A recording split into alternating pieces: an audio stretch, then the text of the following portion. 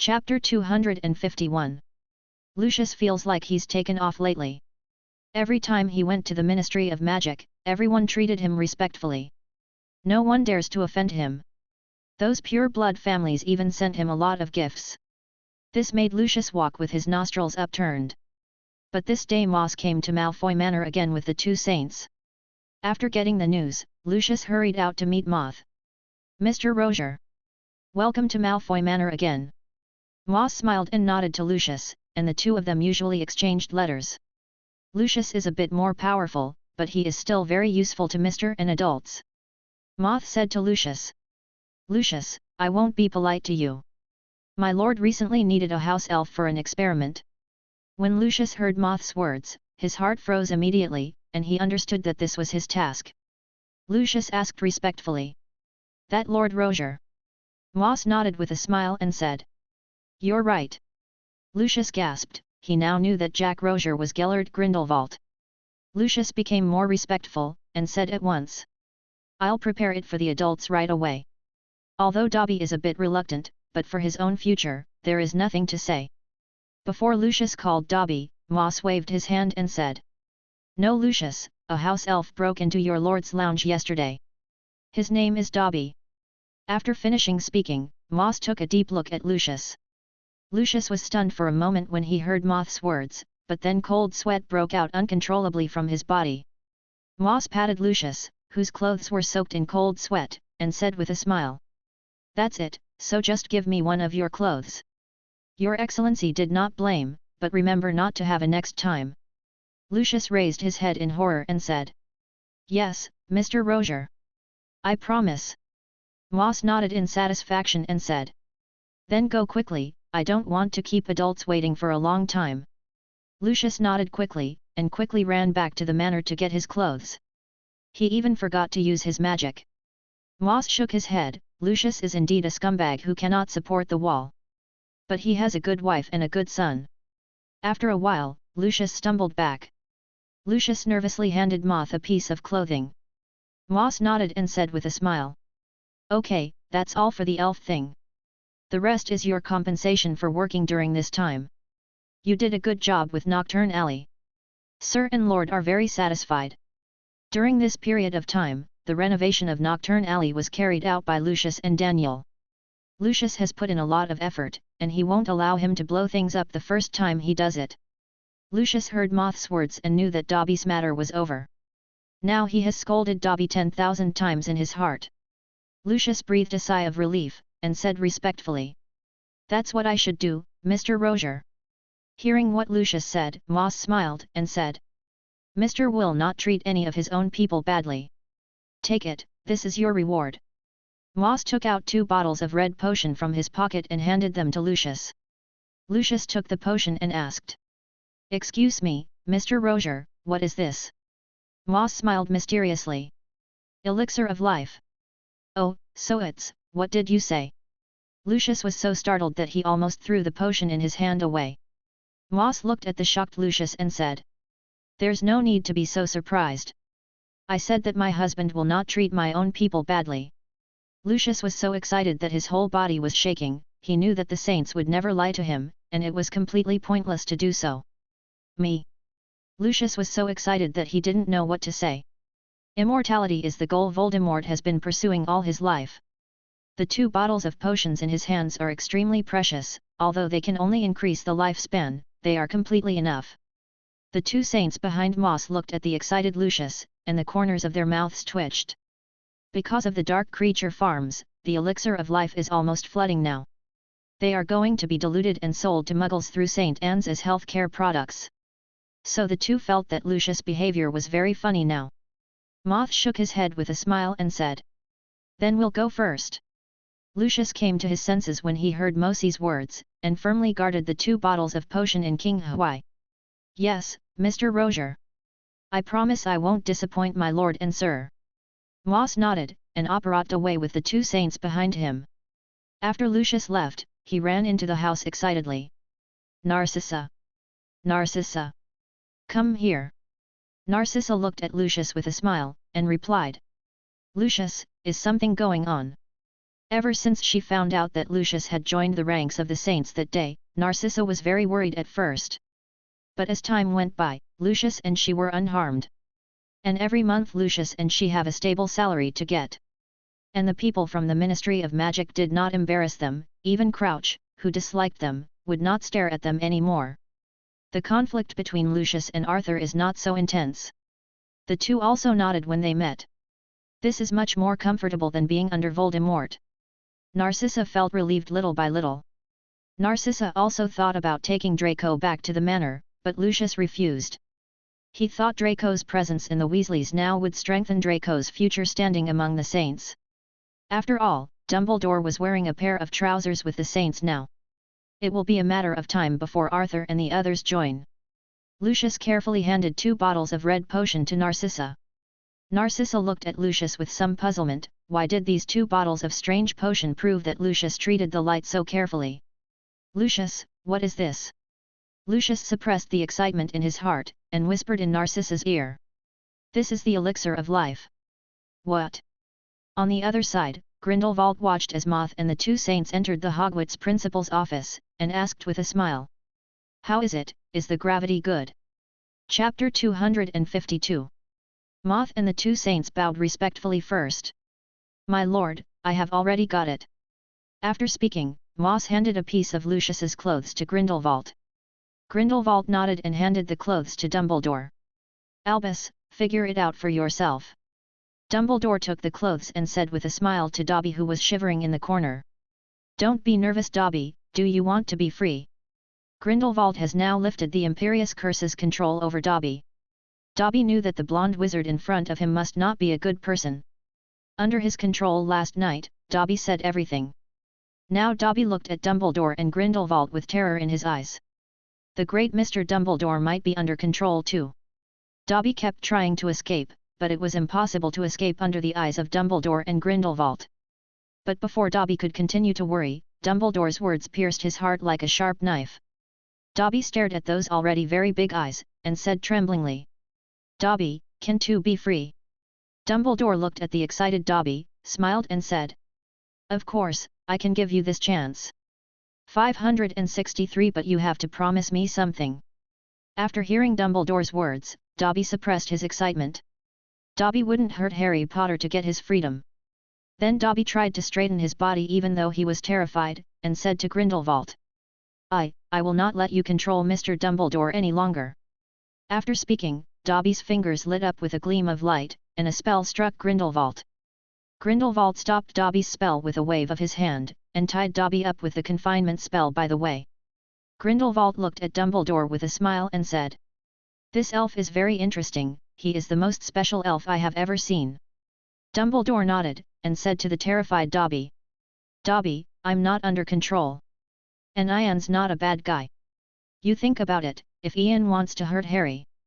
Then something happened to Harry last year. Dobby, who was struggling on the ground, stopped struggling when he heard Dumbledore's words. Is it really like this? Dumbledore nodded with a smile, BBFF. Do you want to be free now, Dobby? Dobby breathed a sigh of relief at Dumbledore's confirmation, and Dobby blinked excitedly when Dumbledore asked him again if he wanted to be free. Yes. Dobby wants to be free. Hearing Dobby's answer, Dumbledore smiled and lifted the curse on Dobby, and handed Lucius' clothes to him. You are free now, and these are your master's clothes. Dobby tremblingly took the clothes from Dumbledore's hand, of course he knew it was Lucius' clothes. He knelt on the ground and screamed. Dobby is free. Dobby is a free elf. Thank you, the greatest Mr. Dumbledore. Dumbledore smiled and nodded upon hearing Dobby's thanks. Then can you answer me something now? No problem. Mr. Dumbledore. Dobby looked at Dumbledore excitedly, and kept nodding. Dumbledore said seriously. Dobby, were you the one who cast the nightmare curse on Harry that day? Dobby changed from excited to slightly guilty and nodded. It was me, my wife, who told Mr. Potter that Hogwarts would be dangerous. Looks like the culprit is him. Dumbledore continued. You don't want to cast the nightmare curse on Harry again. You screwed up the Weasleys and Harry this time. Dobby bowed his head in shame when he heard Dumbledore's words. Sorry, Mr. Dumbledore, Dumbledore looked into Dobby's eyes, felt the apology in Dobby's heart through legitimacy, blinked and said, "I think you can go and apologize to them and they will forgive you." Dobby looked up sharply, looking at Bulado in surprise. "Is it really?" "Of course, but Dobby, I need a little favor from you." Dobby patted his chest, and said in a resonant voice, "No problem. Dobby will help Mr. Dumbledore with everything." Dumbledore nodded with a smile. "Dobby, I hope you can help me find the Dark Lord's item that Lucius sold." Then Dobby came to Weasley's house, explained everything clearly, and apologized to the Weasley family, Harry, and others. They were all surprised when they saw that the culprit was a house elf. The most shocking thing was Draco. "Dobby, I didn't think you'd dare to do that." Draco looked at Dobby angrily. He didn't expect that Dobby, who is usually obedient, would have such courage. Ginny on the side also looked at Dobby a little angrily. How dare he curse Harry? Dobby hid beside Harry with some fear, looking at Harry with big eyes begging for help. Harry rubbed his sore temple, he didn't know what to do now. After all, Dobby really tortured him a lot. At this moment Molly smiled and patted Harry on the shoulder. "Since there is nothing to lose, forgive him. He wants to protect you too, Harry." Harry nodded helplessly when he heard Molly's words. "Seriously," said to Dobby. "Dobby, you don't have to protect me anymore. With Ian and Professor Dumbledore around, I'm safe." Dobby's eyes widened when he heard Harry's words. "No. Mr. Potter. Mr. Dumbledore has not found the Dark Lord's belongings yet. You'll still be in danger." Before Harry could continue speaking, Draco said angrily, "Dobby, I won't allow you to hurt my friend again. Although Dad gave you freedom, you can't continue to monitor Harry any longer. Otherwise I will be rude to you." Dobby pulled his big ears down, lowered his head and whispered, "Sorry." Then Arthur spoke, and said, "Draco, I don't think Dobby did it on purpose. Dobby, do you have a place to go?" Hearing Arthur's inquiry, Dobby said with some embarrassment, "Mr. Dumbledore has a job for Dobby. In the Hogshead, Hogsmeade." But Dobby was very happy when he mentioned work in his mind. He's going to secretly help Mr. Dumbledore find information in the Pig's Head pub. Chapter 253. Aberforth looked at the house elf in front of him and felt like he was about to smoke with anger. Since the last time Lockhart changed all the cups in his own bar, he was gone. Aberforth bought more mugs, but the hideous house elf had only been here for 2 days. He actually broke 3 of his cups. "Dobby, I'm warning you one last time. Be careful when you wipe your glass. Otherwise I won't pay you this week." Aberforth was so angry that his beard was raised, he looked at Dobby viciously and said. Dobby didn't dare to look Aberforth in the eyes, but when he heard Aberforth say that he wouldn't pay him, Dobby looked up anxiously. "I'm sorry sir, I will pay attention to it next time." Dobby wouldn't be able to buy Mr. Potter and Mr. Dumbledore presents without a salary. And Mr. Weasley, Mrs. Weasley. Dobby counted the people who helped him during this time one by one. Aberforth suddenly softened his heart when he saw Dobby's serious look. "But he won't show it." Aberforth snorted coldly and said. "Stop counting. Get to work." When Dobby heard Aberforth's words, he suddenly regained his spirits. He knew it was Aberforth who forgave him. "Come right now, boss." At this time, the door of the Pig's Head bar was pushed open, and Dumbledore looked at Aberforth and Dobby with a smile. "Aberforth, it seems that you also like Dobby very much." Ariana also poked her head out from behind Dumbledore and shouted happily. "Brother Aberforth." Behind Dumbledore was Newt Scamander. Tina went shopping with Pernelli who came back from the tour today. Now that Ariana has settled in Hogsmeade, Dumbledore bought Ariana a house. Usually, when Dumbledore and others are busy, it is the Newts who take care of Ariana. The Newts were also worried about leaving Ariana in the care of the 2 lonely old men Dumbledore and Aberforth. And that's not to mention Gellert Grindelwald. What if Anna is brought into trouble? And they're definitely better than Dumbledore and the others at raising children. So the usual task of taking care of Ariana was given to Newt and Tina. Ariana comes to the Hogshead bar every morning to find Aberforth. During this period, Aberforth will also suspend the operation of the bar to take care of Ariana. Aberforth ignored Dumbledore, but stepped forward to hug Ariana. "Anna, what would you like to drink today?" Ariana heard Aberforth's words and said with a smile. Brother, I want to drink lemon juice. Aberforth looked at Ariana dotingly. Okay, brother, go make it for you. After finishing speaking, Aberforth carried Ariana to Bataley. After Newt entered the door, he looked at Dobby curiously. Albus, is this the strange elf you speak of?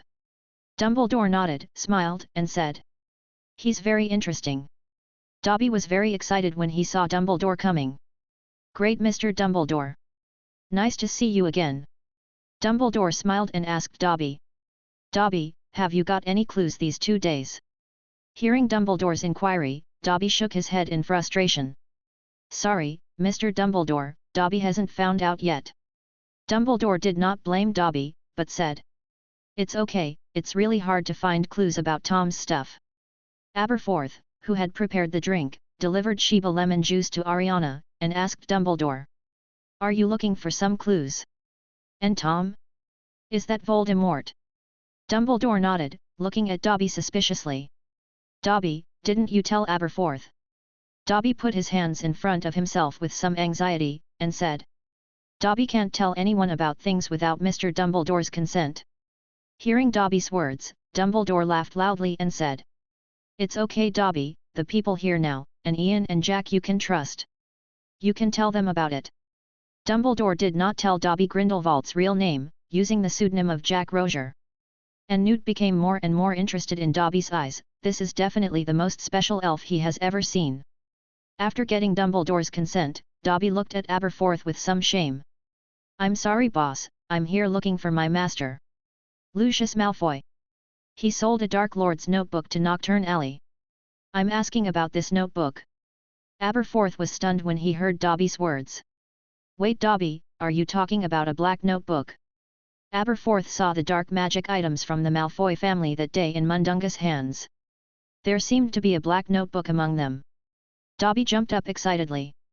That's right. Boss. It's just a black notebook. That thing is very dangerous. Dumbledore and Newt also looked at Aberforth seriously. Aberforth, have you seen it? Aberforth nodded, recalling. That notebook is in the hands of Mundungus Fletcher. I just don't know if he sold it to others. Having said that, Aberforth glanced at Dumbledore. When Dumbledore heard Aberforth's explanation, there was a thoughtful look in his eyes. After a while, Dumbledore took out a black zombie head from the space ring. The zombie head made Aberforth and Newt feel a little uncomfortable. Although wizards use dried heads as decorations, this zombie head doesn't look like a good thing at all. Newt stepped forward to cover Ariana's eyes, and looked at Dumbledore with some reproach. Albus, why don't you show this thing in front of Anna? Before Dumbledore could speak, Ariana pulled Newt's hand. Brother Newt, don't worry, this is the alchemy zombie head. Look, I have one too. It's from Brother Ian. After speaking, Ariana took out an identical zombie head from her space ring. Newt and Aberforth stared blankly at Ariana holding the zombie's head. In fact, Dumbledore asked Ian to help make this skull. In this way, he can secretly contact Ariana at any time. But Newt and Aberforth obviously didn't know, they thought to themselves. Ian Grindelwald. What the hell did you send Anna? 8. Chapter 254. From then on, in the little books of Newt and Aberforth, there is one more person who will spoil Ariana. But Dumbledore didn't explain, just watched the scene with a smile, and said. This is just an alchemy undead, and its only function is to deliver messages. It's actually something that Ian and Nico worked out. After speaking, Dumbledore said to the zombie head. Get me in touch with Morkard and bring Mundungus Fletcher to the Hog's Head. I saw that zombie nodded his head, and the soul fire in his eyes lit up. After a while, a hoarse voice came out of the mouth of the zombie head. Morkard replied, now go. Dumbledore looked at the zombie's head with satisfaction, it was true. Much faster than writing a letter, and unlike Fox, which requires a small fish to contribute.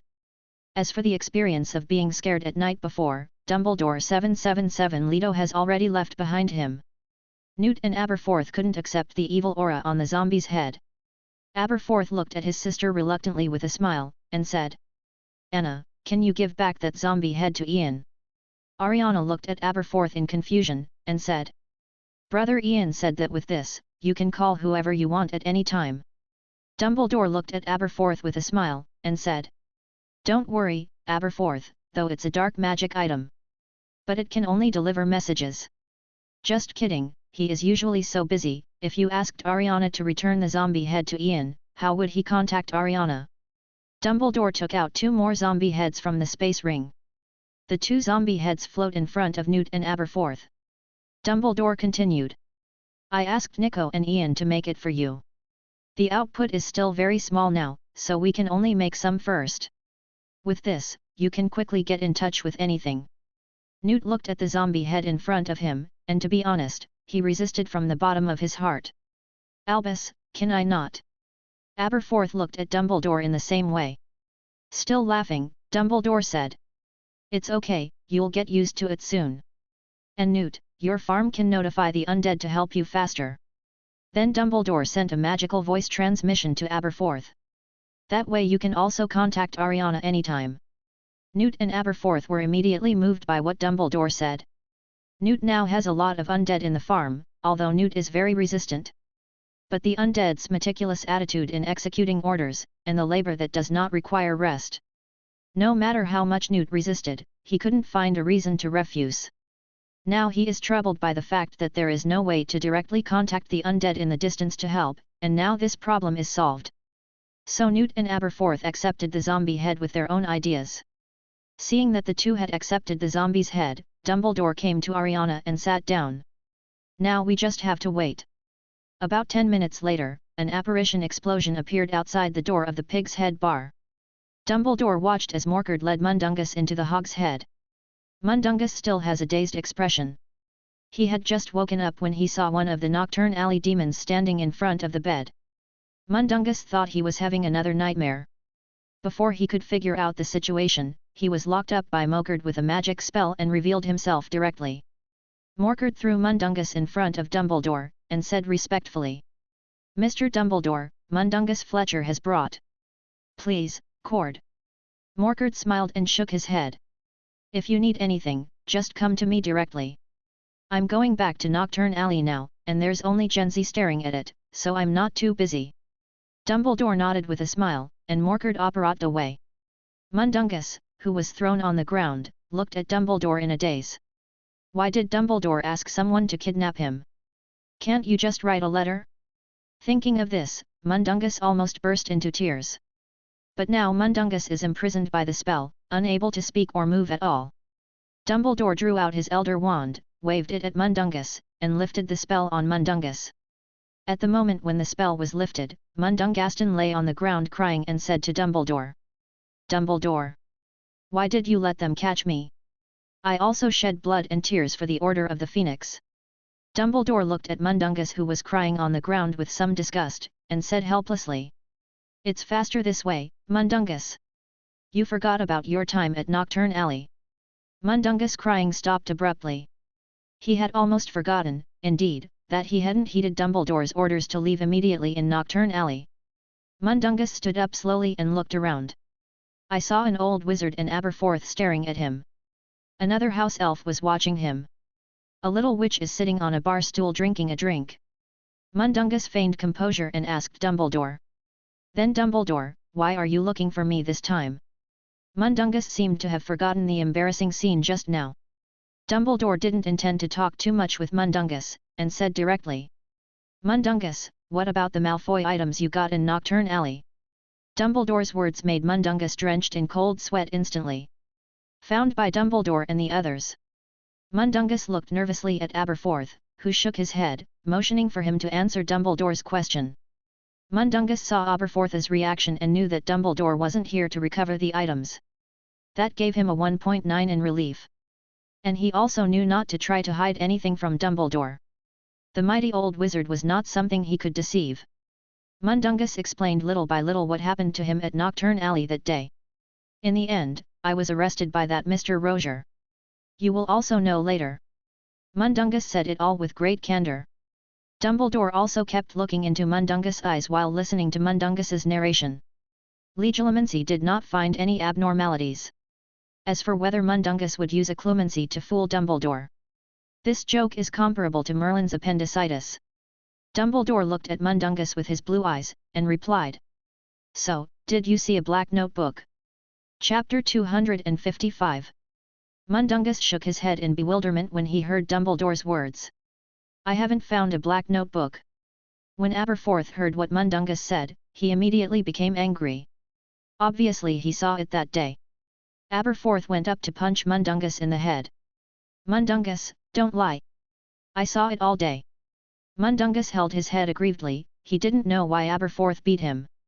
I really didn't lie. There's no such thing as a notebook. Seeing that Mundungus was still talking hard, Aberforth gritted his teeth and prepared to punch this bastard again. This is a big deal. If something bad happens, you Mundungus will die too. You. Dumbledore stopped the angry Aberforth, shook his head and said. Aberforth, Munger did not lie. Hearing Dumbledore's words, Mundunguston suddenly had the confidence to fight back. Hear no Aberforth. Dumbledore can't be mistaken. I am. Before Mundungus could finish his sentence, the 14 stunning spell from Dumbledore's Elder Wand had already hit Mundungus. Mundungus fell straight down like this. The next thing is beyond his knowledge. Dumbledore glanced at Mundungus, then turned his gaze to Aberforth. Aberforth, what do you think will happen now?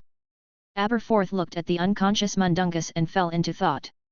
He knew that Dumbledore was a master of legilimency, and he wouldn't suspect that there was something wrong with Dumbledore's magic. Aberforth can also guarantee that he was absolutely right that day. So the only answer now is that there is a problem with Mundungus's memory. Thinking of this, Aberforth suddenly looked up at Dumbledore and said. Someone changed Mundungus' memory and took that notebook. Dumbledore nodded with deep eyes, and asked Aberforth. So have you noticed anything wrong recently? Aberforth scratched his head, saying something was wrong every day at the Hog's Head. Suddenly it occurred to Aberforth that there was another person that day. Gilderoy Lockhart. He was in the bar the day Mundungus came. When Dumbledore heard Aberforth's words, he already had the answer in his mind. 9 out of 10 people who snatched the notebook and changed Mundungus' memory were Lockhart. Newt on the side looked at Dumbledore with some doubts, and asked. Albus, isn't this Gilderoy Lockhart a great writer in the wizarding world? Dumbledore nodded and said. Also a liar. And Lockhart's stories are other people's experiences of theft. Hearing Dumbledore's words, both Newt and Aberforth looked at Dumbledore in surprise. Newt looked serious. In this way, we should pay more attention to Gilderoy Lockhart. We can't let him hurt other wizards. Aberforth nodded deeply. Yes, that's a fool. He is completely different from the image in his book. Normally, such wizards would dress up in disguise when they come here. But Gilderoy Lockhart has nothing to hide from himself. But with Lockhart's ostentatious personality, it's strange that he would hide. Dumbledore originally thought that Lockhart's application for the Muggle Studies professorship was just to increase his reputation. But it now appears that he may have other secrets. And it would be much more convenient to lure Lockhart to Hogwarts than they would go all over the world to find someone. Voldemort also had a very strong attachment to Hogwarts and Harry. Now you can catch 2 big fish just by lowering the hook. It's just that Dumbledore didn't know if the notebook that Lockhart took was Voldemort's Horcrux. Did this Horcrux receive the memory of Voldemort's remnant soul? If not, it's fun. In the evening, Newt took Ariana home, and Aberforth needed to clear Mundungus' memory. Dumbledore returned to the headmaster's office at Hogwarts. Grindelwald was watching the Daily Prophet waiting for Dumbledore. Well, did you find it? Grindelwald put down the newspaper in his hand, and Bullado asked. Dumbledore removed the transfiguration from his body, returned to his youthful form, and said.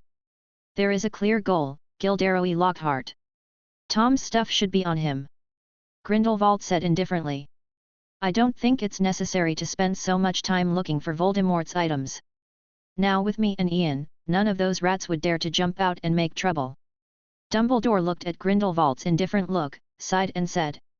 Tom was also one of my faults. I can only try not to let him hurt other people. I feel like this thing is also one of Tom's Horcruxes. After all, the Malfoy family was also the family he was most assured of before. Tom's arrogance is not going to hand over an unimportant dark artifact to Lucius Malfoy for safekeeping. Hearing Dumbledore's words, Grindelwald yawned and said. Then you decide for yourself, just jump out and kill that kind of lunatic. I'm not as busy as you. After speaking, Grindelwald walked to the lounge on the second floor. When Grindelwald stepped on the first step, he turned to Dumbledore and said, "The Gilderoy Lockhart file is on your desk. You take your time, I won't ask about your plan to train Harry's little wizards. But please keep an eye on this idiot you found. This idiot wants to ask for information about Ian recently. I can refrain from killing him, Ian certainly can't." Dumbledore watched Grindelwald walk into the lounge and smiled helplessly. Then Dumbledore looked deeply at Lockhart's information on the table, and said, "I just thought that Lockhart could give little wizards the image of a bad wizard. But now Lockhart, you're getting involved with Tom. This matter cannot simply end. Soon, the time for summer vacation is fast approaching its final stage. This also means that it's time for Hogwarts students to purchase each year." Chapter 256. Mom and Dad. "Look. What's that place?" This is the sentence that the little wizards who received the notice of the opening of Hogwarts came to Diagon Alley the most. The original narrow entrance to Knockturn Alley has been changed into a wide passage. Looking along the street behind the passage, the original dirty and gloomy place has been turned into shops. In the past, Knockturn Alley was a place full of darkness for wizards. It's all thanks to the Grindelwald family that there are so many changes now. During this time, the Daily Prophet has also been reporting on the reconstruction of Knockturn Alley. Although I have probably seen the reconstruction of Knockturn Alley in the newspaper. But it still surprised those wizards who didn't come to Diagon Alley very often. Today is also a special day for the Weasley family. Their youngest daughter, Ginny Weasley, will be entering school this year. They came to Knockturn Alley this time to buy items for Ginny to go to Hogwarts. Molly hurriedly looked at Ronald, who was very curious about the reconstructed Knockturn Alley, and said, "Ronald! Hurry up! There's still a lot to do today. If you keep procrastinating, you won't be able to buy all the things you need today." Ronald had no choice but to look back at the entrance of Knockturn Alley, and said to Molly, "Mom, it's still early. We have enough time." The ever-changing fireworks in the sky at the entrance of the reconstructed Knockturn Alley and the decorations very similar to the Muggle world aroused Ronald's great interest. When Molly heard Ronald's words, she glared at Ronald, and Ginny looked at Ronald with unkind eyes. "Ronald! We should go to the bookstore now. And then we have to go to Gringotts. If you delay any longer, you won't be able to catch up." Seeing the two highest-ranking women in the family staring at him, Ronald was instantly cowed, and hurried to Harry and Draco. Ronald asked Harry in a low voice, "Harry, Malfoy, do you feel that Mom and Ginny seem very happy today?" Harry nodded, agreeing with Ronald. Harry, who lived in the wizarding world for a summer vacation, did not mispronounce the place name due to nervousness when using the Flu network and flew to Knockturn Alley. "So I went to Diagon Alley with the Weasley family smoothly." Draco also heard Ronald's words, thought for a while and said, "Weasley, I remember what kind of event Lihen Bookstore is going to hold today." Ronald and Harry were taken aback when they heard Draco's words. At this time, Arthur, who was beside Harry and the other three, smiled and said, "Draco was right. Today is Gilderoy Lockhart's new book launch in Diagon Alley. You know, Molly and Ginny are fans of Gilderoy Lockhart." Hearing Arthur's words, the three of Harry suddenly realized. No wonder the two urged them to get up early in the morning. Ronald lowered his head and muttered softly, "Women are really incomprehensible animals. What's so nice about a wizard's? I'd rather see leprechauns." Molly and Ginny seemed to have sensed something, and the two walking in front looked back at Ronald in unison. Ronald's hair stood on end. Meanwhile, George and Fred obviously didn't want to go to Lockhart's new book launch event at Lihen Bookstore. They'd rather go to Knockturn Alley for an adventure. George poked Fred's waist with his elbow, and said with a smile, "Brother, I think we should go to Knockturn Alley. Now it's said that it's all Ian's property." Fred also said excitedly, "George, you're right. We've run out of places to explore in Diagon Alley." Both George and Fred made a killing with Draco during the summer break. And Ian told them in the letter that there will be some new alchemy items in Knockturn Alley, and they can go and see them when they go to Diagon Alley. So the two decided to hand over the money to their mother after the Knockturn Alley shopping was over. But what George and Fred said was heard by Molly. Molly stepped forward and grabbed the ears of the two, and said loudly, Are you trying to sneak out again? I warn you. Nocturne Alley is not a place for you.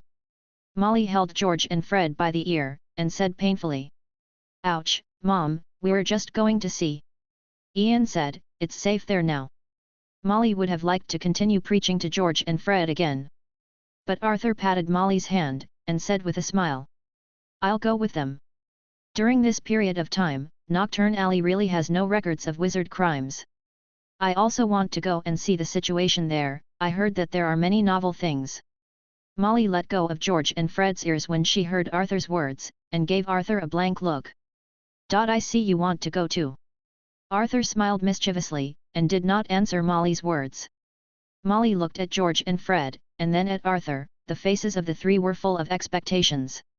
Molly thought about it.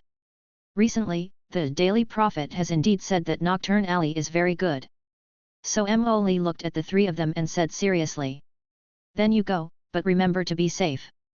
After hearing what Molly said, Arthur and the Weasley twins suddenly became happy. Arthur even patted his chest and promised to protect George and Fred. This could not help but get Molly's eyes again. The Weasley family made an appointment to meet at Lihen bookstore later, and Arthur left with the Weasley brothers. Before leaving, George and Fred gave Draco a look. Later they'll come back with some goodies.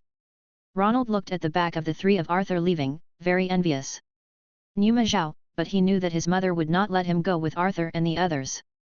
Harry looked at Ronald's expression, patted his shoulder and said. Ronald, let's go together next time. Ronald could only look away and nodded to Harry. On the other side, after Arthur and the others bid farewell to Molly and his party, they came directly to the overturned entrance. Cool. George. Do you see that wall? I'm not blind. Fred. Arthur looked at the two with some doubts, and asked. Son, what did you see? Hearing Arthur's words, George raised his finger and pointed to a sign on the corner of Nocturne Alley. Arthur followed George's hand and saw that the signboard read in English. Muggle Museum.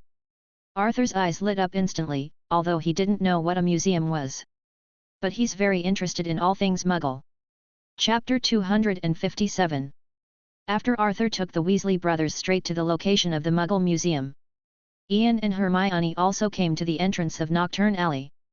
Wendell and Monica behind them watched the situation in Nocturne Alley dumbfounded. Wendell asked Ian in disbelief. Ian, is this Nocturne Alley? Ian smiled and nodded, affirming Wendell's question. Yeah, I'm here for the first time after rebuilding too. Wendell and Monica gasped.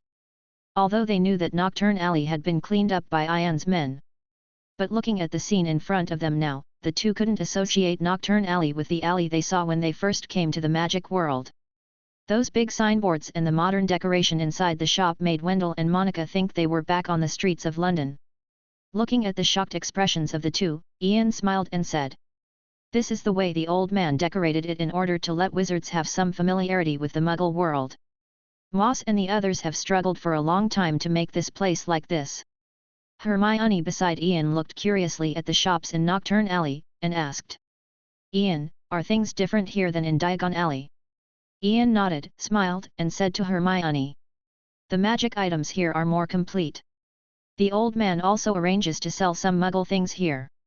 There will be some new magical animals that will appear here in the future. Hermione's interest was instantly aroused by Ian's words, just when Hermione wanted to continue asking. Wendell looked at Ian with some doubts.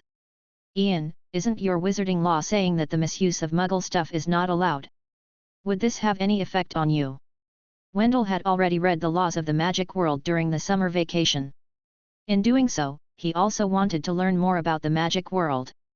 Then Ian shook his head, and took out a contract document from the space ring. It's a contract from the Ministry of Magic. It's perfectly fine to sell Muggle stuff here. Hearing Ian's words, Wendell was relieved. Although he knows that Ian and Grindelwald have a lot of influence, he doesn't want Ian to have any trouble. What he didn't know was that the Ministry of Magic had been infiltrated a lot by Ian's men by now. If Daniel and the others didn't have this ability, they would have been sent to the logistics by Grindelwald long ago. Then Ian took the Granger family to visit the reconstructed Nocturne Alley. This is where magic herbs are sold, and most of the magic herbs in the world can be found here. Materials for fantastic beasts can be bought in shops here, and those 3 are. And this is where Muggle products are sold, just no Muggle electronics. Hermione kept asking questions in Ian's ear, she was very interested in everything here. And Wendell and Monica looked all the way and felt that this place was completely the shopping street of the modern Muggle world. Gather all the attributes of entertainment, shopping, and so on. When Ian brought the Granger family to the Muggle Museum, Wendell suddenly asked Ian. Ian, why are you so familiar with this place? Monica also looked at Ian in puzzlement, obviously Ian should also be here for the first time. Hearing Wendell's question, Ian said suspiciously. This is already my property, and I have seen the design drawings. Didn't the old man tell you? Wendell and Monica were stunned when they heard Ian's answer. Wendell breathed a little and asked. Ian, you mean this whole Nocturne Alley? Ian nodded. Yes. Wendell and Monica felt like they couldn't keep up with Ian's thinking. Just now they thought that Grindelwald and Ian just renovated Nocturne Alley, but they didn't expect that Ian directly incorporated Nocturne Alley into his own, industry. Hermione also opened her mouth in shock. Ian looked at the shocked 3 people and said with a smile. Shouldn't the place I captured belong to my territory? After speaking, Ian led Hermione, who hadn't recovered yet, into the Muggle Museum. Uncle Wendell, Aunt Monica, come in and have a look. This is where the old man said, the most important place in the future. Wendell and Monica came to their senses when they heard Ian's words. Just as Wendell was about to say something, Monica patted Wendell's arm lightly. Don't ask Ian about their affairs. Ian was a kid with his own mind. We just have to support him.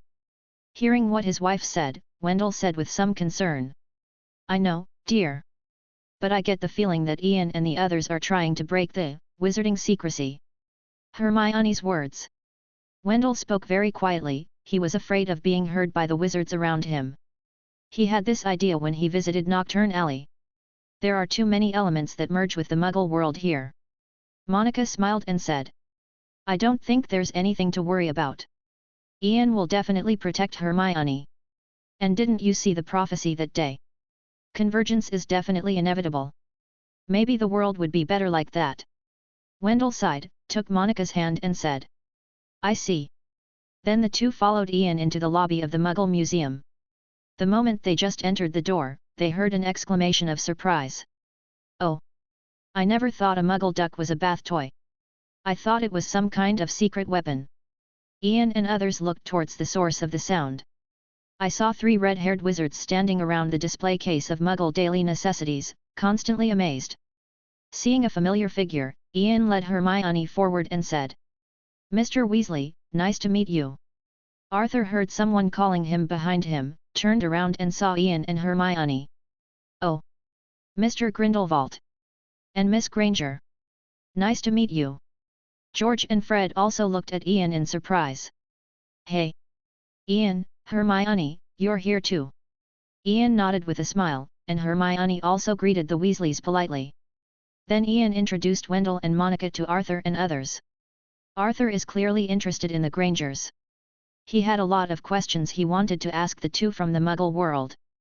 But before Arthur could speak, Ian said to Arthur. Mr. Weasley, I think we can talk first.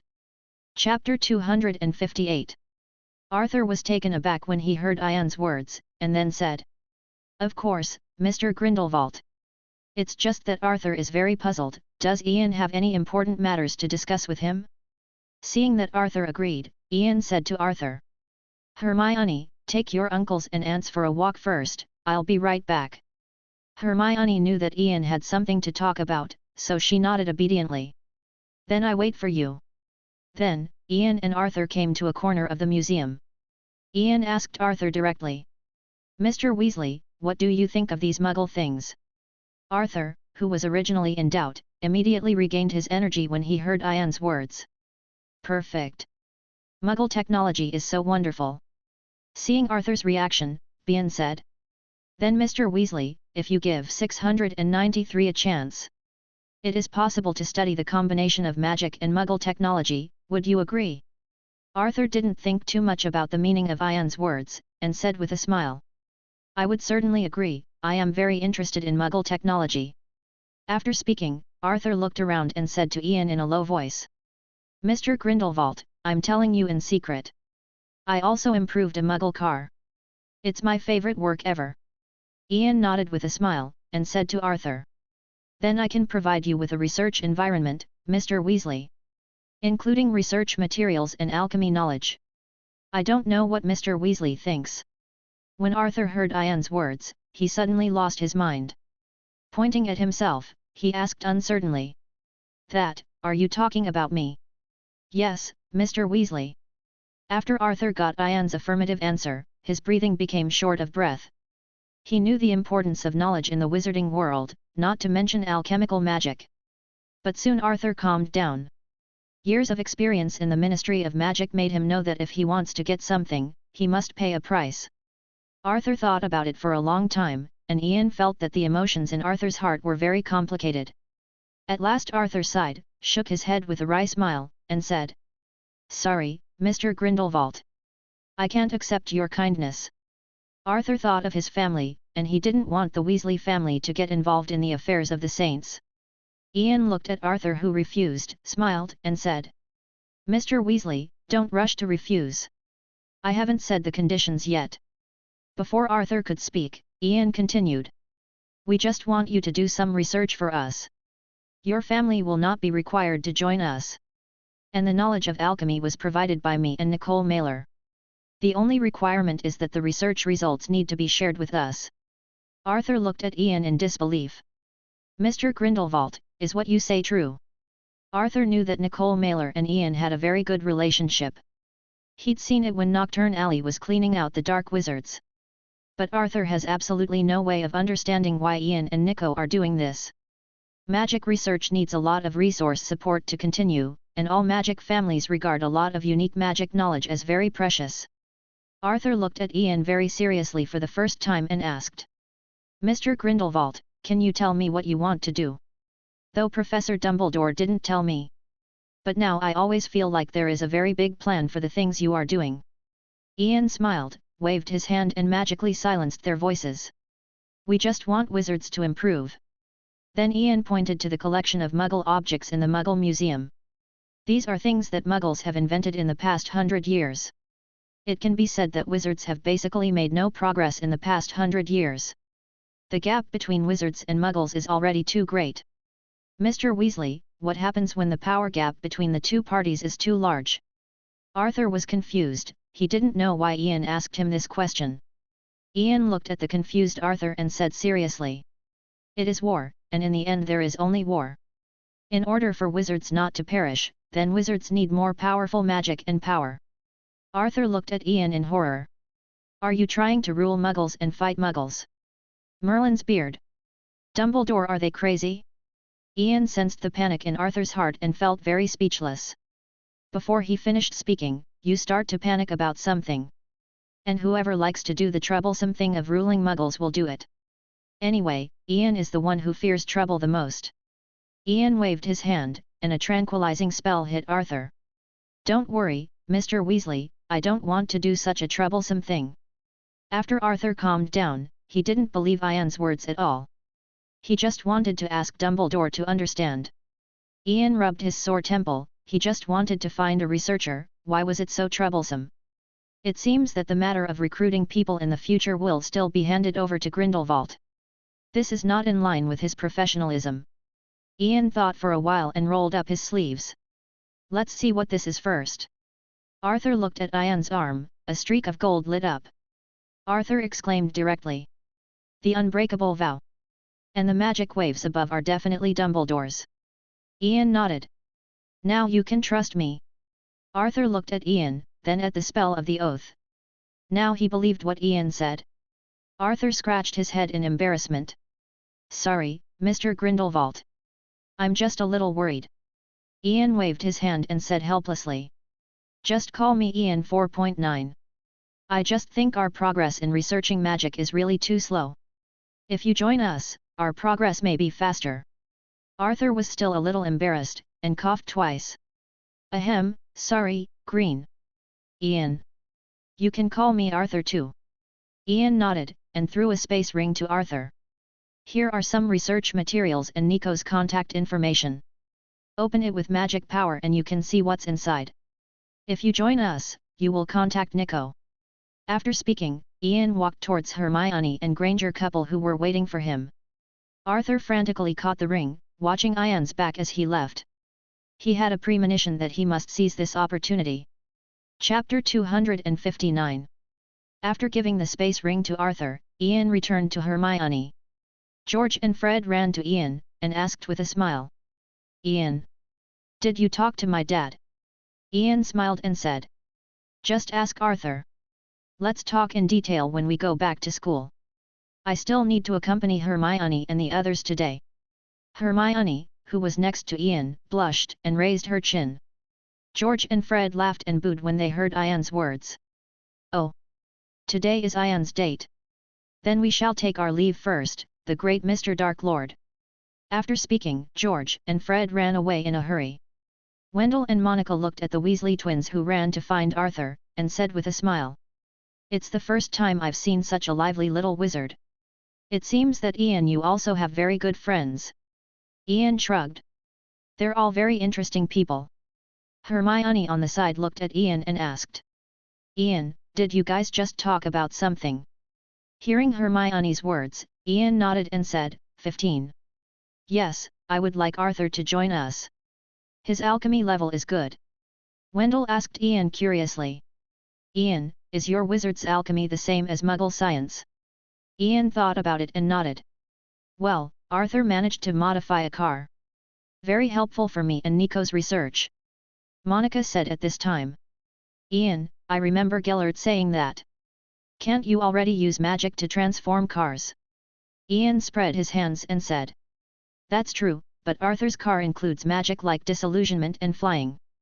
Me and Nico haven't resolved the conflict between magic and electricity. Wendell's eyes lit up when he heard Ian's words. No man can refuse a handsome car. And the car can fly. Ian sensed Wendell's desire, and said with a smile. I'll ask the old man to give you one after the research is done. Wendell became excited when he heard Ian's words. But before he could agree, he was interrupted by Monica. Ian, this is not good. We've been taken care of too much by you. Ian waved his hands with a smile and said. It's fine, it's nothing expensive. The old man will come here later. I think he's coming by now, too. The moment Ian finished speaking, Grindelwald appeared at the entrance of the museum. Grindelwald looked around, and after finding Wendell, Monica, and others, Grindelwald shouted. Here! Wendell, Monica! Hearing someone calling their names, Wendell and Monica turned around and saw Grindelwald. Then Ian led them to Grindelwald. Grindelwald looked at the Granger couple in front of him with a smile and said. I'm not late, am I? Wendell and Monica also responded with a smile. Of course not, but Gellert, I have to say you guys are awesome here. Ian also just told us you'd be coming. Hermione also greeted Grindelwald first. Grandpa Grindelwald. Grindelwald smiled and nodded. I also only have time temporarily. Recently Hogwarts is preparing to start school, there are really too many things. After all, there is a professor who is lazy. Ian knew that Grindelwald was talking about him, but he wasn't going to talk to Grindelwald at all. Wendell and Monica also know that Grindelwald is talking about Ian. Monica covered her mouth with a light smile and said. Gellert, Ian let him relax now. He doesn't have as much rest time after school starts. Ian nodded seriously when he heard Monica's words. I feel the same way. Grindelwald's face turned black when he saw Ian's serious look. Now he doesn't want to talk to Ian at all. Grindelwald said to Wendell and Monica. Come on, something is about you today. Wendell and Monica looked at Grindelwald suspiciously. There shouldn't be anything about them in the wizarding world. Before they asked Grindelwald, he said with a smile. I won't say what it is, you will know when it arrives. After speaking, Grindelwald took the two of them out of the museum. Hermione in the back took Ian's hand and asked. Ian, do you know what it is? Grandpa Grindelwald is so mysterious. Ian smiled and said. The old man wants to bring his uncle and aunt to live in the magic world. Hearing Ian's words, Hermione looked at Ian in disbelief. Ian reached out and pinched Hermione's little nose, and continued. It's not reassuring that uncles and aunts have been living in the Muggle world. In the magic world, it will be much more convenient for uncles and aunts. The guard force in Nocturne Alley can give uncles and aunts the safest environment. And in this way they will be more familiar with things in the wizarding world. Hermione felt the touch from her nose, and her face turned red. After hearing Ian's words, Hermione squeezed Ian's hand and whispered, 637. Thank you, Ian. Ian smiled and shook his head. What is there to thank you for? Let's go, they are going far away. Then Ian and his group came to the door of a shop that hadn't been renovated yet. This shop is very big, several times larger than those ordinary shops, and it can be seen that there is room above the second floor. Wendell and Monica looked at the shop in front of them very puzzled.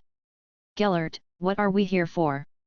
Grindelwald pointed to the inside of the shop and said. You guys think building your dentistry here? It seems to be called this. How about the dental hospital? Wendell and Monica were stunned when they heard Grindelwald's words. Grindelwald looked at the two dumbfounded, and stepped forward to pat them on the shoulder. Wendell, Monica, tell me what you think. Hearing Grindelwald speak again, the two came back to their senses. Wendell looked at Grindelwald in shock. Gellert, you mean build a dental hospital here? Monica also had a look of disbelief. Grindelwald laughed and said. Yeah, that's what you think. Wendell and Monica looked at each other when they heard Grindelwald's affirmation. Chapter 260. In fact, Wendell and Monica also fantasized about working in the wizarding world. But the two knew very well that wizards would not accept them. Now Grindelwald said that they would open a Muggle dental clinic here, which made the two very overwhelmed. Grindelwald looked at Wendell and Monica, who didn't know what to say, and said with a smile. Actually, this is also an experiment. In order for wizards to quickly accept Muggles. It is also for the future integration of the two worlds. Bathilda said that the history of healing magic is also a history of the development of magic. I suppose it's the same for Muggles. But what I want to talk about is your medical stuff, I really can't understand it. Having said that, Grindelwald paused, winked at the two and said. And in this way, you can integrate into the magic world first. Plus there is no safer place for you than here. Little Hermione can stay in the wizarding world with peace of mind in the future. When Wendell and Monica heard Grindelwald's explanation, they couldn't say anything when they refused. Ian also smiled at this time and said. Don't worry, the old man and I can handle matters in the wizarding world. As long as you want to stay and live here, you don't need to worry. Wendell and Monica looked at Ian and Grindelwald with complicated eyes. They brought so much to their family. Wendell took a deep breath and saluted Grindelwald. Thank you so much. Gellert. Grindelwald helped Wendell up and said. There's no need to thank you, as long as you and little Hermione are happy. Monica stepped up and hugged Ian, with tears in her eyes. Ian, we really don't know how to thank you enough. You have done so much for us. Ian smiled and said. Aunt Monica, you said we were family. Then I don't think you need to be polite. Right, Hermione. At this moment, Hermione looked at Ian's smile with wet eyes, and Hermione nodded heavily. At the same time, I swear in my heart that Ian will never be disappointed in the future. Grindelwald looked at the scene in front of him and said with a smile. Since this is the case, I think we can start planning for the first Muggle hospital in the wizarding world. On the other hand, Harry felt that it was a wrong choice to come to Diagon Alley today. Gilderoy Lockhart, who was dressed like a peacock with his tail stretched out, dragged him up to take a photo. Although he sent himself his complete set of books, Harry didn't want any of them. And there seemed to be something about Lockhart that Harry really hated. Gilderoy Lockhart also announced that he will be Professor of Muggle Studies at Hogwarts this year. Ronald helped Harry hold a bunch of Lockhart's novels, and said to Harry.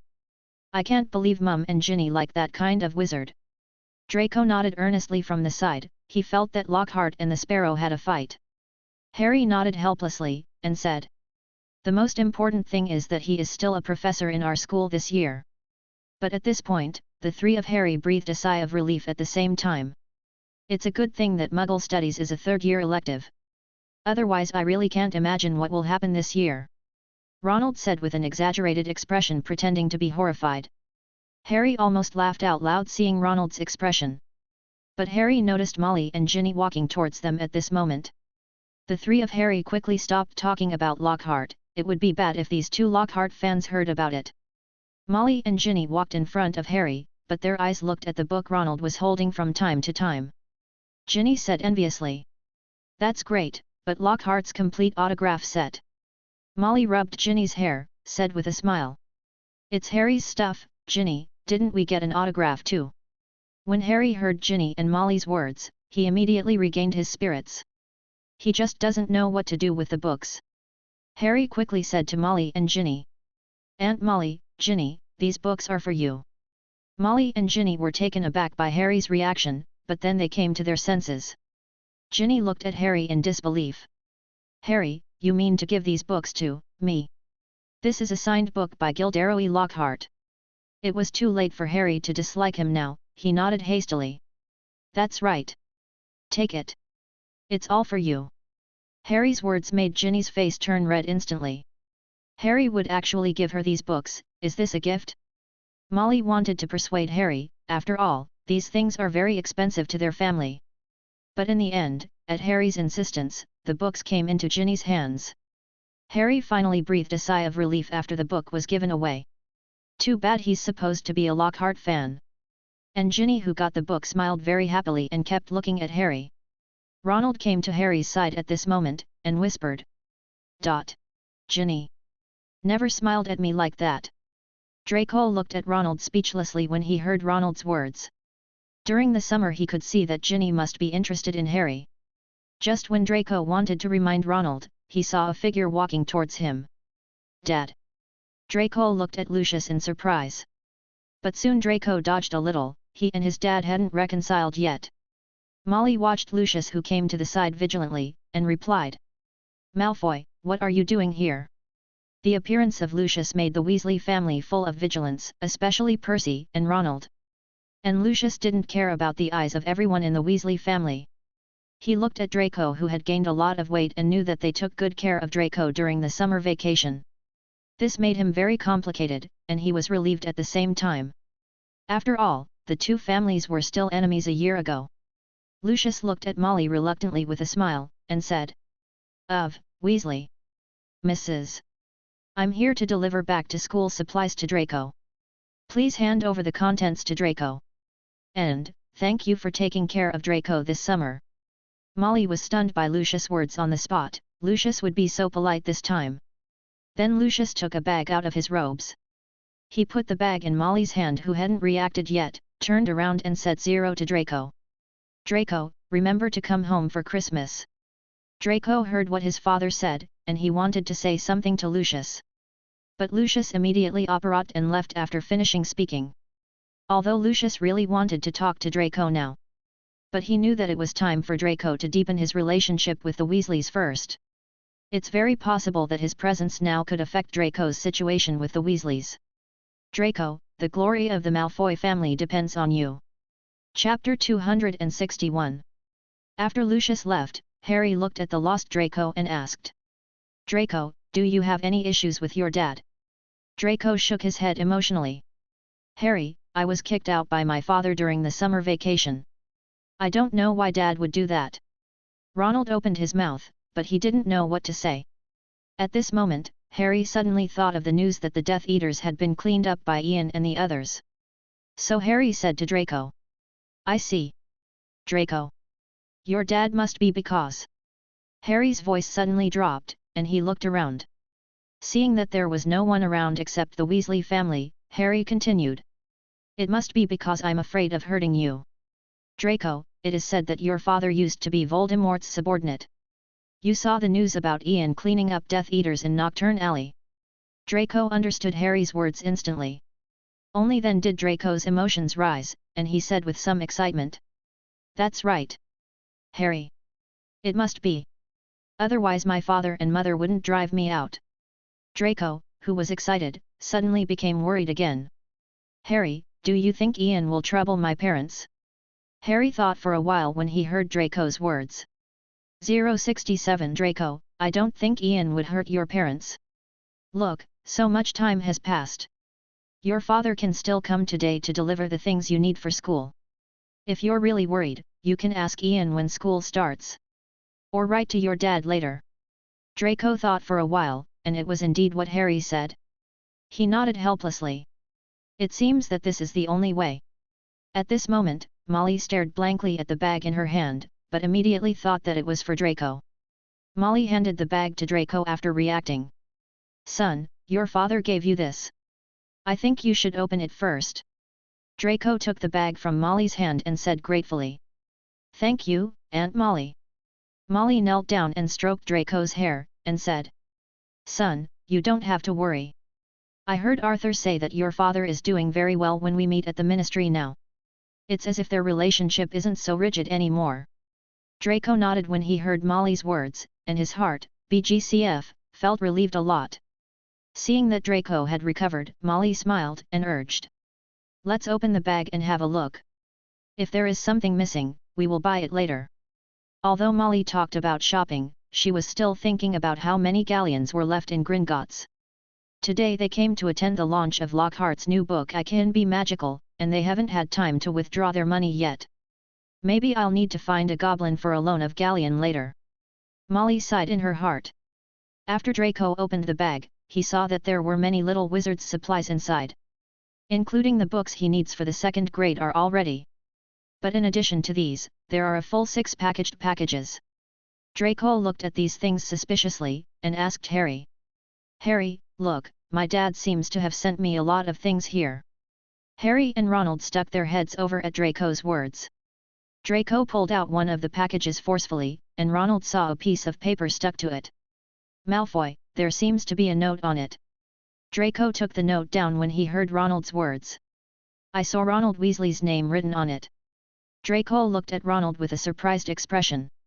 Weasley, this package seems to be for you. What? Molly and the others looked at Draco in surprise. Before they could ask any further questions, Draco had already taken out the remaining 5 packages. Every package has its name written on it. Draco took down all the notes above. Percy, Harry, Ginny, George, Fred. And Ronald just now, it happens to be the 6 of you. Harry and the Weasley family couldn't figure it out. How do things Lucius sent have their names on them? Draco looked at the puzzled crowd, scratched his platinum hair, and said. How about we open it first? Molly's heart was very complicated at this time. From an intellectual point of view, she felt that Lucius wanted to harm them. But think about it carefully, if there are dark magic items in it, Lucius will definitely not let Draco touch these packages. Molly nodded to Draco with a complicated expression. Let's take a look, kid. Percy on the side was a little hesitant. The perennial conflicts between the two families made him very distrustful of Lucius. Mom, I think. Needless to say Percy, Malfoy won't give dark arts items to Draco. Molly saw Percy's thoughts at a glance, and interrupted Percy directly. By this time Draco had opened the package that belonged to Harry. Inside is a set of textbooks for second-year little wizards, as well as brand new wizard robes and dragon leather gloves. Harry looked at these things in surprise and said. Draco, these are. Before Harry could finish speaking, Draco jumped up excitedly. I know, this is a package from Dad. Then Draco opened the other packages, which were indeed everything that every child needs for school. Only then did Molly remember that Lucius came over just now to thank them for taking care of Draco. Molly's mood was even more complicated now. She would never have thought in her life that people from the Malfoy family would give gifts to their children. No wonder Lucius ran away after delivering the bags. Now it's too late for these things to go back. And Harry and others also accepted the things under Draco's persuasion. Molly looked at the smiles on the children's faces, and thought of the little silver-haired wizard in her heart. Since the appearance of Ian Grindelwald, the whole wizarding world seems to have changed. Even the most annoying Lucius Malfoy is not the same now. And Lucius' children are now considered part of their own family. The Daily News in the Daily Prophet features new magical items from the new Nocturne Alley. Ask Arthur what he thinks when he gets back. Thinking of this, the smile on Emily's face became even stronger. Boys. We're getting ready to go home. We're waiting for Arthur and your brothers now. When you go back, remember to write a letter to Draco's father to thank him. And then, we'll have a big dinner tonight. Chapter 262. At the end of the summer vacation, Lucius received a thank you letter from the Weasley family, and Arthur was busy writing with Nicole. The Grangers also successfully established the Muggle Dental Hospital in Nocturne Lane. There were 2 people from the Ministry of Magic who wanted to close it in the first place. They don't think there should be Muggle stuff in Nocturne Alley. But in the end, these 2 people disappeared directly after resigning. No one knows where they went. And Grindelwald spent this time in research. He has almost experimented with the method of making high-level undead. But Callictacus Burke has passed Grindelwald's experiment, and now he is on the verge of death. If Grindelwald didn't think he was a good material and used many high-level potions to keep him alive, he would have died long ago. But for Caractacus, this was more uncomfortable than killing him. Grindelwald looked at Caractacus on the undead experiment table and the parchment of the experimental manuscript in his hand, and nodded in comparison with the state after the experiment. That's right, it seems that the basic method has finally been done this time. Grindelwald smiled with satisfaction, put the parchment report on the table, looked at Caractacus and said, "Bojan, how do you feel now?" Callictacus was lying on the test bench, his eyes were blank, and the muscles on his body had atrophied. Moreover, there were large and small black traces of curses all over his body. As if he didn't hear Grindelwald's words, Caractacus just kept repeating, "Kill me, kill me." Seeing that Callictacus did not answer, Grindelwald shook his head. If it were Ian, it would be done by now. Just don't know how Ian manages to keep his black magic smoke under control so consistently. After speaking, the same black smoke as Ian slowly emerged from Grindelwald's hand. But the smoke in Grindelwald's hands was extremely unstable under his magical control. He tried his best to control the black mist into runes. P.S. Ancient Runes, an elective course for the 3rd year of Hogwarts. The runes formed by the black mist emitted bursts of black fluctuations, and finally trembled violently. After a while, they could no longer maintain the shape of the characters. The smoke from Grindelwald's hand dispersed and enveloped the entire laboratory. Although Grindelwald knew the result a long time ago, he was still very helpless. At this moment, Dumbledore pushed away from Grindelwald's laboratory and walked in. Callictacus, who was lying on the test bench, did not respond. Apparently, it wasn't the first time he'd seen Dumbledore. From the very beginning, Callictacus made a scene when he saw Dumbledore, and hurriedly asked for help, but until now there was no response. Because he knows that Dumbledore is with this evil Gellert Grindelwald. They have fooled the entire wizarding world, and Nocturne Alley is just a stumbling block for them. He, Caractacus, was just unlucky. Caractacus was now in complete despair. Dumbledore, who walked in, saw that the whole experiment was filled with black magic smoke, so he drew out the Elder Wand and put a protective spell on himself. "Gale, I knew it would be a mistake to lend you the Room of Requirement. I should have insisted that you experiment on a dark magic creature farm." Dumbledore looked at Grindelwald and Caractacus on the test bench with distaste.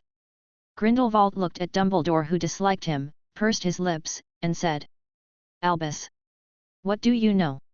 This is a surprise. Over there, Mailer and the others will definitely tell Ian as soon as they find out. Ian won't hide it from little Hermione, it won't be a surprise if everyone knows about it." Hearing Grindelwald's words, Dumbledore shook his head helplessly. There is nothing he can do about Grindelwald's reasons. Forget it, as long as Grindelwald doesn't dismantle Hogwarts, he can do anything else.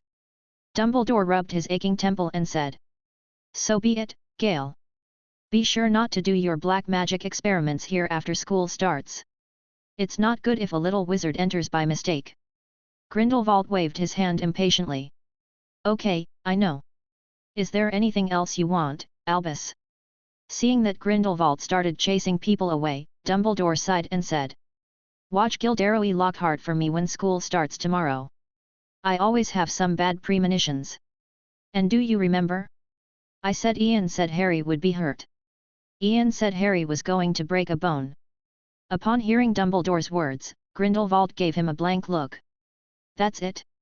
Gilderoy Lockhart couldn't run away with as many legs as a fire crab. And it's just your little savior fractured, there's nothing serious about it." Dumbledore's face darkened instantly after Grindelwald finished speaking. A broken bone really wasn't a big deal in Ian's and Grindelwald's mind. But Harry is still a child. But Dumbledore knew Grindelwald wouldn't care about such little things. He'll also be bullish on Lockhart, which shouldn't be a surprise. Thinking of this, Dumbledore relaxed a little. Maybe it was because I was too busy during the time of preparing for the start of school, which caused me to think too much. It's just that I thought that the assistant principal and the professor of defense against the dark arts were unreliable, so I was so busy. Dumbledore sighed, and said to Grindelwald. So be it, Gale, but I have to warn you. You'd better show Ian this undead you made. After all, it's your first time making high-level undead. Grindelwald glanced at Dumbledore again, growing impatient. I said, when did you become so talkative? Mother-in-law is like a woman. Ariana will start school tomorrow, why don't you prepare for it? Boom. Grindelwald laughed as he watched Dumbledore, who was so angry that his face darkened and he slammed the door away. After laughing enough, Grindelwald turned to look at Callictacus. Okay, let's start a new experiment next. Hearing Grindelwald's words, Caractacu, who had been motionless on the bed, began to struggle frantically. The mouth is also constantly screaming. Grindelwald waved his hand to block Caractacus's actions. It's not the first time, it's still the same. Forget it, I remember that I want to engrave magic patterns on this bone. Chapter 263. Ian, remember to write to me. Monica hugged Ian and said to Ian very reluctantly. Hermione next to Ian looked at Monica with a small mouth. Who exactly is your child? Wendell stood beside Monica, smiled and patted Ian on the shoulder. Ian, see you at Christmas. Ian smiled and said to Monica and Wendell. Of course, please take care. Dad. Mom. Hermione on the side was a little dissatisfied with being ignored, so she yelled at Wendell and Monica. Hearing Hermione's voice, Wendell and Monica turned around. Monica let go of Ian, squeezed Hermione's face, and said with a smile. Honey, listen to Ian at school. Remember to write to us. Hermione is still pouting, she now feels that Ian is more like 963 their child. Wendell looked at Hermione with a smile. You are all our children. Go, Mr. Anchor, they have been waiting for you for a long time. After speaking, Wendell looked at the carriage behind Ian and Hermione. Jess Ankar and Wendell and Monica are also familiar. Because usually in Nocturne Alley, their affairs are all handled by Jess. The offices of the Daily Prophet were in Diagon Alley, so Jess was the perfect candidate. Although Mogard manages Nocturne Alley, there are too many things at ordinary times. At this time, Jess Ankar and others were waiting for Ian and Hermione beside the carriage. Their mission today is to take Ian and Hermione to the Hogwarts Express. It's not that Ian hasn't thought about going directly to school. But both Dumbledore and Grindelwald insisted that they should enjoy the life of students. So Ian didn't go straight back to Hogwarts. Hermione snorted softly and made a face at Wendell and Monica.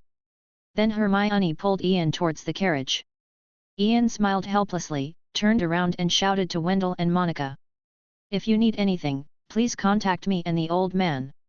Remember to take the magic bracelet that the old man gave you at all times. Wendell and Monica looked at Ian with a smile and nodded, and watched the two walk into the horse army. After Ian and Hermione stepped into the carriage, Jess gave a wizard salute to Wendell and Monica, and was about to drive the carriage. Wendell and Monica watched the carriage take off under the pull of Thestrals, and Monica leaned against Wendell's arms. Wendell, we have to wait for another half a year. Wendell nodded slightly, and said to his wife.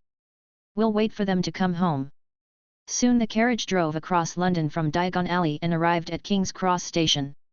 Because of the Muggle-repelling charm and disillusionment charm on the carriage, no Muggles noticed the carriage coming from the sky. After Jace opened the carriage door, Ian and Hermione stepped down.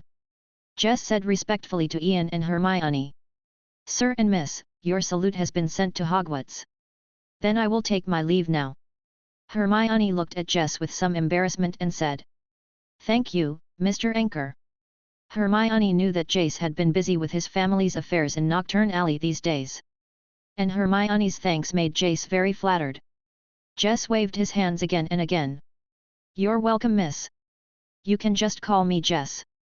This is what I should do. Ian and Grindelwald are their beliefs. It is one of the greatest honors among saints to be able to help Mr. Ian nodded with a smile and said. That's it, Jess, if you have any problems that can't be solved, just use the zombie head to contact me. Hearing Ian's words, Jess quickly adjusted his expression, and said respectfully. Okay sir. Then I'll leave first. After Jace left, Hermione looked at Ian suspiciously.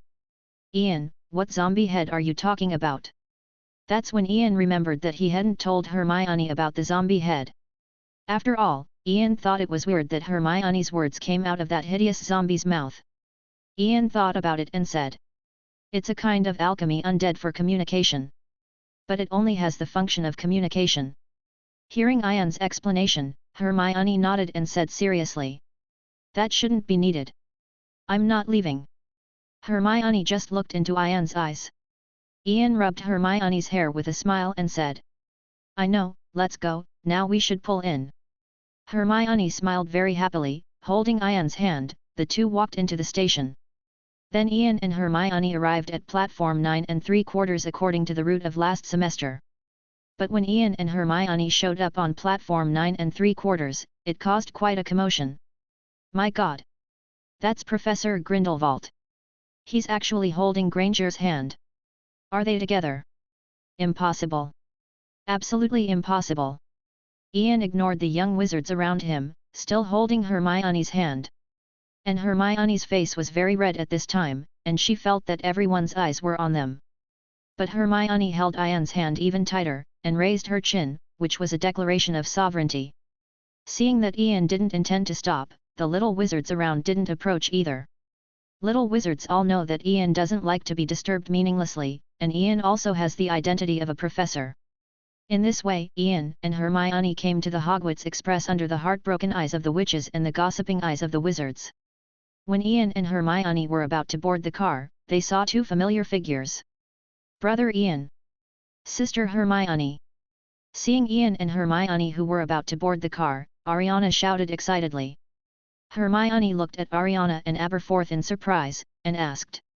Anna, Mr. Dumbledore, why are you here?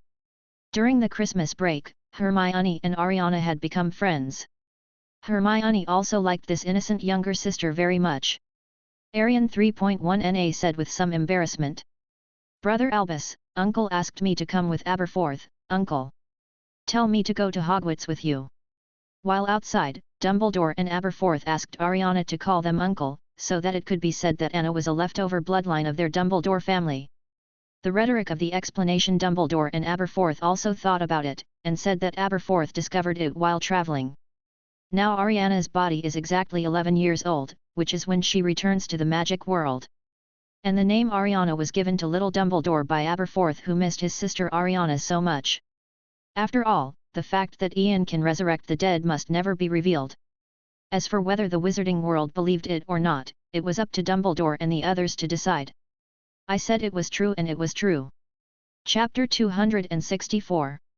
Aberforth looked at Ian, and thought of Ian's delicious dishes and the hopelessly spicy dragon's breath pepper. Thinking of this, Aberforth shivered involuntarily. He, Dumbledore, and Grindelwald got the potion from Nicole. For this reason, the three of them were laughed at by Nico for a long time. With Aberforth's violent temper, it's not that he didn't think about making trouble for Ian. But after thinking that neither Dumbledore nor Grindelwald seemed to be his opponent, he dismissed this idea. After all, it would be even more unhappy to be beaten for nothing. So after Aberforth healed his lips, he swore that he would never offend this black kid. Ian, long time no see. Aberforth smiled reluctantly and greeted Ian. Ian sensed the emotions in Aberforth's heart, and felt a little helpless. That time was purely due to Aberforth's bad luck, and accidental injury arrived. Grindelwald and Dumbledore would be suspicious if 19 Aberforth was not allowed to eat. Hermione watched Aberforth's reluctant expression and secretly smiled. Ian scratched his hair and said. What happened last time? Stop. I don't want to think about it anymore. Aberforth quickly stopped Ian. This is platform 9 3/4. He and Ian have gotten a lot of attention. Aberforth didn't want everyone in the wizarding world to know about his embarrassment tomorrow.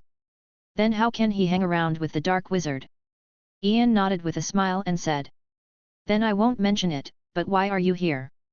Hearing Ian's question, Aberforth said. Anna is also going to school today, and I will accompany her to Speed. Albus is going to prepare for the little wizard at Hogwarts. so it's just me to see Ariana off. Having said that, Aberforth somewhat regretted why he didn't get a job at Hogwarts. This way you can see Anna every day. When Ariana heard Aberforth mention Dumbledore, something suddenly occurred to her. I saw Ariana looking for something in the robe, and soon Ariana took out a letter from the robe. Ariana hands the letter to Ian. Brother Ian, this is Albus. Uncle asked me to give it to you. Ian nodded and took the letter, opened it and read it. Hermione also poked her little head over curiously. After a while, after reading the letter, it became clear to Ian and Hermione what Dumbledore had arranged for them. Ian folded the letter and returned it to Ariana, then said to Abuffo. I see, then we'll get in the car first. Aberforth nodded, then looked at Ariana. His eyes are full of reluctance for Ariana. Anna, take care of yourself at Hogwarts. If you're unhappy, write to me. I'll beat them up for you. Ariana heard Aberforth's words and said seriously. Brother, uncle, it is wrong to use violence. Ariana's words made Aberforth laugh. Okay, I listen to you. Then Aberforth said seriously to Ian and Hermione. Anna please at school. Ian and Hermione agreed, and after Ariana and Aberforth said goodbye, the three boarded the Hogwarts Express. After a while, as the whistle of the train head made a hum sound, the magic train started running slowly. Aberforth has been watching the train leave the station on the platform, and finally slowly disappears from sight. See you at Christmas. Aberforth murmured. In the car, the three of Ian found an empty box. After the three sat down, Hermione took Ariana and introduced her to Hogwarts. Ian didn't participate in the conversation between the two, but was full of thoughts about the second grade. Dumbledore and Grindelwald wrote during the summer to say that Voldemort's belongings in Lucius' custody had still been sold. And it happened to be the diary that Voldemort kept when he was young. But this time it was Lockhart who got it. As for whether Lockhart can maintain his sanity and suppress negative emotions in front of Voldemort's Horcrux, Ian felt that there was nothing to consider in this regard. Rather than trusting him to stay sane, Ian believed that Peeves would urge the little wizard to learn. Dumbledore said that Lockhart seemed to be applying for the position of Professor of Muggle Studies. But does the Flower Peacock really know about Muggles? Let's hope there won't be too many accidents. Otherwise, it must be him, one of Grindelwald and Dumbledore, who will deal with the aftermath. But Ian didn't think Voldemort's diary coming back to Hogwarts was all bad. Maybe you can eat snake meat soup this year? I just don't know how the wine brewed from the snake gall of the basilisk tastes. Thinking of this, Ian kept saliva secreting from his mouth. Worth a try this semester. Hermione, who was chatting with Ariana, noticed the absent-minded Ian. And Ian seems to be drooling? Hermione asked Ian with some doubts. Ian, have you thought of anything delicious? Ariana looked at Ian with bright eyes when Hermione said it was delicious. If you want to ask Ariana what impresses Ian the most, it is that the cooking is so delicious. 187 Ian heard Hermione's words, came back to his senses and said with a smile. We may have a lucky day this year. Immediately Hermione also became interested, and Ian said that if it is delicious, it must be very delicious. Just when Hermione was about to continue asking, there was a knock on the door of their box. Boom boom boom. Hearing the knock on the door, Hermione withdrew what she wanted to ask. Ask later. Good food is enough for them to share. One more person means one more opponent. Of course Ian knew what Hermione was thinking, and said with a smile. This kind of ingredient will appear in front of us by itself in due time. So Hermione, the head of the picture, said to maintain some sense of anticipation. Just look forward to it this time. Hermione gave Ian a blank look when she heard what Ian said, and pouted. She had never heard of any ingredients that would come out by themselves. And Ariana began to fantasize about something delicious. Hermione's reaction made Ian laugh, and Ian rubbed her little head, then said to the door. Please come in. The door of the private room was pushed open. Harry, Ronald and Draco were outside. Draco spoke eagerly first. Ian, I have something to ask. Chapter 265. Ian sensed Draco's emotions and thought about Draco's summer vacation. Ian already had a rough guess, so he asked Draco. Is it about Lucius? Hearing Ian's question, Draco nodded quickly. Yes, Ian, my dad and my mom are now Ian looked at the anxious Draco, smiled and said, "Don't worry about Lucius. I won't make things difficult for them." Hearing Ian's answer, Draco's hanging heart relaxed. He believes that Ian will not lie to him, and there is no need to lie to him. "Thanks, Ian," Draco said sincerely to Ian. Ian waved his hand and looked at Harry and Ronald. It seems that with the change of his arrival, Harry and Ronald did not do such heroic deeds as the Northern Army. Dobby didn't continue to trouble Harry either. But Ian still really wants to see the famous scene of the two racing. And Harry and Ronald felt a little creeped by Ian's gaze. They always get the feeling that Ian is thinking really bad things. Maybe it's their illusion? Harry and Ronald quickly shook the thought out of their heads. Ian sensed the emotions of the two, and withdrew his gaze from watching the excitement. He asked Harry and Ronald. "Harry, Mr. Weasley, what can you do?" Hearing Ian speak to them, Harry asked Ian. "Ian, do you know anything about Gilderoy Lockhart?" Harry couldn't forget the feeling that Lockhart had made him sick at the time. Ian heard Harry's question and sensed some disgust in Harry's heart. This disgust is not an aversion to a person, but an innate feeling of that kind. It seems that when Harry met Lockhart in Diagon Alley, he also sensed Voldemort's Horcrux. So that means Voldemort's diary has begun to recover. Although Ian doesn't pay much attention to the Daily Prophet, he does hear about the headlines about Harry and Lockhart. Ian nodded to Harry and said, "I know, I've also heard about you guys in Diagon Alley." Embarrassment suddenly appeared on Harry's face. Ian actually found out about this embarrassing incident. Ian shook his head with a smile and said to Harry, "Harry, do whatever you want. It's up to you to investigate Lockhart or do nothing." Harry nodded a little confused when he heard Ian's words. He didn't know what Ian meant. Of course Ian wouldn't explain it to Harry. If Voldemort had told Harry about Lockhart, he would have lost one of his joys this term. Ian was still waiting to see the excitement in Harry's adventures. And it's Dumbledore and Grindelwald's job to train little wizards. Ian is not their life-planning mentor. Ronald on the side couldn't bear it now, and asked Ian. "Professor Grindelwald, I would like to ask. Can I join your club this year?" After a summer of tutoring and watching the cool elemental magic of Harry and others, Ronald couldn't bear it any longer. Especially the amazed eyes of his parents made Ronald regret not joining Ian's club in the first place. Otherwise, he will be the one who gets the limelight this summer. Ian glanced at Ronald and said, "It's not up to me to get into the club, Mr. Weasley. It takes your own effort." Ronald's eyes lit up when he heard Ian's words. He has been studying under the supervision of Harry and Draco this summer. Ronald clenched his fists and said confidently, "This year I sure can." After speaking, Ronald has already imagined himself casting elemental magic, because of the scene of being in the limelight. Sensing Ronald's emotion, Ian shook his head. Ronald didn't want to be a really powerful wizard at all right now, but to satisfy his vanity. But Ian wasn't going to point it out to Ronald.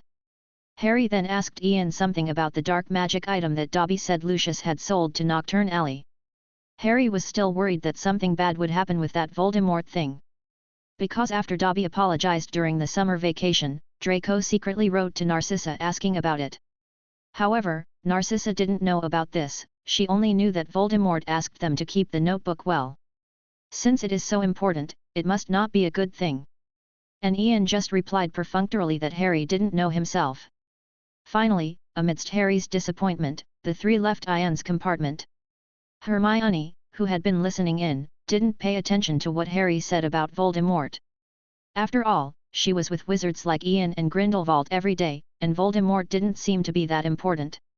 And Ariana didn't know what Ian was talking about, she only knew that Hogwarts was the safest place in the world.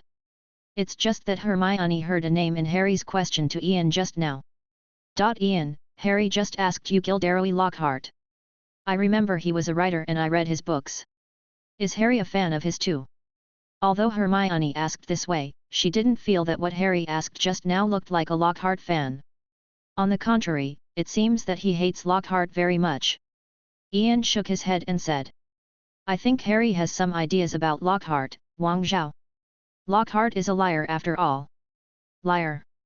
Hermione covered her mouth in surprise when she heard Ian's words. Ian nodded and said to Hermione, His experiences in those books are the stolen memories of others. And Lockhart is just a thief. Hearing Ian's words, Hermione instantly hated Lockhart to the extreme. But Hermione asked Faye with some doubts.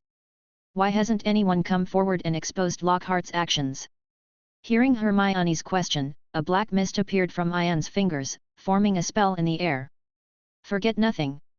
Looking at this spell, Hermione knew it was the Oblivion Curse, and she said angrily. How could he do this?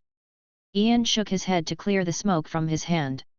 As long as it is not discovered, there is no problem with no evidence. Chapter 266. Hermione fell silent after hearing Ian's words. After a while, Hermione raised her head abruptly. I'm going to expose him. Ian looked at Hermione, who was bursting with justice, and pinched her little face with a smile. You don't want to join in the fun. This is what Old Man Deng used to train Harry and the others. If you go to Old Man Deng, they will probably be very helpless. Hermione blushed when she heard Ian's words. Ian said to Ariana, who was already stunned. Remember not to say it, Ariana. If you have any questions, you can just ask Old Man Deng. Ariana nodded stiffly. Didn't Brother Albus say that the professors at Hogwarts are all very powerful? Why are there liars? On the rest of the trip, George and Fred visited Ian. There is Cedric et al. Among them was Candle of the Flynn family, who reported to Ian about his seizure of power in the family. With the support of the Saints, Candle now has a very high status in the Flynn family. Candle joined Flynn and attracted the cooperation of many foreign wizard families. This made the old patriarch of the old Flynn family laugh from ear to ear. So the old patriarch of the Flynn family now trusts Candle very much. Ian just smiled as he listened to Candle's excited report. Moss and the others will take care of his affairs, and Ian doesn't want to think about these trivial matters. There are also many young wizards who are about to enter school and want to see this legendary wizard of their age. But Ian was told that he didn't like to be interrupted without meaning. So Ian lived very peacefully along the way, listening to Hermione and Ariana in the former Hogwarts. As time passed, the train finally arrived at Hogwarts at a later time. And just as the doors of the train opened, Hagrid's familiar voice sounded. Freshmen! Assemble here! Ian led Hermione off the train, pointed to the tall Hagrid, and said to Ariana. Ariana, you're going to Hagrid's next. He'll take you into Hogwarts. And Ariana also saw Hagrid following Ian's finger. During the rest time at the Pig's Head Bar, only Ariana, Hagrid, and others can enter. So Aberforth and Dumbledore have introduced Hagrid to Ariana. Hermione stepped forward and said to Ariana with a smile. Then we'll meet at Gryffindor at Hogwarts later. Ariana nodded excitedly when she heard Hermione's words, said goodbye to Ian and Hermione, and ran to Hagrid. Let's go too. Then Ian and Hermione came to the side carriage. In the second year of Hogwarts and above, you need to take a carriage to Hogwarts.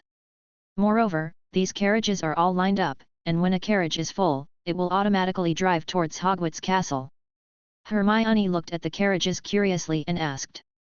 Ian, do these carriages move by themselves? Hermione didn't see the creature pulling the cart in front of the carriage. Ian shook his head and said. Hermione, do you remember my carriage? Hearing Ian's prompt, Hermione immediately had an answer in her mind. Hermione looked at Ian in surprise and said. It's Thestrals. Ian nodded with a smile. Yes, they're up ahead. In fact, Hermione has always had mixed feelings about creatures like Thestrals. Hermione resisted the condition that she could only see by witnessing death. But Hermione knew that witnessing death was inevitable if she wanted to stand by Ian's side. Ian's war. Hermione knew all along that Ian was going to kill a lot of people.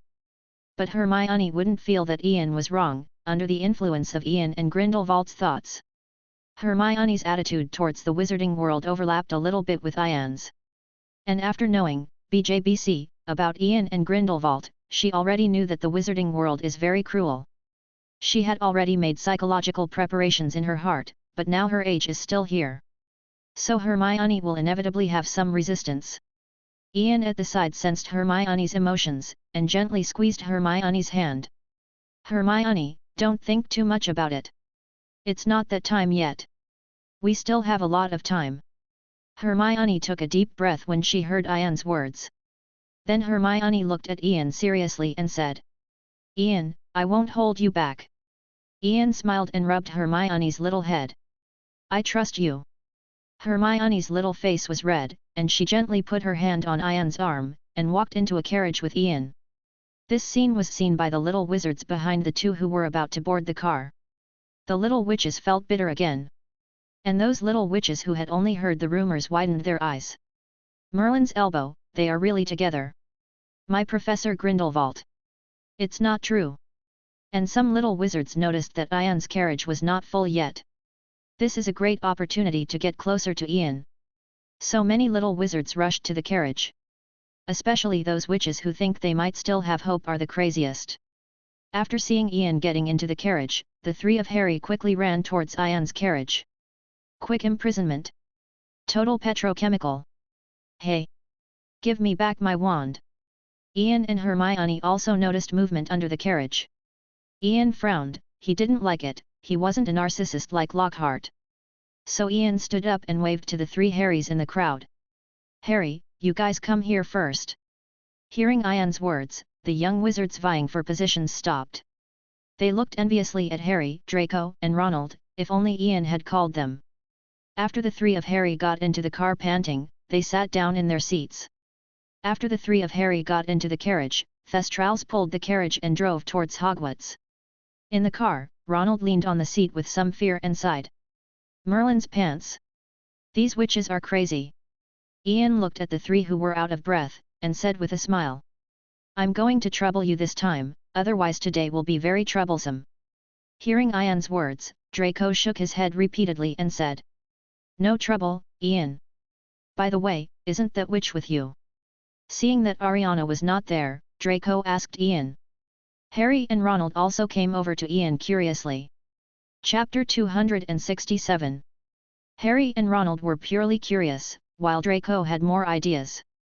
He knows that the wizards who can be with Ian must be extraordinary. It would be great if we could get closer.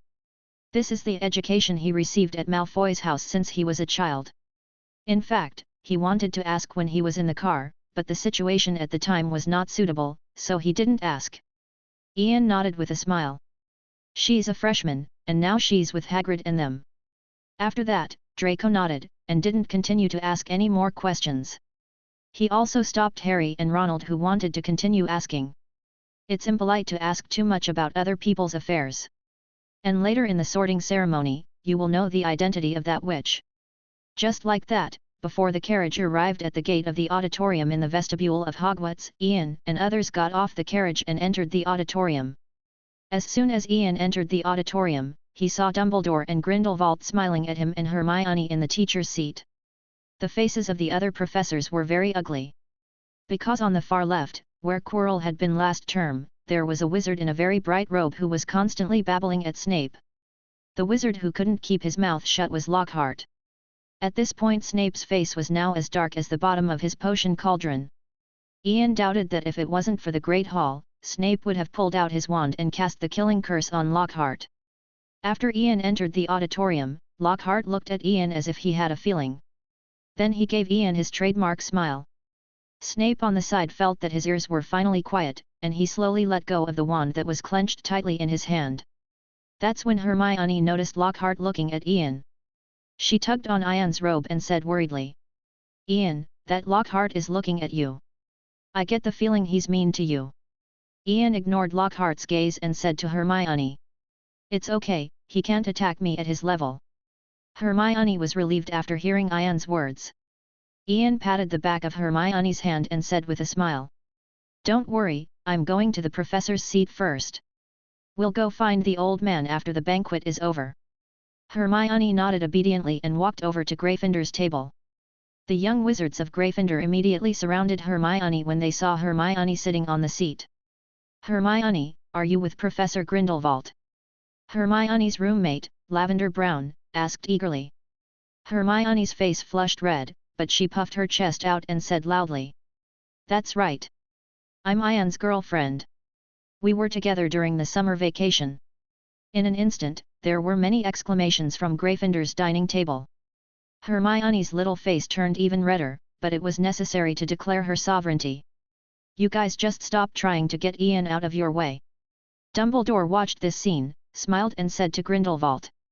Gal, it's good to be young. Grindelwald gave Dumbledore a blank look. You were crazier than they were when you were young. Dumbledore looked around nervously when he heard Grindelwald's words. Seeing that no professor heard them, Dumbledore relaxed. His image cannot be crumbled at Hogwarts. Ian smiled at the little wizards who kept asking around Hermione. Then he went to the professor's seat. When passing by Lockhart, Lockhart had already stood up and greeted Ian quickly. Lockhart held out his hand and said to Ian. Oh! Mr. Grindelwald! I was wondering when you'd come. You must have heard of me. I'm Gilderoy Lockhart. A dedicated. Before Lockhart could finish speaking, Ian ignored him and walked to his seat and sat down. And Lockhart couldn't say the rest of the words, and the whole person froze there. The professors looked at Lockhart with sarcasm in their eyes, now to see how he stepped down. Lockhart's breathing was a little dazzled under the gaze of the professors, but he quickly adjusted himself after acting all the year round. Lockhart withdrew his hand and adjusted his attire, smiled and said to the professors. Mr. Grindelwald must be too nervous. Silence and silence. Grindelwald waved his hand and directly sealed Lockhart's mouth. Whoa! Lockhart suddenly became terrified, he didn't expect someone to curse him directly here. He hurriedly sat down in his seat, trying to undo the spell on his mouth. But it is impossible to untie it based on his current level of magic spell. Lockhart found that nothing had changed after a wild flick of his wand. So Lockhart panicked even more. The professors looked at the flustered Lockhart and felt a lot of relief. The damn Lockhart finally shut up. Ian nodded to Grindelwald, and asked through magic voice transmission. Old man, you can be sure. Then Voldemort's Horcrux is on Lockhart. No wonder you wrote 2 days ago to tell the armor ghosts not to kill Lockhart. Just now Ian also sensed another familiar soul wave in Lockhart. It seemed that Voldemort was quite courageous, and he dared to be on Lockhart at this time. It is also possible that this Horcrux did not inherit the memory of Voldemort's remnant. But either way, Ian isn't worried. If Ian hadn't given orders to the armor ghosts in Hogwarts through the soul link in advance. Don't kill the intruder just yet, or Lockhart will be chopped to pieces by the time he steps into Hogwarts with Voldemort's soul. But as long as the remnant soul in this Horcrux dares to come out to make trouble, these armored ghosts in Hogwarts will not be soft. Grindelwald gave Dumbledore a look when he heard what Ian said. Dumbledore immediately understood what Grindelwald meant. The smile on his face became even happier. This semester can deal with 2 hidden dangers in one go. It can also exercise and educate young wizards, this is the wisdom of old wizards. Then Grindelwald spoke to Ian with magic voice transmission. That's good, we'll go to your lounge to discuss things about Lockhart after the banquet is over. You want to have a late night snack? It's just by the way. Ian looked at Grindelwald speechlessly, this old shameless one. Chapter 268. Then Ian looked at the professors around him, took a sip of wine, and asked Grindelwald in a low voice. Why do they hate Lockhart so much now? Hearing Ian's question, Grindelwald almost laughed out loud, remembering when Lockhart came yesterday. Grindelwald leaned closer to Ian and whispered. You don't know, yesterday when Lockhart came to Hogwarts. He brought a gift to every professor. He sent Severus a shampoo he developed. Minerva and Sprout received a full dozen of his signed posters. He suggested that Minerva and Sprout hang his posters in the room. And Phileas, Lockhart actually sent him a heightening potion. Phileas nearly pulled out his wand to duel this former student of his 440. Ahem. Ian almost choked on the drink he just drank. Lockhart offended all 4 deans this first day. Ian turned his head and looked at Lockhart, who was still looking for a solution to the curse. Was his mind lost because of Voldemort's Horcrux erosion? But Ian is not surprised that Lockhart did these things. After all, what Lockhart did when he was in school was outrageous. When Lockhart was at school, in order to attract attention, he once declared that he would make a philosopher's stone before graduation. After graduation, he led the British Quidditch team to win the championship and became the Minister of Magic. And a giant name of his was engraved by magic on the Quidditch pitch at Hogwarts. Later, he founded a school magazine just to print his own photos for everyone to see. Project your own avatar into the sky of Hogwarts, and send yourself hundreds of greeting cards every Valentine's Day, etc. But it's clear that Lockhart's talent is good, and the magic of projecting his own head into the sky is his own creation. It's just that Lockhart took the wrong path later, and he focused all his energy on memory magic. That allowed Lockhart to get more credit sooner. Thinking of this, Ian shook his head, a lunatic who was dazzled by honor. Fortunately, Grindelwald had just sealed Lockhart's mouth in time. If Lockhart dared to give him some outlandish gift, he wouldn't suggest breaking his leg in the auditorium. And Lockhart had seen it for so long that he couldn't do anything about it with the spell on his mouth. So he lowered his head and put his hand into his gorgeous wizard robe. Lockhart found a black notebook in his robes. Then came a frail, young voice in Lockhart's head that only he could hear. Gilderoy. I warned you against that old blonde wizard. Such a powerful spell could only have been Dumbledore and the old wizard. After hearing this voice, Lockhart shook his head slightly, as if he wanted to explain. I didn't mess with him. He sneaked up on me while I was saying hello to that Ian Grindelwald. The voice in Lockhart's head fell silent after hearing Lockhart's explanation. Now Lockhart was even more anxious, urging the owner of the voice in his mind to help him break the spell. It seems that the Ian Grindelwald you want is not so easy to solve. I can only use most of my strength to help you break this spell. That blonde wizard is too powerful. Now he's supposed to be guarding Ian Grindelwald. So you don't go near Ian Grindelwald just yet. After I regain my strength, you will get what you want. Lockhart breathed a sigh of relief when he heard the voice's words. But I was still very disappointed. All he wanted now was to get the memory of Ian Grindelwald quickly. Because now Ian's popularity in the wizarding world is rising so fast. The owner of that voice once again read legilimency to Lockhart's thoughts, and said a little angrily. Gilderoy, we're friends, and I'll help you. You're in too much of a hurry right now. You need to give me some time. I'm just waking up now, and I'm still weak. Lockhart suppressed the anxiety in his heart and thought. Sorry, my friend, I was too anxious. The owner of the voice heard Lockhart's apology, and then said with satisfaction. It's good that you know. Now I will help you break the curse. The magic power of this spell is too strong, I need to use a lot of power. I will fall into a deep sleep later, remember to help me find some animals for blood food. That way I can wake up quickly. When I get my strength back we'll all be honored like nothing else. Then Lockhart felt a magic undo the silencing spell on his lips. Then the young voice became very small and staccato. Remember, blood food, I need time. Stay away from Dumbledore, and that old wizard. In the end, the voice was immersed like this. But Voldemort's remnant in the notebook was thinking of helping Lockhart first before falling asleep.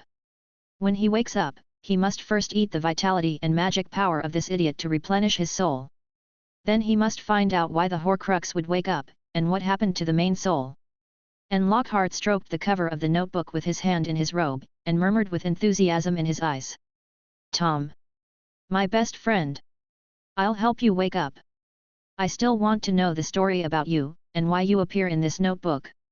Ian sensed the soul fluctuations of Lockhart at this time and Voldemort's last 4.6. He looked in Lockhart's direction with some surprise. The greedy emotions in Lockhart and Voldemort's souls swelled rapidly, were they staring at each other right? Ian's expression suddenly became a little weird, although these two people are not very good people. But in this situation, you still think about fighting in the nest? As expected of a duo with abnormal brains. But this also proved that Voldemort's Horcrux had not received the memory of the last remnant soul. Maybe Voldemort had another Horcrux awakened. Well, but that was Dumbledore's business, so he didn't have to worry about it. Thinking of this, Ian withdrew his gaze from Lockhart. Soon the students came to the auditorium one after another, and the little wizards also found the big celebrity in the teacher's seat, Gilderoy Lockhart.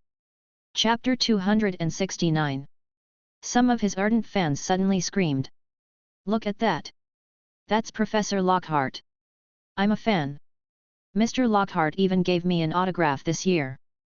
Professor Grindelwald we missed. But now we have Professor Lockhart. Professor Lockhart really came to Hogwarts to teach us. Hermione looked at these little witches who were going crazy again, and whispered disdainfully. You all see one and like the other. And still like that liar. Harry, Ronald, and Draco at the Slytherin table also looked at these crazy little witches with some trepidation. They've gone crazy twice today. And Lavender Brown beside Hermione was looking at Lockhart with fascination. Hermione's mumbling also caught her attention. Although Lavender couldn't hear what Hermione was saying clearly, he still looked at Hermione vigilantly. Hermione, you already have Professor Grindelwald. You mustn't have Mr. Lockhart on your mind. Hermione looked at Lavender speechlessly. What was Lockhart's business? If it wasn't for Ian and Dumbledore's plan, she's going to expose the liar now at 21. And she won't talk to anyone but Ian. Hermione said with disgust. What are you thinking, Lavender? I don't like him. Seeing Hermione's disgusted expression, Lavender happily took Hermione's hand. Oh. Then you're my best friend. Hermione, do you think it's possible for me to win Professor Lockhart this year? Hermione said perfunctorily come on after hearing Lavender's words, and began to sort out the plans for this year in her mind. She must work harder this year. And Lockhart just forgot about being cursed and Ian after seeing those fanatical little wizards. He sat up straight and showed that iconic smile to the little wizards. This caused the little wizards to scream and cheer again. However, at this time, some careful young wizards noticed one thing. This year, there seemed to be an extra seat on the teacher's bench. But haven't the professors already arrived? In addition to Hagrid's seat to meet the little wizard, there was an empty seat next to Ian. Just as the little wizards were excited and confused, the door of the auditorium was knocked. In an instant, the little wizards who were still discussing in the auditorium suddenly fell silent. McGonagall stood up from the teacher's seat, adjusting his expression. I'm going to welcome the freshmen soon, I can't show the face I gave Lockhart to the freshmen. McGonagall then walked to the door of the auditorium, pushed through a gap and walked out. Both Dumbledore and Grindelwald were very happy at this time. Today is little Anna's enrollment, they are waiting for this moment. Not long after, the door of the auditorium was pushed open from the outside. I saw McGonagall walking in with the young wizards who entered this year lined up. Ian also saw several familiar characters in it. Looking nervously at Ginny Weasley at the Gryffindor table. Colin Creevey, Harry's little fanboy. And Luna Lovegood, a trance-like spirit girl. These characters are more or less similar to Ian's memory. This brings back memories of Ian's time in the orphanage. Ian smiled and shook his head to get the thoughts out of his head.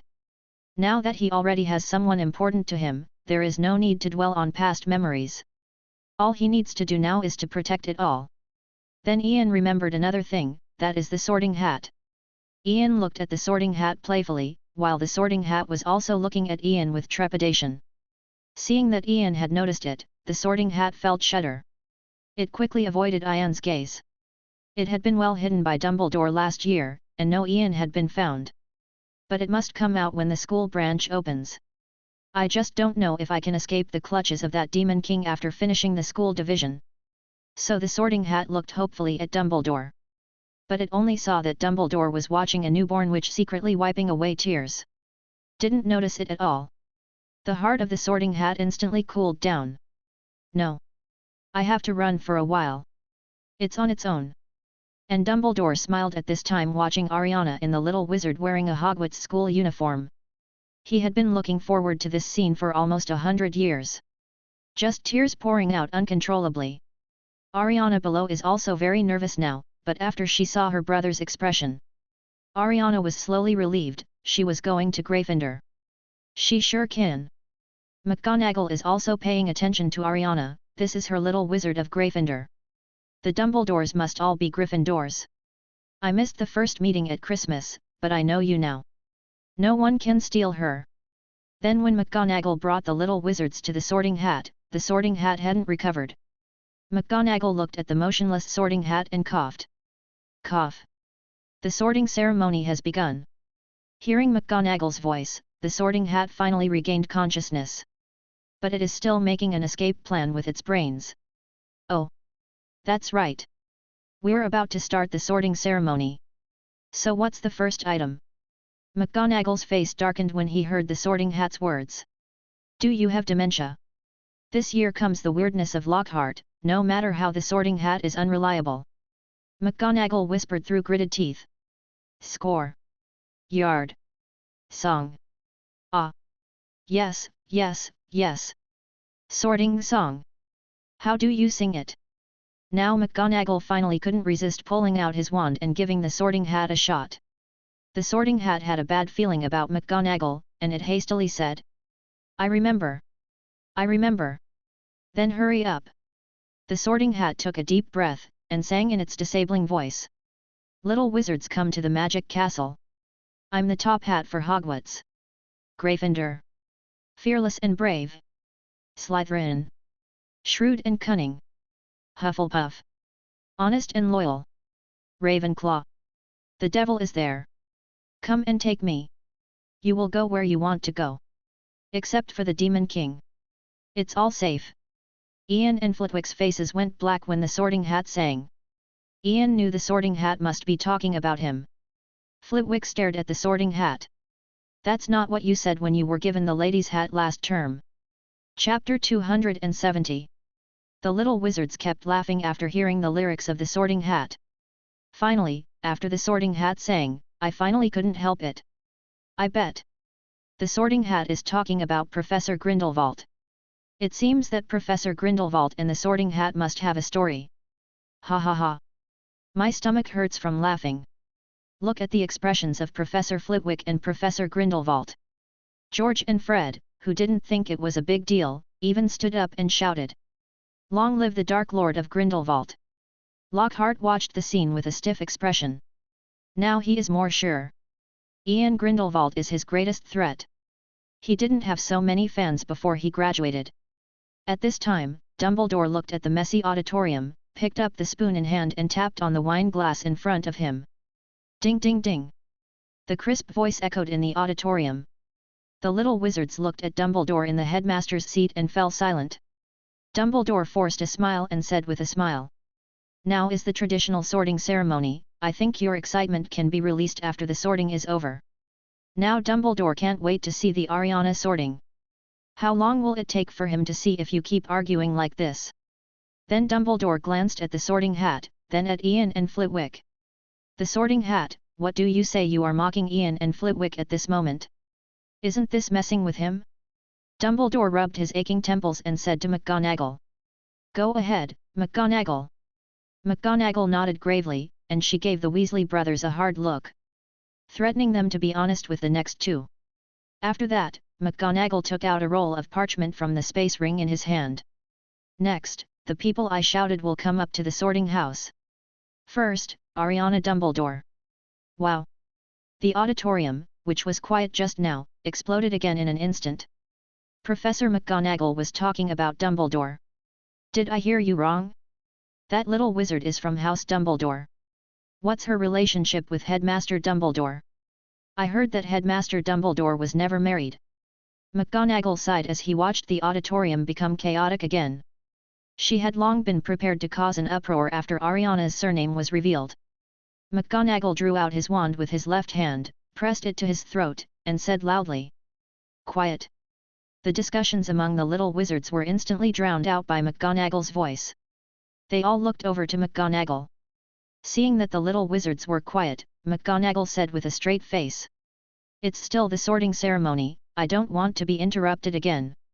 After hearing McGonagall's words, the little wizards no longer dared to discuss loudly. Apparently McGonagall was more of a threat to them than Dumbledore. McGonagall looked at the reactions of the little wizards and nodded in satisfaction. She looked at Ariana. Please come up, Miss Dumbledore.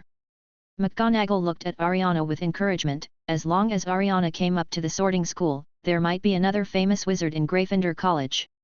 Ariana looked at Dumbledore in the stands after hearing McGonagall's words. Dumbledore smiled and nodded at Ariana. Ariana trotted to McGonagall with some excitement. McGonagall looked at Ariana in front of him and said. Relax, Miss Dumbledore. Sit down now. Ariana sat on the stool under the guidance of McGonagall, and McGonagall put the sorting hat in his right hand on Ariana's head. Ah! Another Dumbledore! The sorting hat said, twisting the tip of the hat above him. Let me see where you belong. Huh? What's this? Wait. Oh! Godric's beard. You know that demon too. Child, listen to my advice, be careful of that devil. Ariana asked puzzledly when she heard the words of the Sorting Hat. You mean Brother Ian? He's a nice guy. Gah! The Sorting Hat was suddenly speechless. It was McGonagall and Dumbledore who were most anxious at this point. They are all waiting for the results. McGonagall kept winking at the Sorting Hat, telling it to hurry up and make a decision. Dumbledore stared at the Sorting Hat too. If he dares to send little Anna to Slytherin, he will throw the damn hat to Ian to study. After a moment of silence, the Sorting Hat said loudly. You're going to Gryffindor. As soon as the sound of the Sorting Hat fell, Gryffindor burst into cheers. Dumbledore! We have Dumbledore! Dumbledore's hanging heart was finally relieved. McGonagall happily took the Sorting Hat off Ariana. She smiled and said. Go and sit down, Miss Dumbledore. Welcome to Gryffindor. Ariana said politely to McGonagall. Thank you, Professor McGonagall. After finishing speaking, Ariana ran to Gryffindor's dining table and sat directly next to Hermione. The little wizards of Gryffindor were also very surprised. Looks like Hermione and Ariana have known each other for a long time. This made the little wizards envy Hermione even more. With Ian around, Hermione's magic and network resources will definitely not be lacking. Among them, people like Percy and Flint are the ones I envy the most. If there was anyone among the little wizards who was jealous of Hermione, there must have been.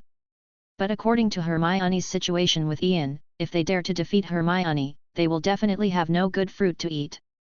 But what the little wizards in the club don't know is that Hermione's combat power is not low now. Okay, in addition to those black magic items in Hermione's hands, the Auror team probably won't be able to escape when they come. Not to mention that she still has undead like the bone dragon Keela. At this time, unlike the excited situation of the little wizards, the Sorting Hat felt very bitter in his heart. Even if it's just to instigate a little wizard to join the Hat Protection Association, it won't be disturbing. This is the association it came up with during the summer vacation, in order to win over some wizards who might become famous in the future to oppose Ian's research on hats. Because it feels like it will die on Ian's experiment one day. But today the first one to win over is the person from Ian's side. The future is getting darker. McGonagall didn't notice the appearance of the Sorting Hat, and McGonagall sorted out his emotions after being happy. Then McGonagall put away his smile and said seriously. Next, the branch continues. Ginny Weasley. Chapter 271. As the sorting ceremony proceeds, the Hogwarts Great Hall can continue to cheer. It's just not as strong as the initial cheers. Soon McGonagall was calling the last name on the parchment. Last one, Colin Creevey. Colin Creevey hurried to the Sorting Hat after McGonagall finally pronounced his name. After sitting down, Colin Creevey kept looking at Gryffindor's position. Harry, who was sitting in his seat at this moment, shuddered. He had the feeling that someone was watching him. Harry looked around at the students, but found no one watching him. Slytherin, no one was staring at him either. Maybe it was his illusion. Just as Harry was looking for his sight, Colin Creevey on the stage was assigned to Gryffindor as he wished.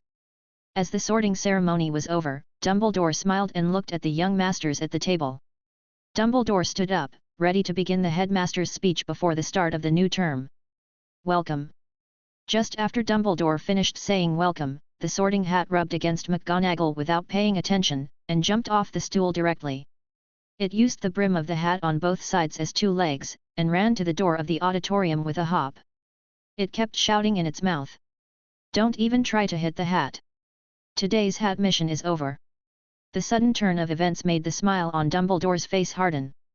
The professors did not expect the Sorting Hat to suddenly become like this. The Sorting Hat is running away at the fastest speed in its life. So soon the Sorting Hat ran out of the auditorium's gate, only the sound continued to echo between the auditorium and the corridor. You'll never catch a hat. Ian and Grindelwald looked at this outrageous scene and looked at each other. Then Grindelwald looked at Ian with some weird eyes. Ian, did you do something to the page hat before we knew it? I'm telling you, Ian, people can't, at least shouldn't. Ian's face darkened when he heard Grindelwald's words. Old man, I just wanted to experiment with the page hat. It has no soul. After it hides, I can't find where it is. If I knew it earlier, I would have snatched it. All Hogwarts students are here now. If Ian ran out to grab the Sorting Hat now, would he still have his face? The freshman looked at Ian curiously and recalled what happened just now. The Sorting Hat tells them to be careful of Ian Grindelwald. And let them join what Hat Protection Society? Does the legendary Professor Ian Grindelwald have a secret penchant for hats? Thinking of this, the teacher's eyes lit up. This is a big gossip. And Ian sensed the emotions in the souls of the little wizards, and he clenched his teeth with anger. This is the victim of wind criticism. Hermione covered her mouth and smirked. She had been there when Ian was studying the Sorting Hat. It is understandable that the Sorting Hat is so afraid of Ian. After all, Ian almost took the Sorting Hat off at the time. Almost took out everything in the belly of the Sorting Hat. McGonagall asked Dumbledore with an ugly face. Professor Dumbledore, I think I should go and bring back the Sorting Hat. Dumbledore shook his head stiffly. It's already hiding. Only I know where it's hiding. Now let's start the next link. McGonagall could only nod helplessly at Dumbledore's words. Then McGonagall sneaks a look at Ian and Grindelwald. It's all your fault. Dumbledore took a deep breath and adjusted his expression to a full smile. It was just a small episode. Looks like our Mr. Sorting Hat has a scary professor too. Dumbledore's words made the little wizards laugh, and Dumbledore continued. First of all, I would like to welcome the arrival of the new students. Then I won't say too much, a bad old man. But some introductions are necessary. Dumbledore looked at Lockhart first, and said. Professor Cardi-Boobagy has not finished her research this year. So let us welcome our new Muggle Studies Professor Professor Gilderoy Lockhart. As soon as Dumbledore's voice fell, the Xiao Gang city erupted in huge cheers. Only Hermione, Harry, Ronald and Draco looked at Lockhart in disgust. And Lockhart stood up immediately after hearing Dumbledore's words, and walked to Dumbledore's side. Lockhart smiled, showing his big gleaming teeth. Hey! Little wizards! I think you must have heard my name. Gilderoy Lockhart. Honorary member of the Defense Against the Dark Arts Association. A recipient of the Order of Merlin 3rd class. A well-known adventure writer. 5-time winner of the Best Smile Award. Of course. I don't save wizards by smiling. The young wizards who were Lockhart fans in the auditorium suddenly screamed. Lockhart enjoyed it, too. Then Lockhart went on laughing and said. So kids. You can call me if you have any questions. Anyone who has read my book knows. I also know about potions and so on. Of course, what I'm best at is defense against the dark arts. If you have any questions, you can ask me. I will help every little wizard who is in trouble. The young wizards cheered again at Lockhart's words. In the heart of the unwitting little wizard, a great adventurer like Lockhart. Even if it is not as good as Professor Grindelwald, it shouldn't be too bad. But the little wizards of the Defense Against the Dark Arts Club are different. Can you beat Professor Dumbledore? Or can you solo kill Voldemort? If you have the chance, maybe you can try his strength? Unbeknownst to Lockhart on the stage, he has been targeted by a group of young wizards with outstanding combat power. Hermione looked at Ian in the teacher's seat, and asked with her lips. Can I put a curse on him? Ian smiled and shook his head at Hermione, then Ian's voice rang in Hermione's ear. Let Harry and the others do what happened to Lockhart. Let's just watch the fun. A clown like Lockhart wasn't worth Ian's hand. Harry looked at Lockhart who was making a pose, and elbowed Ronald beside him. That Lockhart is probably hopeless. Ronald nodded in deep agreement. I think so too, Harry hung.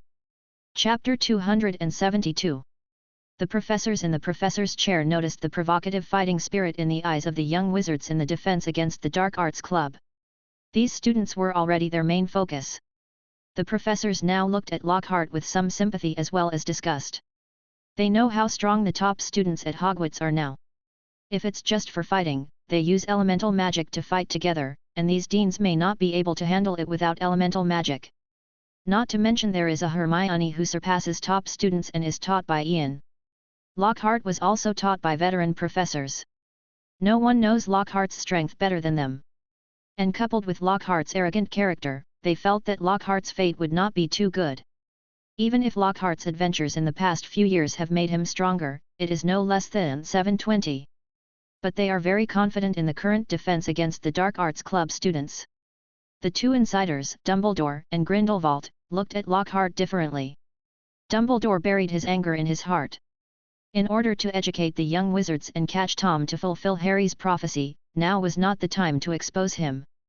Grindelwald looked at the expression on the toy. He didn't expect that Lockhart couldn't have some fun for him.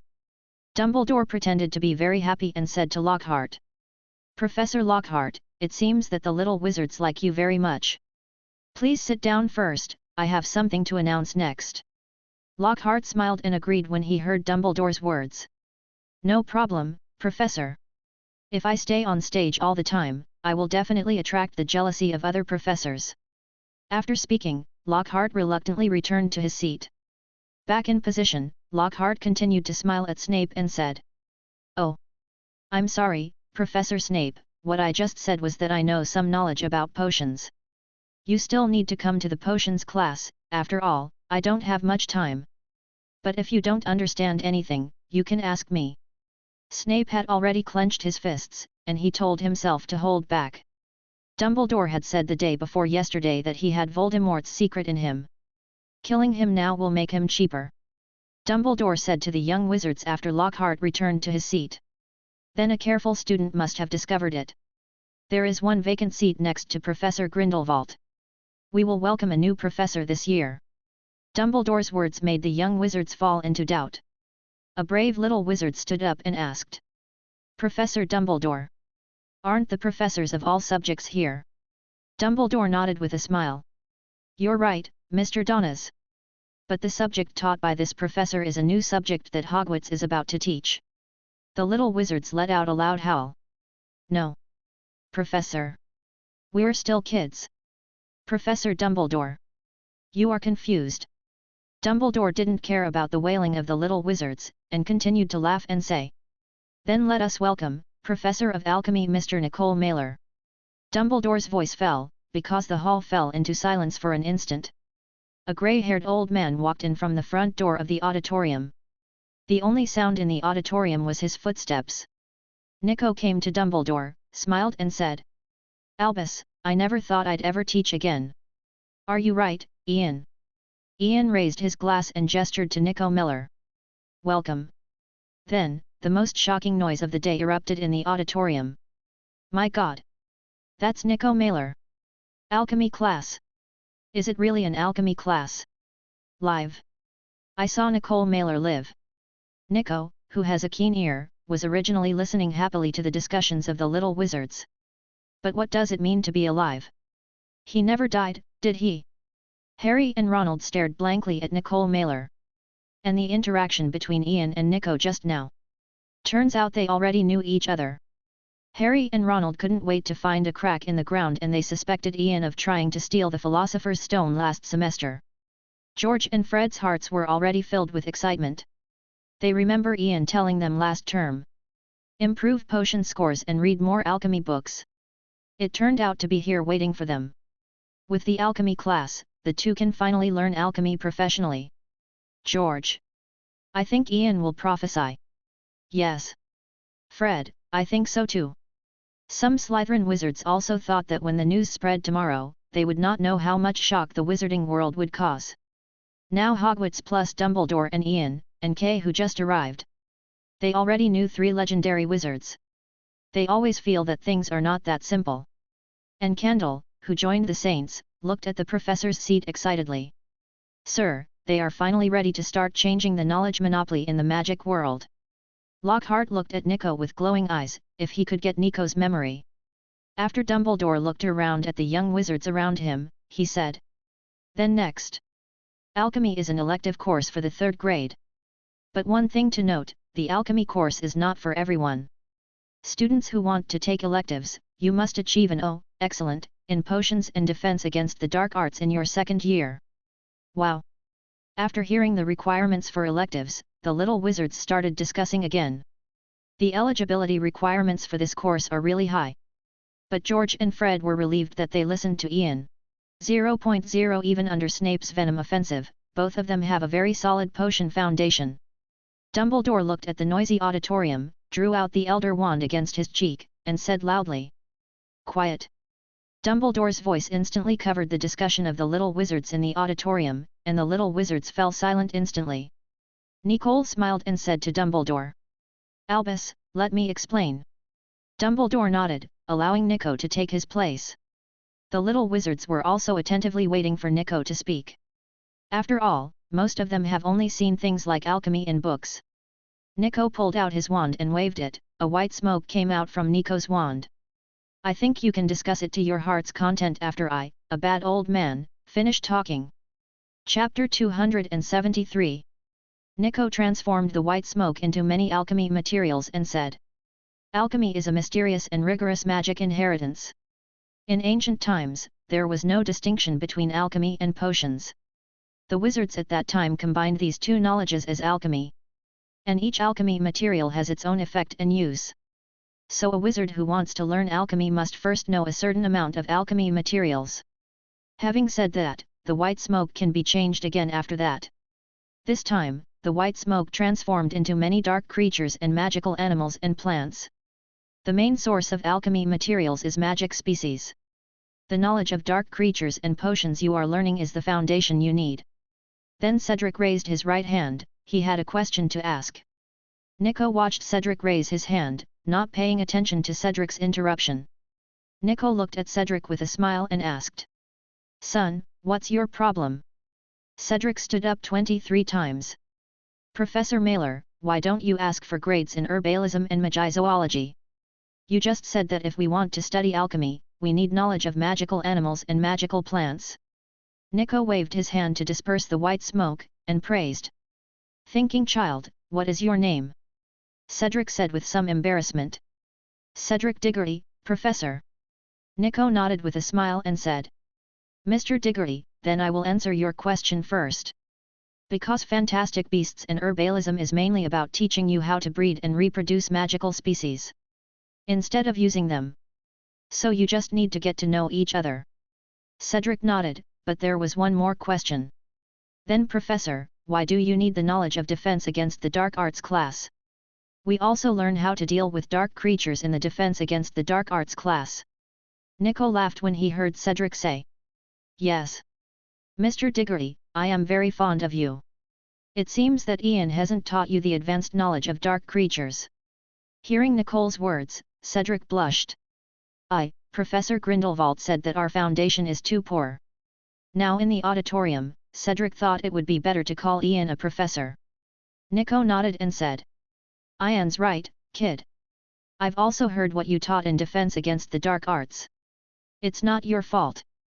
Nicole glanced at Dumbledore out of the corner of the eye, and continued, "Defense against the dark arts is not as simple as the textbook. You might make good orators if you just study your textbooks. But definitely not a defense against the dark arts master. Since Ian said that your foundation is not enough, it is true. The advanced knowledge of the defense against the dark arts class requires you to understand the body structure of dark creatures, and the materials they can use as magic ingredients. By the way, Ian is a master alchemist whose ability is not inferior to mine. And there is absolutely no wizard in the world who knows the creatures of the dark better than Ian." Nicole's words shocked the little wizards again. A master alchemist no less than Nico? That means their Professor Grindelwald is definitely one of the top alchemists in the world. He is also an expert in black magic and dark creatures. Merlin's beard. Is Professor Grindelwald really only 12 years old? I can't believe it either. But Nicole Mailer said it himself. Why didn't I confess to Professor Grindelwald sooner? Even if you confess, it's not your turn. George and Fred also said excitedly. I knew it. The notes on the book Ian gave us are his own. George, we guessed right, Ian is definitely a top alchemist. Hermione raised her head proudly, she will definitely follow in Ian's footsteps in the future. Ian watched the little wizards stare at him in shock, rubbed his forehead, and sent a voice transmission to Poke. Nico, don't make trouble for me. Nico heard Ian's voice, and also used magic voice transmission. Ian, you are wrong. You and Albus made me teach at Hogwarts. You guys have to share some of the pressure on me, right? Ian looked at Nico helplessly, the old man was also a black-bellied person. Nico patted his hands lightly and turned the little wizard's attention. Cedric also came back to his senses, and quickly said to Nico. "Thank you, Professor. I know now." Nico nodded with a smile. "Then sit down, Madara." Then Nico's expression became serious, and he said to the little wizards. "I think I've made it very clear, boys. Your grades are required for the sake of your lives. If there is a mistake in alchemy, it is usually a violent explosion and a serious magical accident. So young wizards who want to choose this course, please consider carefully." After Nico finished speaking, he walked over to sit next to Ian. The little wizards started a new round of whispering. Dumbledore walked to his original position and said with a smile. "Okay, Professor Mailer has explained it very clearly just now.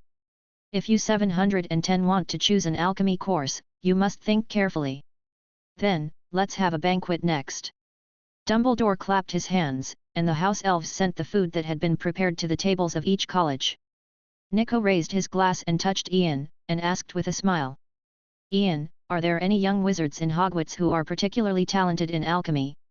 Ian took a sip of his wine and nodded, pointing to George and Fred who were still excited at the Gryffindor table.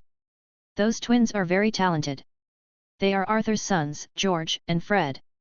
Nico looked at the two and nodded, saying, "Arthur has told me. But I didn't expect that there would be 3 wizards with alchemy talents in the family." It turned out that after George and Fred returned to the burrow that day, they handed over the galleons left after they bought alchemy materials and prank supplies to Molly. The share that belonged to Draco also chose to give it to Molly to subsidize the family. And both Arthur and Molly were shocked once. How could their naughtiest son earn so many galleons? Arthur later told Nicole about it after he decided to contact him. Nicole looked at George and Fred with great interest, and asked Ian. "How about I accept 2 apprentice wizards from inheritance?" Chapter 274. Ian looked at Nico in surprise when he heard Nico's question. "That's why you trust them? Inheritance wizard apprentices are not the kind of simple students. It is to inherit all the knowledge that belongs to the teacher, and it is no different from the child." Nico smiled and said to Ian. "Pernelli and I have no children, and my disciples also left in the passage of time. Since their talents are the little wizards you all recognize, I don't think there is any problem. And I inquired about the Weasley family when I wrote to Arthur. Add to that your unreasonable magic of sensing the emotions of the soul. No problem. So I will observe for a while, and if there is no problem, I plan to accept it." Ian nodded and said. "Whatever you want, but you're really going to take their word for it?" "I think George and Fred are going to faint with excitement." Nico laughed when he heard Ian's words. Then Nico looked at the funny looks of the Weasley twins, and thought to himself. That might be a good choice. In the evening, after the opening banquet, Ian and others agreed to meet in front of the lounge. Ian looked at Dumbledore with some surprise. "You didn't bring Ariana with you?" Before Dumbledore could speak, Nicole smiled and said. "You don't know that in order for Ariana to fit in with her classmates. 7. How determined Albus was not to take her with him." Dumbledore's face darkened when he heard Nicole's words. "I'm letting Anna grow up." "Ah, yes, yes. It's just that someone was so disappointed that he was thinking about it all the way." Grindelwald did not hesitate to expose Dumbledore. Dumbledore's face darkened even more now. Watching the two bickering, Ian smiled and shook his head and pushed open the door of the lounge. After entering the door, Ian went to the kitchen to prepare supper and appetizers. Hermione just wanted to go and cook with Ian when Grindelwald stopped her. Grindelwald said mysteriously to Hermione. "Little Hermione, Grandpa has a present for you." Hermione looked at Grindelwald in surprise, but instead of refusing. "Thank you Grandpa, I don't think so. You have given me a lot." Grindelwald pretended to be unhappy when he heard what Hermione said. "Don't refuse. This is specially prepared by Grandpa for you." Dumbledore also smiled and persuaded Hermione. "Hermione, Gale has been up all night to make this gift." Hermione had to agree under the persuasion of Dumbledore and Grindelwald. Grindelwald handed Hermione a black crystal ball. Hermione took the crystal ball, though she didn't know what it was for. "But there's nothing wrong with saying thanks in advance." "Thank you Grandpa." Grindelwald nodded. "Little Hermione, look after you." After speaking, a cloud of black mist gushed out of Grindelwald. Hermione looked at this scene in surprise, although it was not as thick as Ian's black fog, nor stable. But this proves that Grindelwald has learned part of Ian's magic. This made Hermione very envious. When will she be able to study? Grindelwald felt very fulfilled looking at Hermione's envious eyes. Nothing makes a granddaughter adore a grandpa more. As the black mist spread, a skeleton appeared in the lounge after a while. But there is an orange soul fire in the eyes of this skeleton, which proves that it is a high-level undead with previous knowledge. There are also many black runes carved on its skeleton. How about it? Little Hermione, this is the undead that my grandpa made. Hermione had long been accustomed to the terrifying image of the undead, so she went up to observe. Hermione found that this undead seemed a little different from Ian's undead. Grandpa Grindelwald, why do I always feel that it is special? Grindelwald smiled and touched Hermione's little head, and said, I carved a lot of defensive magic into its skeleton, using the ancient Dylanic script as the carrier. Nicole on the side nodded, looking at Grindelwald in surprise. To be honest, Gellert, I didn't expect you to use runes. Grindelwald snorted lightly, as an answer to Nicole's words. Dumbledore said helplessly. He was expelled from the Durmstrang School of Magic in his early years for studying the ancient black magic of runes. Hermione was surprised to hear Dumbledore's words. She knew Newt was fired. I didn't expect Grindelwald to do the same. Wouldn't a school career be complete without being expelled at their time? Grindelwald ignored Dumbledore and Nico, and asked Hermione with a smile. Like it? Little Hermione. Hermione nodded, smiled, and said, I like this crystal ball very much. Grindelwald's expression froze instantly. He pointed to the skeleton undead and said, I mean this undead. Hermione looked at the skeleton undead suspiciously, and asked, It's powerful too. Grandpa Grindelwald. Now Grindelwald laughed and said, That's fine, that crystal ball is to control the defensive magic on this skeleton. With it, even Dumbledore can't hurt you for a short time. Dumbledore's face turned dark immediately. Why use him as an example? And Hermione was stunned for a moment, and then Hermione handed the crystal ball to Grindelwald. You can't, Grandpa Grindelwald, you can protect yourself with it. And I have the carrot Ian gave me. After finishing speaking, Hermione reached out and touched the lion's roar on her neck. Grindelwald did not take the crystal ball from Hermione, but said seriously. Only you haven't grown up now, little Hermione. So don't worry us. Dumbledore also nodded with a smile. As long as we are not careless, no one can hurt our fire. Grindelwald and Dumbledore completely treat Hermione as their own granddaughter. So the two of them won't let her have anything. Under the strong request of Grindelwald and Dunley, Hermione finally accepted the crystal ball and the undead skeleton. She could feel that Grindelwald and Dumbledore cared about her. Hermione thanked the two again. Thank you, Grandpa Grindelwald, Grandpa Dumbledore. Grindelwald nodded in satisfaction. That's right, Ian sent you a bone dragon. I, as a grandfather, should also have a show. Chapter 275. And little Hermione, don't be polite to us. As soon as Grindelwald's voice fell, Ian controlled the supper and flew to the dining table in the living room. Ian walked towards Grindelwald from the kitchen. He looked at Grindelwald suspiciously, and said, What are you guys doing? When I was in the kitchen just now, I sensed that the emotions between you and Old Man Deng seemed to want to compare with me. Ian was puzzled. What is there to compare between them? Grindelwald snorted softly and said, I made an undead myself, how does it compare to your bone dragon? Ian looked at Grindelwald speechlessly. For a long time the old man wanted to win Hermione's attention. Can you two empty nesters do something serious? But Ian still looked at the skeleton undead that Grindelwald said. Ian looked at Grindelwald in surprise after seeing the skeleton undead. Rune characters. Old man, do you have rune characters in this world? Hearing Ian's words, Dumbledore, Grindelwald, and Nicole were all stunned. Dumbledore pointed to the rune writing on the skeleton, and asked. Ian, do you mean this by the runes? Ian nodded. Yes, this is Wenwenji from my world. Dumbledore was just about to explain, but Grindelwald spoke first. Ian, this is what we call the old 730 runes. On the Muggle side, there is also the rune script you mentioned. Grindelwald studied a lot of magical history when he was young looking for the Three Hallows. He also studied a lot, including ancient magic legends.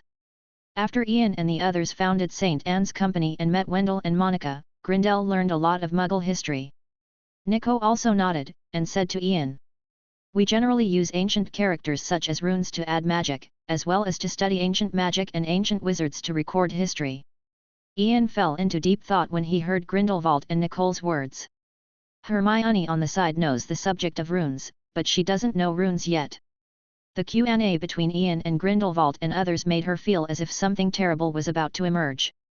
It was so quiet in the living room. Dumbledore and others looked at Ian like this. It wasn't long before Ian looked up, his red eyes sparkling. "Perhaps the rune has a function that we can't imagine.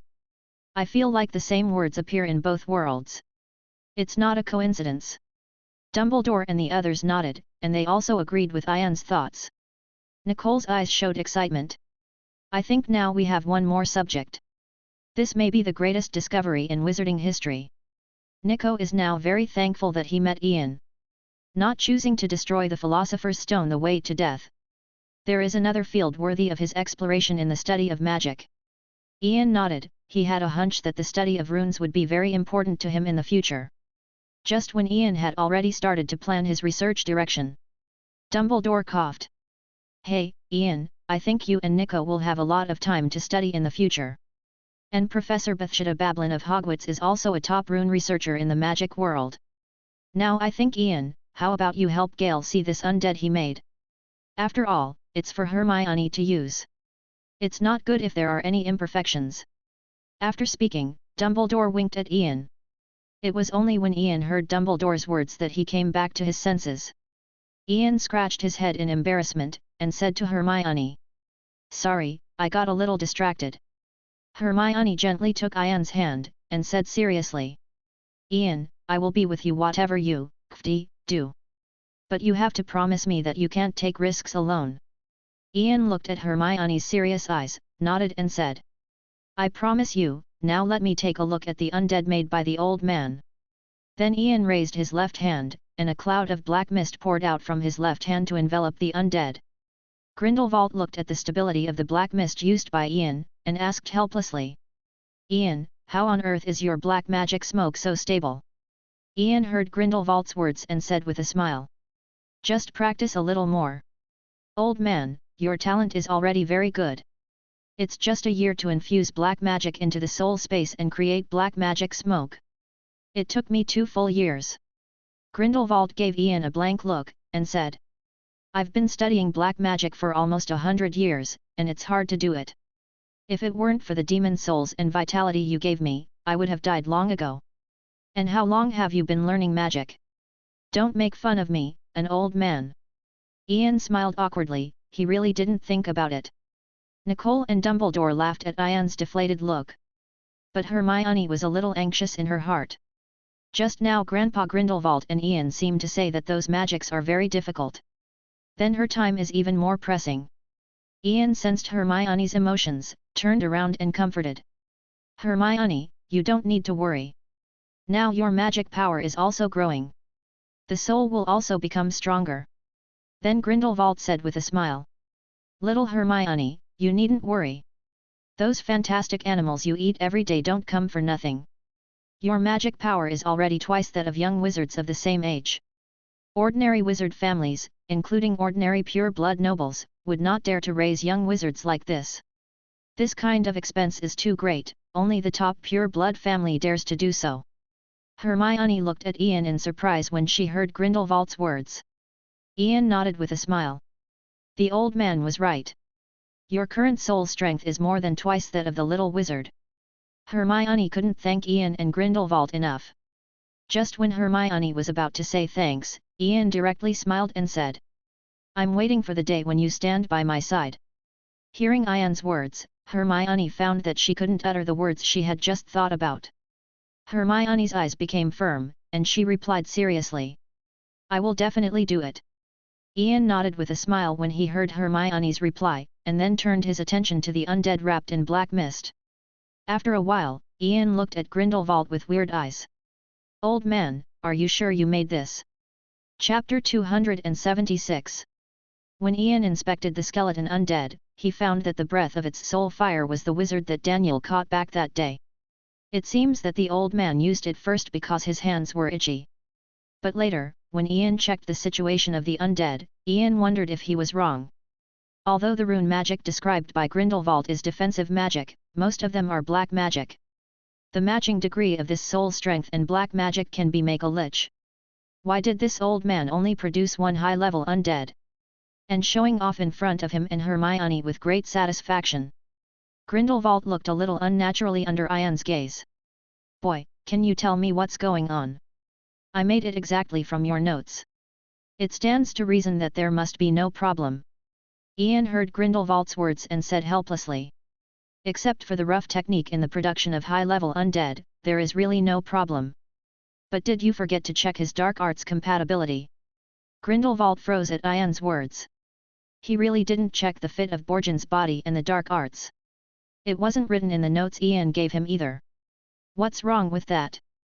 Ian said helplessly. It can make a lich's material into a high-level undead. Good job, old man. When Grindelwald heard Ian's words, he ignored Ian's ridicule, and asked in disbelief.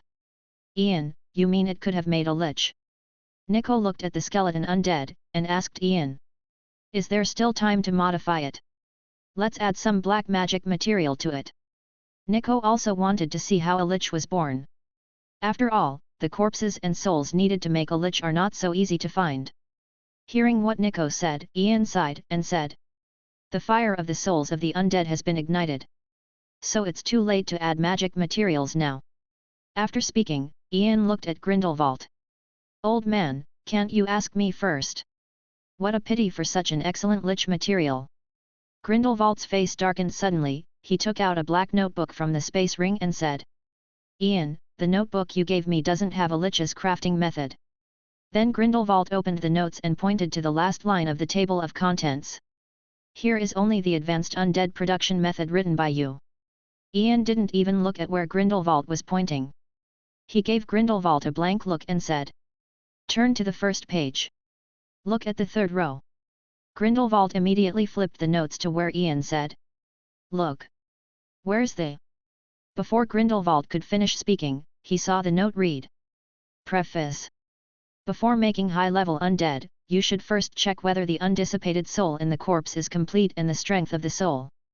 If the soul is complete and the soul is strong, then check the compatibility of black magic.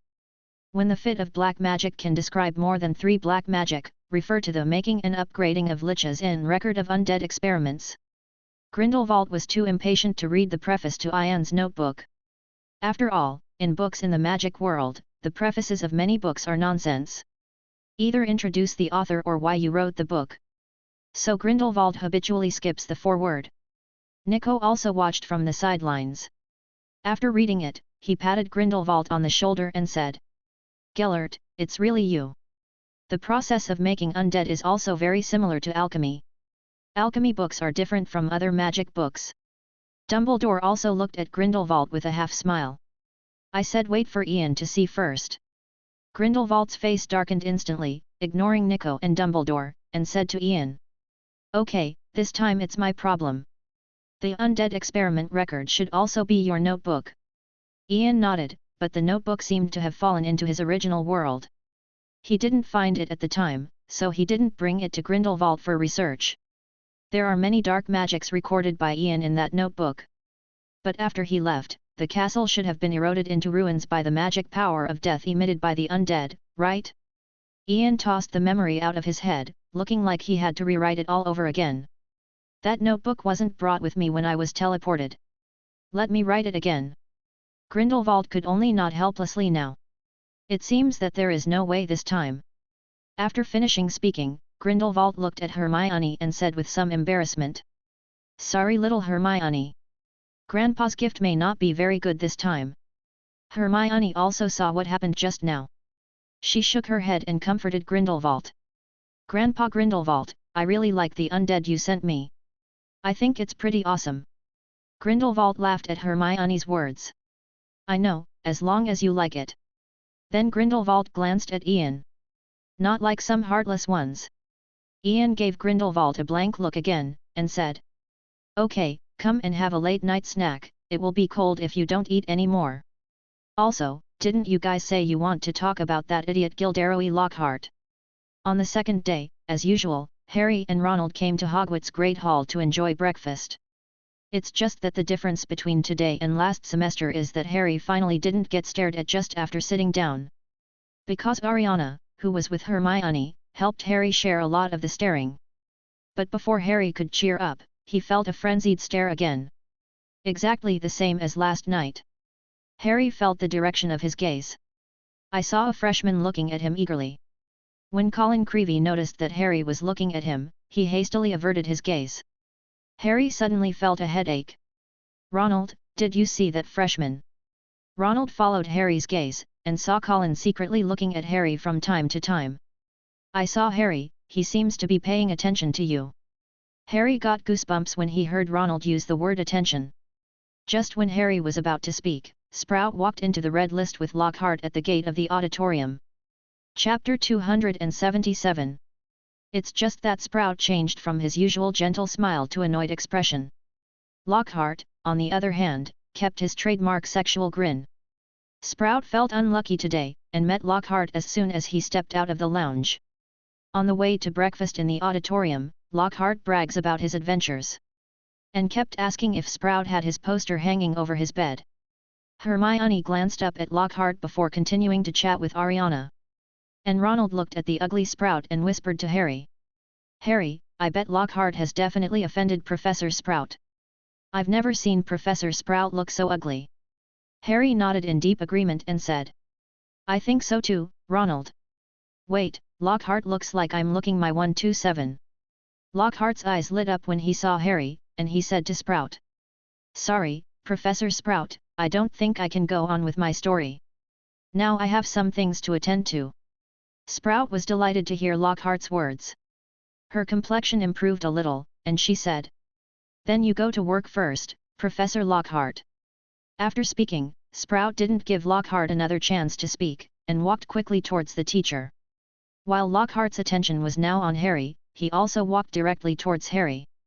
In Harry and Ronald's bad premonition, Lockhart came in front of Harry. Mr. Lockhart showed his white teeth and said to Ronald. Sir, I would like to borrow Harry for 2 minutes first. You shouldn't mind. Harry looked at Ronald for help after hearing what Lockhart said. He didn't want to be alone with Lockhart. Ronald also wants to say that he minds very much. But due to the identity of Professor Lockhart, Ronald was stunned for a while. Before Ronald could speak, Lockhart said with a smile. That's great. Then Lockhart put his hands on Harry's shoulders without any explanation and walked out of the auditorium door. This scene was naturally seen by Ian, Dumbledore, and others on the professor's seat. Snape frowned, looking at Ian and Bullado. Snape asked with his eyes if they needed to intervene. Dumbledore saw what Snape was thinking, he shook his head with a smile and said. It's all right, Severus. He wouldn't dare mess around at Hogwarts. Ian took a bite of the pie and said. If Lockhart wants to shoot Harry, then those armored ghosts won't let him. Just don't worry, Harry will be fine. Snape only relaxed after hearing what Ian and Dumbledore had said. He believed half of Dumbledore's words, but he believed all of Ian's words. Outside the gate of the auditorium, the young wizards passing by looked at Lockhart draping Harry's shoulders, and couldn't help discussing. Look, Harry and Professor Lockhart seem to have a good relationship. They were on the Daily Prophet together towards the start of school. But I feel like they're a good match. The little wizard who said this found that she was being watched with strange eyes by everyone around her as soon as she finished speaking. Harry could hear sporadically what the little wizards were talking about. All he wanted now was to end his time with Lockhart quickly and to clear things up about him and Lockhart. Professor Lockhart, what can you do? At this point Lockhart enjoyed the gaze and attention of the young wizards. Hearing Harry's words, he said kindly to Harry.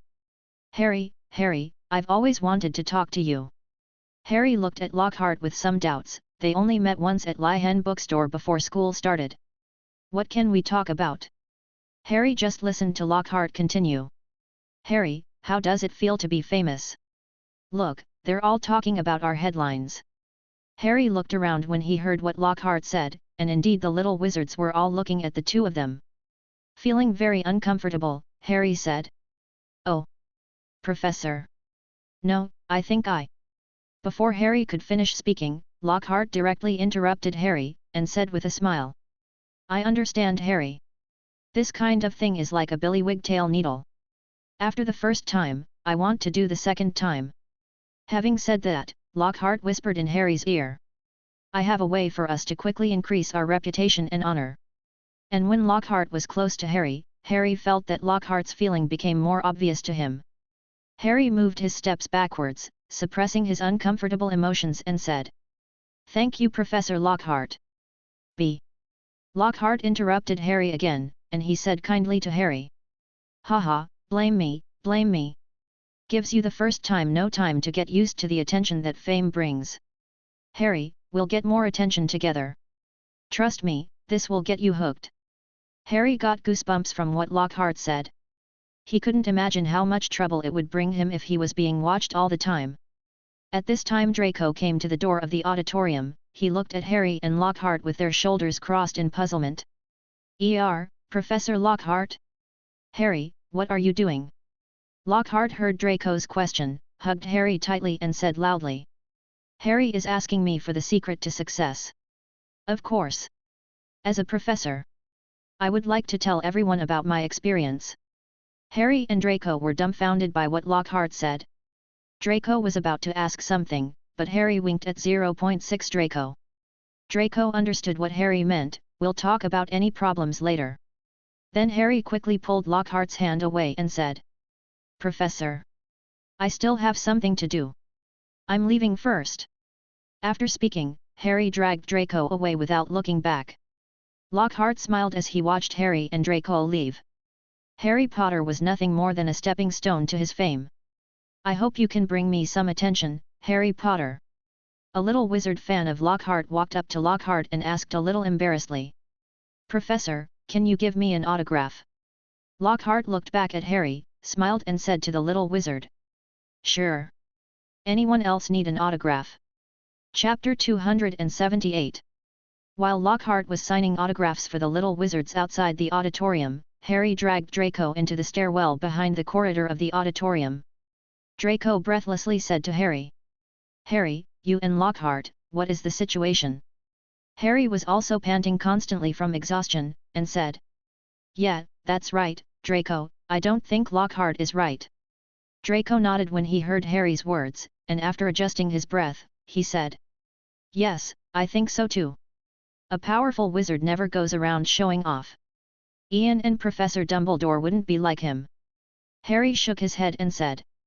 It's not like that, I feel a very uncomfortable feeling in Lockhart. Draco froze for a moment. Very uncomfortable feeling. Harry nodded. It's like encountering something really nasty. Draco was silent for a while, then said. Harry, have you ever told anyone else about this?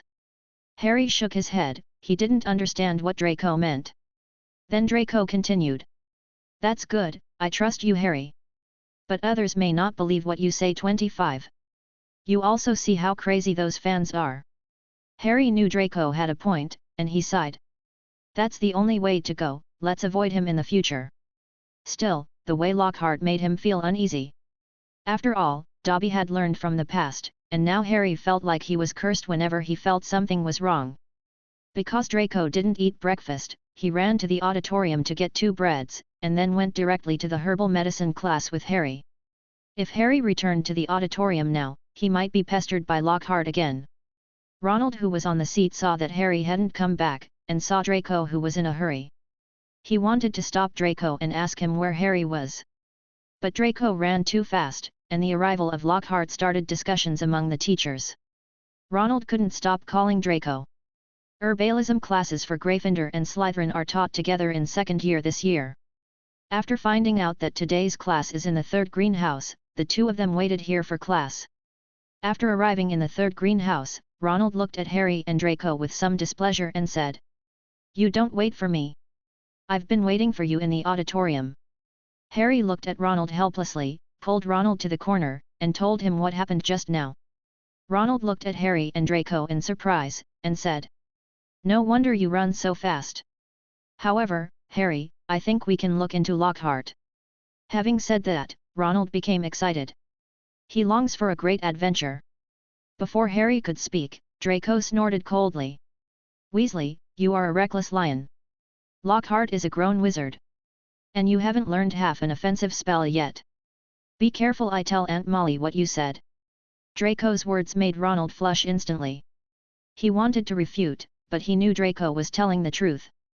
Harry looked at the two helplessly, and said, Okay, stop arguing, too. We should figure out a way to avoid Lockhart. Then Draco suddenly thought of Ian. Harry, how about we go ask Ian to help? Harry's eyes lit up. Perhaps this will work. Ronald whispered to Draco and Harry what he said. Ian for everything. He's just the same age as us. Harry and Draco ignored Ronald's muttering at all. They got used to it during the last semester and summer vacation. In order to keep Ronald from muttering any further, Harry changed the subject. He pointed to a very large greenhouse nearby and asked Draco and Ronald. Do you know what's in this greenhouse? I wanted to ask in last semester. Among the herb conservatories at Hogwarts, there are 3 for the use of students. In other greenhouses are some magical plants grown for research. And what Harry was referring to was that the greenhouse was completely sealed, and there was magic on the glass of the greenhouse to prevent outsiders from seeing what was going on inside. Draco looked in the direction Harry was pointing and said. No one but the professor knows what's going on inside. But I've heard that Dean Snape often enters this conservatory. And Professor Sprout is very strict with this greenhouse. Draco's words aroused Ronald's curiosity. Shall we go in and explore? We'll find out what's in there. Before Ronald could finish speaking, a serious voice sounded behind him. Mr. Weasley, if you want to die, please don't choose the most painful way to die. Ronald's expression froze instantly, and he turned around to see Professor Sprout standing behind him. Harry and Draco also watched Sprout nervously. The usually mild-mannered Professor Sprout has never been so serious. And Sprout is staring at Ronald. Is this bold Gryffindor student out of his mind? That greenhouse has Ian and Dumbledore's untraceable stretching charm, and it's full of dangerous plants from Ian's world. She and Snape had to go in and study and observe the plants with 12 points of energy. 527 in order to prevent little wizards from intruding into them because of curiosity. These professors also cast a lot of shielding magic on the glass of the greenhouse. And this little wizard wants to explore inside? Ronald looked at Sprout in bewilderment. Sorry, Professor, sorry. Sprout shook his head and said seriously. If you don't want to die tragically, don't go to the 8th greenhouse out of curiosity. Though I don't think you can break Professor Dumbledore's spell. But I think it's still necessary to remind you. Never do something you regret. The 3 of Harry were terrified by Sprout's eyes. They nodded quickly to promise they would never break into the greenhouse, and Sprout let them go. Then Sprout walked to the front of the 3rd greenhouse and said. Okay, let's start class now. Today we are going to learn how to repot the mandrake. Ronald breathed a sigh of relief, and whispered to Harry and Draco. I promise. There must be a big secret in it. Professor Dumbledore is guarding it with magic. And Harry wasn't listening to Ronald at all right now. Because Harry saw a figure walking into that mysterious greenhouse. Chapter 279. I just thought I saw Ian walk into that greenhouse. Harry said to Ronald and Draco. Draco and Ronald looked at the greenhouse again after hearing Harry's words. Draco smiled and said. Ian can definitely go in. I'm absolutely sure that everything in it has something to do with Ian. Harry nodded, he felt the same way. And Ronald laughed out loud, he didn't think it had anything to do with Ian. He thought Harry and the others had deified Ian. Ian is not Merlin, so it is impossible for him to have anything to do with it. Ronald's laughter was heard by Sprout, and she looked over to Ronald and the others. Sprout saw that the 3 of them were still in the 8th conservatory. Mr. Weasley, Mr. Potter, and Mr. Malfoy. When Harry and the others heard Sprout's roll call, they immediately turned their attention back to the 3rd greenhouse. Sprout said with a straight face. What did I just say? Harry and the others showed embarrassment, they really didn't know what Sprout said just now. Sorry, Professor. Sprout shook his head resignedly, Gryffindor's students were curious. That Slytherin Draco Malfoy was made like a lion by the 2 of them too. But the mild-mannered Sprout did not embarrass Harry and the others, but said to the little wizards. Children, I solemnly tell you. Don't even think about getting close to that greenhouse. The stuff inside are some dangerous magical plants. So put away your curiosity. After your knowledge is sufficient to deal with the dangers, you will have the opportunity to touch them. Please pay attention to the class, especially you, Mr. Potter, Mr. Weasley and Mr. Malfoy. The little wizards immediately stopped their curiosity when they heard Sprout's words. Good professor. Sprout nodded with satisfaction. Then I'll say it again, Mandrix. The ensuing sessions were no surprises. Only Neville surprised Harry and the others. After all, Neville hadn't been stunned by Ian's undead in defense against the dark arts. The result was that the ugly juvenile Mandrix was pulled out of the soil and fainted. Harry, I'm really sick of those disgusting Mandrix. Ronald kept complaining to Harry after class. The Mandrix looked like wrinkled babies, and they were still moving around when they were repotted. If Ronald hadn't worn gloves, his hands would have been bitten and swollen. Just as Ronald kept complaining, the door of the 8th greenhouse was pushed open. I saw Ian walking out of it, holding several flesh-colored round fruits in his hands. After Harry saw Ian, he quickly pulled Ronald, who was still complaining. He said to Draco and Ronald. Wait, Ronald, Ian is out, let's go to Ian for help. Draco saw Ian too, and he agreed with Harry very much. His ears were almost numb from Ronald's noise. Ronald reluctantly stopped complaining. The three walked quickly towards Ian. Ian was very satisfied looking at the fruit in his hand, and his wine-making material finally matured under the cultivation of Sprout. After a year of last year, the wine in his collection has almost been drunk. But Ian didn't dare to take too many fruits to make wine at once. Potion research needed these fruits, as did his and Nico's research. And Sprout's serious eyes, Ian also couldn't stand it.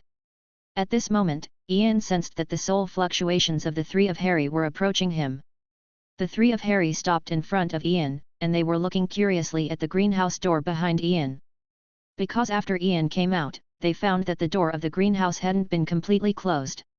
They could see through the gap in the gate that there seemed to be many beautiful magical plants inside. It's just that before the three of them could fully see what kind of plants those were, the door of the greenhouse was completely closed. There was a white magic light flashing on the door as it closed. Ian looked up at the curious three and asked. What's the matter with you? Harry heard Ian's words and looked at Ian, and then they noticed the fruit that Ian was holding in his hand. Draco asked curiously. Ian, is that a fruit in your hand? Ian smiled and nodded, turned over a fruit in his hand and showed it to the three of Harry. The fruit of the psychedelic flower, a good material for wine making. The three of Harry only saw a green human face growing on the fruit. And the eyeballs on Zhang Ren's face were still staring at them. The faces of the three of Harry turned pale instantly. Ronald was so frightened that he almost fainted. Seeing that the faces of the three people were not very good looking, Ian received the fruit of the psychedelic flower of the human head into the space ring, leaving only one fruit in his hand. Oh! I forgot that this thing might be a little irritating to you guys. Tell me, what's the matter with me? You probably didn't come to ask me for fruit. The three of Harry nodded quickly. Even if they gave them that kind of horrible thing, they wouldn't want it. And the things in the greenhouse in front of me seem to be really scary. So Harry told the story of Lockhart directly. Ian, I find that I kind of hate Lockhart. Obviously I haven't met him a few times. It feels like it was born. Did I get another curse? Ian looked at Harry when he heard Harry's words, and finally his gaze stayed on the scar on Harry's forehead. Then Ian, Li Hao, nodded and said to Harry. If you're worried, let me check you first. Harry nodded nervously. Seeing Harry tense up, Ian smiled and said. Soon, it will be fine in a while. After speaking, Ian stretched out his left hand and tapped Harry's forehead with his index finger. A trail of black smoke entered the ring on Harry's forehead from Ian's index finger. Harry felt a cold sensation on his forehead, but it disappeared quickly. Harry asked Ian suspiciously. Ian, is this? Just wait. After speaking, Ian cleaned the fruit in his hand with a spell. He took a bite out of the unbelievable gazes of Harry and the others. Bloody red juice trickled down the corner of Ian's mouth. It's been a long time since I tasted this taste. Would you like one? It's delicious. Chapter 280. The three of Harry shook their heads in horror when they heard Ian's words. That fruit is really horrible, let alone eat it. And the juice was still red in color. Now Ian is like a textbook vampire. Ronald had never experienced the courses of the Black Magic Club, and he was about to spit it out at this time. Ian looked at the three people who had rejection written all over their faces, feeling a little helpless. Such a delicious food, it's a pity that the three of them didn't take it orally. At this time Hermione also walked towards Ian and the others. Just now she asked Sprout about some advanced knowledge when get out of class was over, so she was delayed. Hermione first looked at the three pale faces. I saw the juice dripping from the corner of Ian's mouth again. She took out a handkerchief from her robes and helped Ian wipe the juice from the corners of his mouth. Ian, what happened to them again? Ian nodded and said with a smile. Harry feels like he's being cursed again, let me take a look for him. Hermione looked at Harry with weird eyes. Harry, do you have the constitution to attract curses? It's only been a few days since I was cursed again. Harry looked at Hermione's eyes, and said with some embarrassment. Sorry, Ian, Hermione. Ian just smiled and shook his head. Then Hermione went on to ask. Then why are the three of you 137 so pale? Due to Hermione's coercion, the three of Harry looked at the fruit in Ian's hand unnaturally. Hermione saw the fruit in Ian's hand following the gazes of the three, and said curiously. Ian, what is this? Hearing Hermione's inquiry, Ian took out a fruit from the space ring and said. The fruit of the human head psychedelic flower, it is delicious. Would you like one? Hermione naturally also saw the green human face on the fruit at this time, the one in Ian's hand just now was invisible because Ian was holding it backwards. Hermione felt a little repulsed at first, but then thought of what Ian said, delicious food tastes absolutely delicious.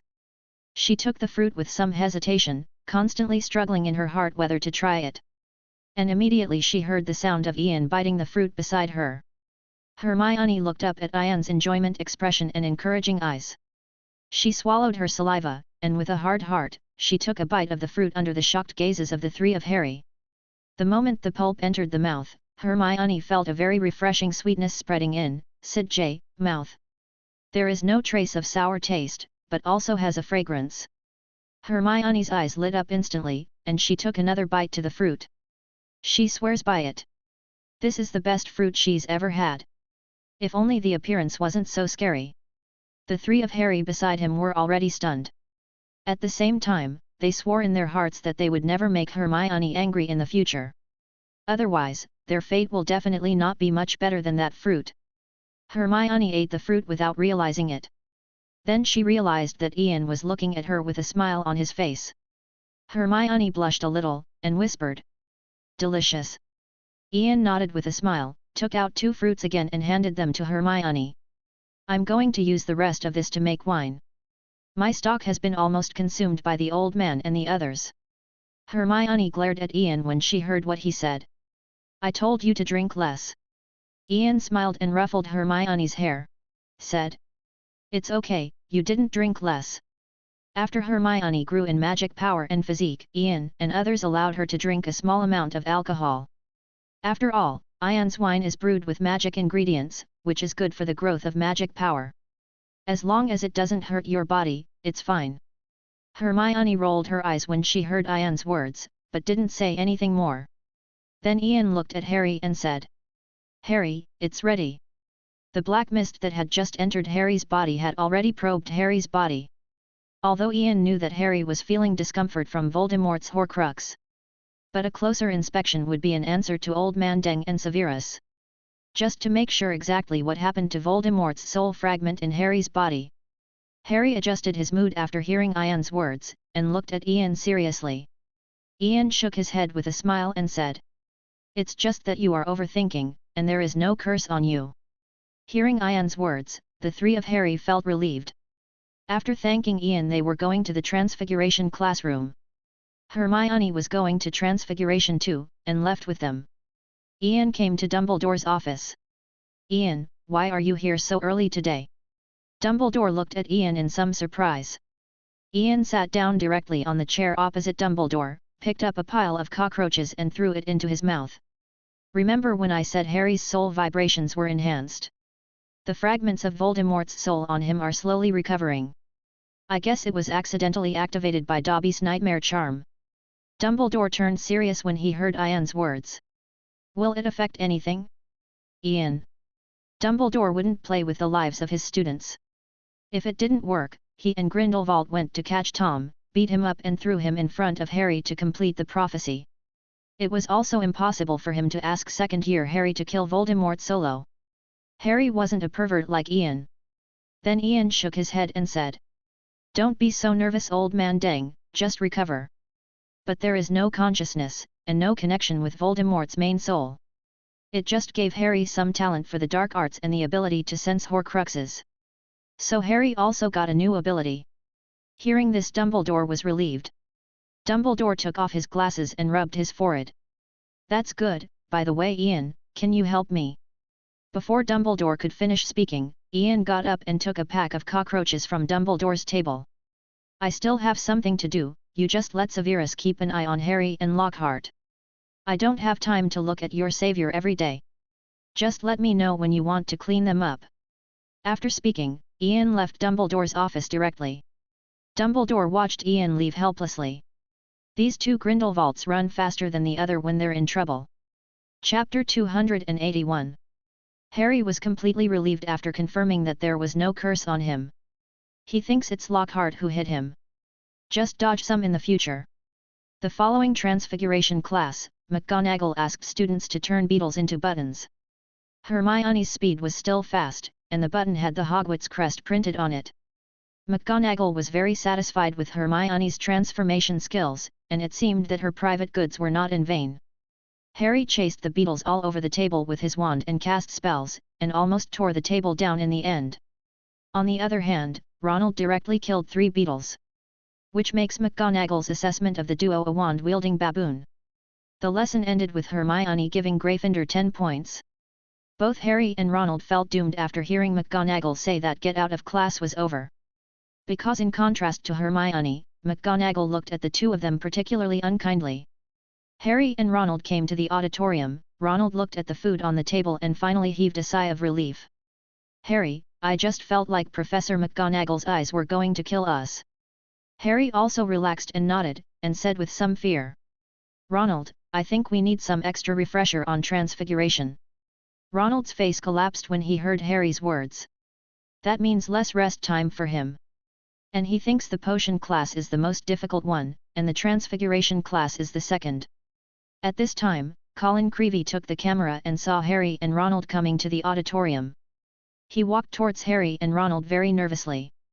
"Hi, hello, my name is Colin Creevey." "Excuse me, please Harry, can I take a photo of you?" Colin looked at Harry nervously holding the camera. Harry and Ronald were taken aback by Colin's sudden appearance. But then Harry came to his senses, pointed at himself and asked, "You mean take a picture of me?" Colin nodded excitedly. "Yes. Yes. Then I can prove that I saw you." Harry looked at the excited Colin, very reluctant in his heart. But he couldn't bear to refuse. "Student, don't you see that Harry is very troubled?" Draco's voice came from behind Harry. Harry looked back at Draco in surprise. "Hey Draco, you're here." Draco nodded at Harry first, then looked at Colin seriously. "I just heard you say your name is Colin Creevey. I think it's very rude to show up and ask someone for a photo." Colin lowered his head at Draco's words, and said with a trembling voice, "Yes, sorry, I didn't mean to." Harry looked at the guilt-ridden Colin, and couldn't bear it. Just when Harry felt that Colin was a little pitiful, and was about to promise him, a high-pitched voice came from the side. "Oh! Harry! Are you posting autographed photos?" Lockhart pushed Ronald away with bright eyes, and stood directly beside Harry. He pointed directly at the host Harry's shoulder, and said to Colin, "I remember you as Mr. Creevey. Come on, take a picture of the two of us, remember to take a better picture." Draco looked at Lockhart unkindly, and said, "Professor Lockhart, I think this will bother Harry very much." Lockhart said nonchalantly, "What's the matter, isn't it that fans need a photo?" "Mr. Malfoy, believe me, Harry will enjoy this moment." Lockhart's words made Draco want to just pull out his wand. At this time, Grindelwald appeared at the door of the auditorium, frowning at the scene. "What are you guys doing?" Grindelwald's voice made everyone look over. Lockhart was even more frightened when he saw Grindelwald. He can't afford to provoke Grindelwald now. This is the person who dared to curse him at the beginning of school. No, nothing, we were just taking pictures, Professor Rozier. Grindelwald looked at Lockhart playfully, and said. Oh? Is there anyone who is reluctant to take pictures? Lockhart grew more nervous, and he smiled forcefully. Of course not, I. Grindelwald looked at Lockhart with disdain, and interrupted him directly. It's still not scattered, and the little wizards still need to go to class. Of course, let's go. It would be bad if it affects the learning of little wizards. Lockhart immediately let go of Harry and left without looking back. Harry looked at Grindelwald with admiration and gratitude, although the principal's assistant seldom did anything. But from the way Lockhart seems to be very afraid of him, we can tell that this Professor Rozier is definitely not ordinary. Harry hurriedly thanked Grindelwald. Thank you, Professor Rozier. Rozier patted Harry on the shoulder, walked to Colin and said. Mr. Creevy, if you want Mr. Potter's picture, I think you can make friends with Mr. Potter first. After speaking, Grindelwald walked towards the professor's seat, complaining constantly in his heart. How did Albus leave it to him to keep an eye on Lockhart? Didn't they say it was okay to hand it over to Severus? Could Severus turn down the job just because he was going to be brewing potions, taking classes, tending herbs, running Slytherin House, patrolling Hogwarts, watching Death Eaters, gathering intel, and watching Harry? After Grindelwald left, Colin hadn't reacted yet. It wasn't until Harry started yelling for Ronald and Draco to eat first that Colin came to his senses. He first silently thanked Grindelwald for his reminder. Then Colin walked up to Harry a little sheepishly. Sorry Harry, I was too reckless just now. Can I make friend with you? Colin looked at Harry expectantly. Harry had a headache, he always felt that Colin would be a big problem in the future. Harry thought about it for a while, they were all from the same college, and the intersection in the future would definitely be inevitable. So he sighed, and Shenmin said. Okay, my name is Harry Potter. Damn. Jack Rozier, you ruined my good work again. After being kicked out by Grindelwald, Lockhart returned to his classroom and cursed constantly. Without Tom's support now, he would not dare to provoke Grindelwald at all. After Lockhart had vented enough, he sat down on the podium chair and took the notebook out of his robe. Lockhart grimaced but murmured wildly in his eyes. Tom, when you wake up it's time for honor and revenge. Chapter 282. Cedric was the first grader in the third grade and also took most of the courses in the new semester. Because he was also a member of the Black Magic Club at the same time, he also received extra attention from other professors at school. During the lunch break today, Professor Sprout visited him. Mainly to discuss the courses he took this semester. Next year was his O.W.L.S. Ordinary Wizarding Examination Level Test, exam, and Sprout also hoped that Cedric could get a good result. The O.W.L.S. exam and the N.E.W.T. Ultimate Wizard Level Qualification Test, exam are an important part of every little wizard's future. Of course, except for the pure blood families and powerful netmasters who have not declined. Cedric was also very interested in Muggles under the influence of his father and Arthur Weasley. So he took the Muggle Studies course. During the conversation between Cedric and Sprout, Cedric probably knew his future direction. At the same time, he also vaguely heard from Professor Sprout's words that Professor Lockhart was unreliable. Although Cedric didn't know much about Lockhart. But he also has a sense that Lockhart is unreliable. After all, Cedric carefully discovered that the professors, including Ian, didn't like him. Cedric recalled that the defense against the dark arts professor was unreliable before Ian came.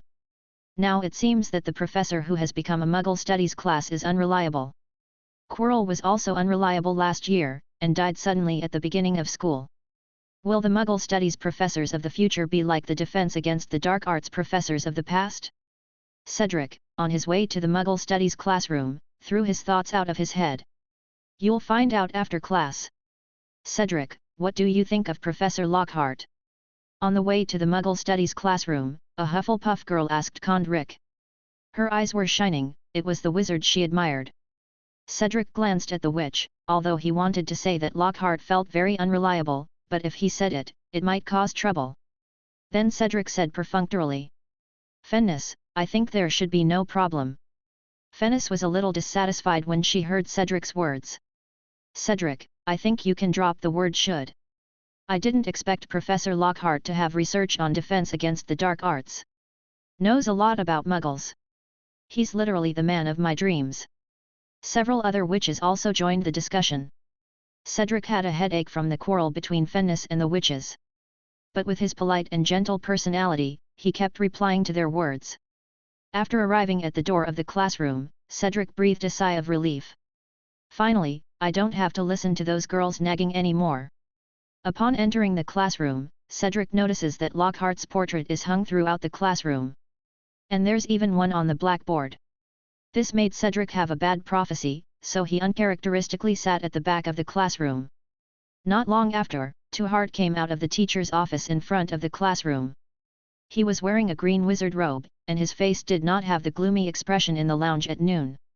Welcome to my classroom, little wizards. Lockhart showed his white teeth, smiled and pointed to the portrait on the blackboard. He began to repeat his standard opening remarks, Sir Merlin, honorary member of the Defense Against the Dark Arts. As Lockhart finished speaking, his fans in the classroom applauded fiercely. Lockhart was very satisfied with the reaction of the little wizards, so he said. Then let's do a test first. Don't be afraid, children, just look at everyone's level. After speaking, Lockhart took out a set of test papers from his robe and distributed them to the young wizards in the first row. Pass the test papers on and make sure everyone has one. Cedric looked at Lockhart's behavior and thought suspiciously. Am I wrong? Lockhart is a very reliable professor. But Cedric's thoughts didn't last long.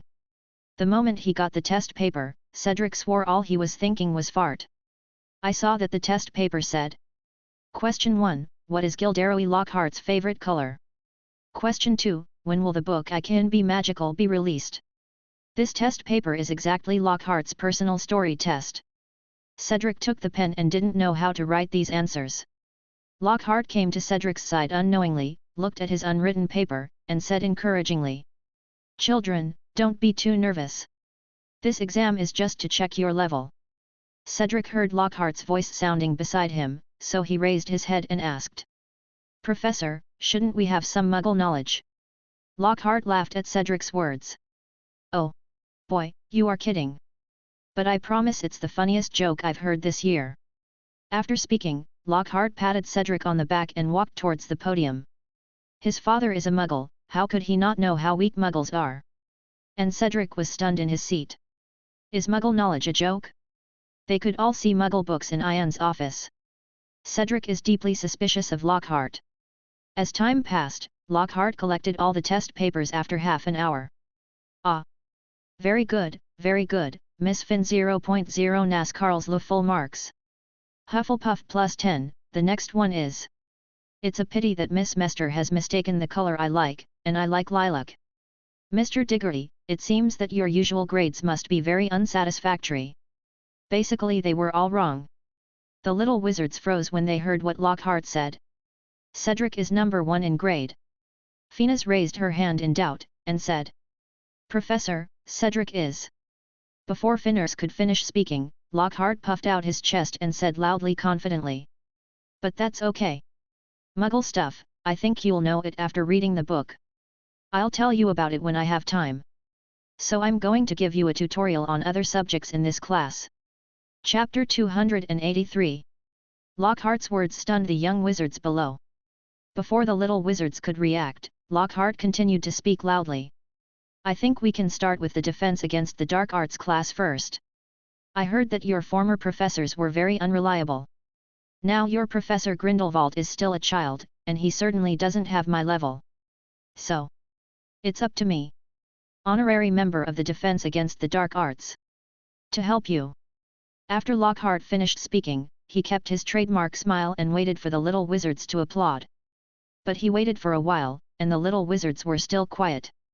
I saw the little wizards looking at each other, except for those few fans who looked at him with some hesitation. The other little wizards looked at him in the wrong way. And Cedric was no longer suspicious of Lockhart.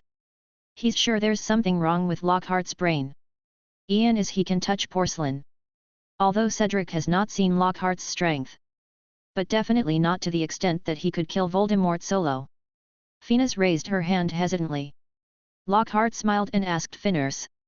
Miss Lou, Carl's 28, do you have any questions? Trust me, I can give you a satisfactory answer. Phineas blushed a little when Lockhart saw it, but she still said. Professor Grindelwald is very powerful. We haven't seen a more reliable defense against the dark arts professor than him. I thought you were a little. Having said that, Phineas didn't continue talking. She swallowed the word misunderstanding.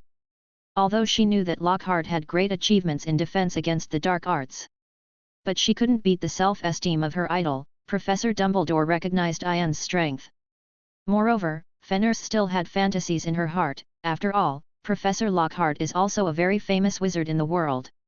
Then the strength of Professor Lockhart and Professor Grindelwald should be about the same. Lockhart didn't show any emotion on his face, he still laughed and said loudly. Ha! Then you will see it now. So I want to congratulate you for choosing my course. Your harvest will be very rich. I recommend that you buy my complete set of books. This will be more conducive to our learning when we are in class. Lockhart wanted to replace the textbooks with his books at the beginning of the term. But it was rejected by Grindelwald. Because his writings cannot be said to have nothing to do with Muggle studies, it can only be said that they have nothing to do with each other. After hearing what Lockhart said, Cedric now suspects that Lockhart is here to sell books. The little wizards who weren't his fans thought the same way. Let's get down to business now. I will show you the most evil creatures in the world. After speaking, Lockhart walked to a corner of the classroom under the weird eyes of Cedric and others, where there was a big iron cage covered with a black cloth. Lockhart said in a low voice. Please keep calm no matter how shocked you are. Although it's scary, but I'm here. You won't get hurt at all. Then Lockhart lifted the black cloth directly. I saw a skinny sigh inside the iron cage. The little wizards were stunned again after seeing the corpse. That's it? In order to speed up their learning progress, Ian taught this simple and easy to understand dark creature first. They magically burned and dismantled a lot while Ian was teaching them. Plus there are still specimens of this thing hanging in Ian's classroom. They are completely immune. And Cedric, as a member of the Defense Against the Dark Arts Club, watched Ian dissect this thing once. He almost threw up his stomach. But Lockhart didn't know that. Looking at the stunned expressions of the little wizards, he was very satisfied. He thought the little wizards were stunned with fear. This infernal corpse was captured from Norway by a wizard at a great price. Just to give little wizards a big shock. Phineas was going to tell Lockhart this was something they had learned last term. But Lockhart didn't give them a chance, and Lockhart started his tirade directly and loudly. Children! You have nothing to fear. I will protect you from any harm. Students who have read my book know that I introduced this dark creature in the book Traveling with Vampires. I was on a ghost ship. When Lockhart was explaining, Cedric keenly found that the stimulation of the light made the infernal a little irritable. It was scratching at the door of the iron cage. Cedric wanted to remind Lockhart, but under Lockhart's immersive storytelling, Lockhart didn't notice Cedric. After a while, the infernal corpse grabbed the rusty lock on the iron cage with its hands that were constantly scratching. The ghost is about to open the door and run out. The little wizards were dumbfounded and a little at a loss. Cedric, who reacted the fastest, no longer cared about breaking Lockhart, and said loudly anxiously. Professor! Professor Lockhart! Look behind you! 047. Lockhart's storytelling was interrupted by Cedric, who said with some dissatisfaction. Mr. Diggory, I know you may be frightened. But don't worry, I'm here. Cedric cursed Lockhart in his heart as an idiot, and shouted loudly. The ghost is about to come out. Lockhart was stunned for a moment, and he looked back subconsciously. I saw that the yin corpse also pushed open the iron door at this time, and when the yin corpse was about to get out of the iron cage, its foot tripped over the iron cage. Leaning forward and throwing at Lockhart. Lockhart, who had no time to react, was directly thrown to the ground. His lips pressed against the rotten mouth of the inferi. The next moment, Lockhart let out a miserable scream. Ah! Quick! Pull him away! Quick! And the infernal corpse, a dark creature that relies entirely on instinct, followed its instinct to bite Lockhart. Because Lockhart was calling for help, the bite landed on Lockhart's tongue just as the gap between his long mouths. Lockhart's screams were even more miserable now. His cries for help could only be replaced by screams. The little wizards watched this scene dumbfounded. Is this a teaching accident? Phineas screamed and cried out. Quick! Save people! Separate them! Chapter 284. Yes, yes, yes! Hurry up! Save people! Cedric hastily drew his wand and pointed at Lockhart and the Inferi. Left and right separation. In an instant, Lockhart and his Psy were separated. But Lockhart's tongue was also bitten off by an Inferi. Lockhart was screaming with his mouth covered in blood. The Inferi slammed into the classroom wall, and then it got up again and tried to come up and continue to bite Lockhart. Cedric pointed his wand at the Inferi again. Fire explosion! A flame shot out of Cedric's wand. After an explosion, the yin corpse was blown to pieces. The Inferi's head flew towards Lockhart under the impact of the explosion. The head just hit Lockhart's forehead, and Lockhart's participation in the classroom came to an abrupt end. The head of the ghost directly knocked him unconscious. And the yin corpse's body that was blown into pieces was still burning with flames. Cedric and the others hurriedly put out the fire again. Just after the little wizards used the clear spring-like water spell to extinguish the flames. The door to the Muggle Studies classroom was flung open. Before Cedric and the others had time to catch their breath, they were taken aback again. Professor Lockhart! It happened! McGonagall pushed open the classroom door and asked anxiously. Just now she was inspecting the corridor, and heard the sound of explosions and sounds in the Muggle Studies classroom from a distance. There was also burning smoke pouring out of classrooms. But before McGonagall finished her question, she saw a messy classroom. Blood gushed out of Lockhart's mouth, and a head that looked like a corpse rolled to the side. McGonagall asked the little wizards in disbelief. Can anyone tell me what's going on here? Cedric was relieved to see that it was Professor McGonagall. He stepped up to McGonagall and said. Professor McGonagall, it's like this. Cedric briefly recounted what had just happened. McGonagall rubbed his temples with a headache when he heard Cedric's explanation. So that's exactly what Professor Lockhart did. McGonagall did not doubt Cedric's rhetoric, because they all knew that Cedric was a good boy. But to be on the safe side, she still had to confirm again. The little wizards nodded, confirming McGonagall's statement. McGonagall sighed, and said to Cedric. Mr. Diggory, please, Mr. Kessweller, take Professor Lockhart to the school infirmary first. Cedric and a boy from Ravenclaw who had been named nodded, and the two lifted Lockhart up with a levitation charm and ran quickly to the school infirmary. Now Lockhart looks really miserable. They're afraid they're late. Lockhart has a good thing. McGonagall drew his wand and waved it across the classroom. I saw that the things that were destroyed in the classroom just started to repair automatically. After doing this, McGonagall said angrily and helplessly to the little wizards. Let's dismiss, get out of class now, I need to report this matter to Professor Dumbledore. I can't believe it's only the first day of school. Some professors were sent to the school infirmary. Hearing McGonagall complain, the little wizards were afraid to answer.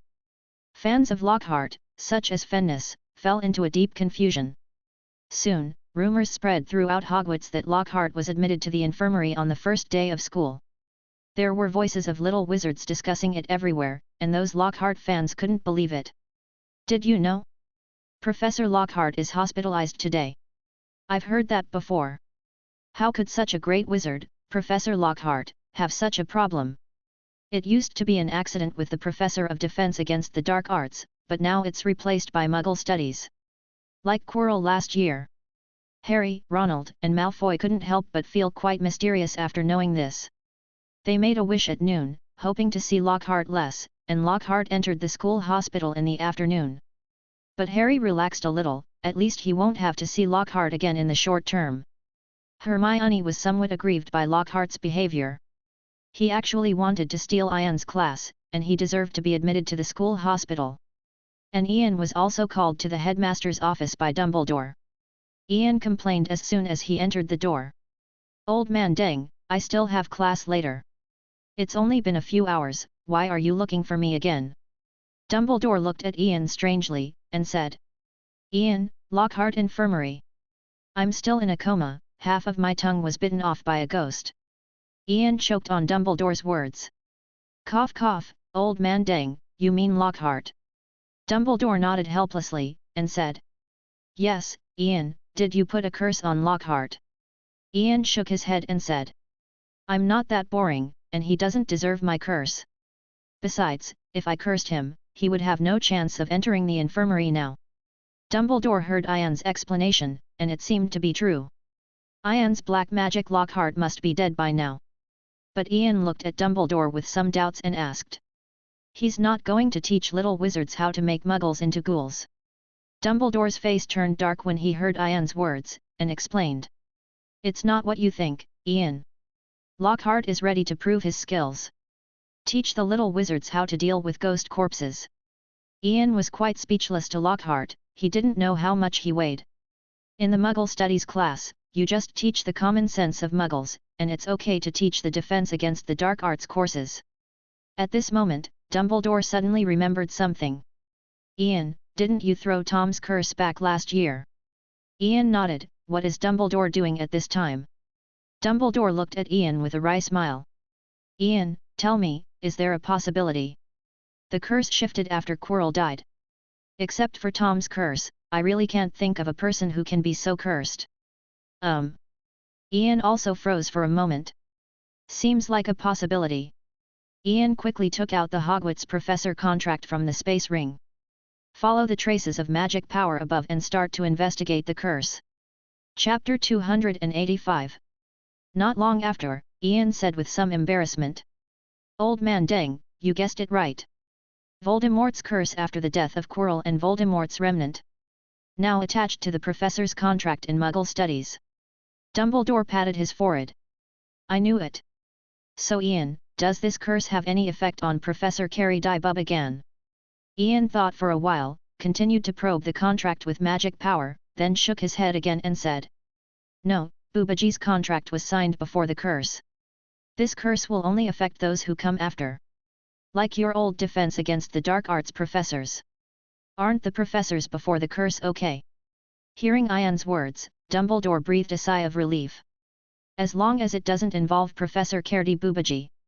Ian continued. Does that require me to clean up the curse? After all, I didn't pay attention. Dumbledore shook his head with a smile, and said. Since no innocent people are involved, it's fine. Let Lockhart suffer. It can be regarded as an explanation to those victims. Ian nodded, but he felt that most of Leto's emotions were just wanting to see the action. When did the Dawn infect Dumbledore with this bad habit? Ian is completely unaware that he passed it on to Grindelwald. Dumbledore didn't care about Ian's strange eyes, and continued to smile and say. Let's leave it at that. By the way, Ian, didn't you say you were going to hold a duel last year? What is your plan? Ian heard Dumbledore talking about it, and said helplessly. Phileas has also come to ask me many times. Let's wait a little later, there are too few capable students now. Dumbledore nodded, agreeing with Ian. Then Dumbledore blinked and said. One more thing, Sour. When the time comes to duel, remember to ask little Hermione to hold back. At least don't use your too powerful magic. Ian looked at Dumbledore puzzled, and asked. Why? I'm afraid that little Hermione will knock the students out of their minds. Then Ian went back to the Defense Against the Dark Arts classroom, which is the class for the second-year wizards this afternoon. The little wizards of Gryffindor and Ravenclaw came to the classroom early to wait for Ian. Ian pushed open the classroom door and walked to the podium. After feeling the fluctuation of the soul, Ian nodded and said, seeing that the little wizards were all present. Very well, everything is here. I hope you didn't forget what you learned last semester during the summer vacation. The little wizards laughed when they heard Ian's words. At this moment Neville raised his hand nervously. Ian said to Neville. What's the matter, Mr. Longbottom? Neville stood up tremblingly, and said. Professor Grindelwald, I heard from senior students that Professor Lockhart is also teaching defense against the dark arts. Ian sensed Neville's emotions, and he was a little worried that Ian would not be able to teach them anymore. If Lockhart came to teach them in the future, Neville felt that he would miss a lot of opportunities to become stronger. Ian smiled and said to Neville. Mr. Longbottom, don't worry. I'm the only professor in defense against the dark arts class. Hearing Ian's words, Neville felt relieved. Neville said embarrassedly. Sorry, I meant thanks, Professor. Ian smiled and nodded for Neville to sit down. Then Ian looked around at the little wizards and said. You can really listen to the opinions of other professors in the defense against the dark arts class. After all, knowledge is interconnected, and there will be things I don't know. But you must not toss yourself to the school infirmary. When the little wizards heard Ian's words, they all burst into laughter. They knew Ian was talking about Lockhart. Ian clapped his hands and said. Okay, that's all for the chat.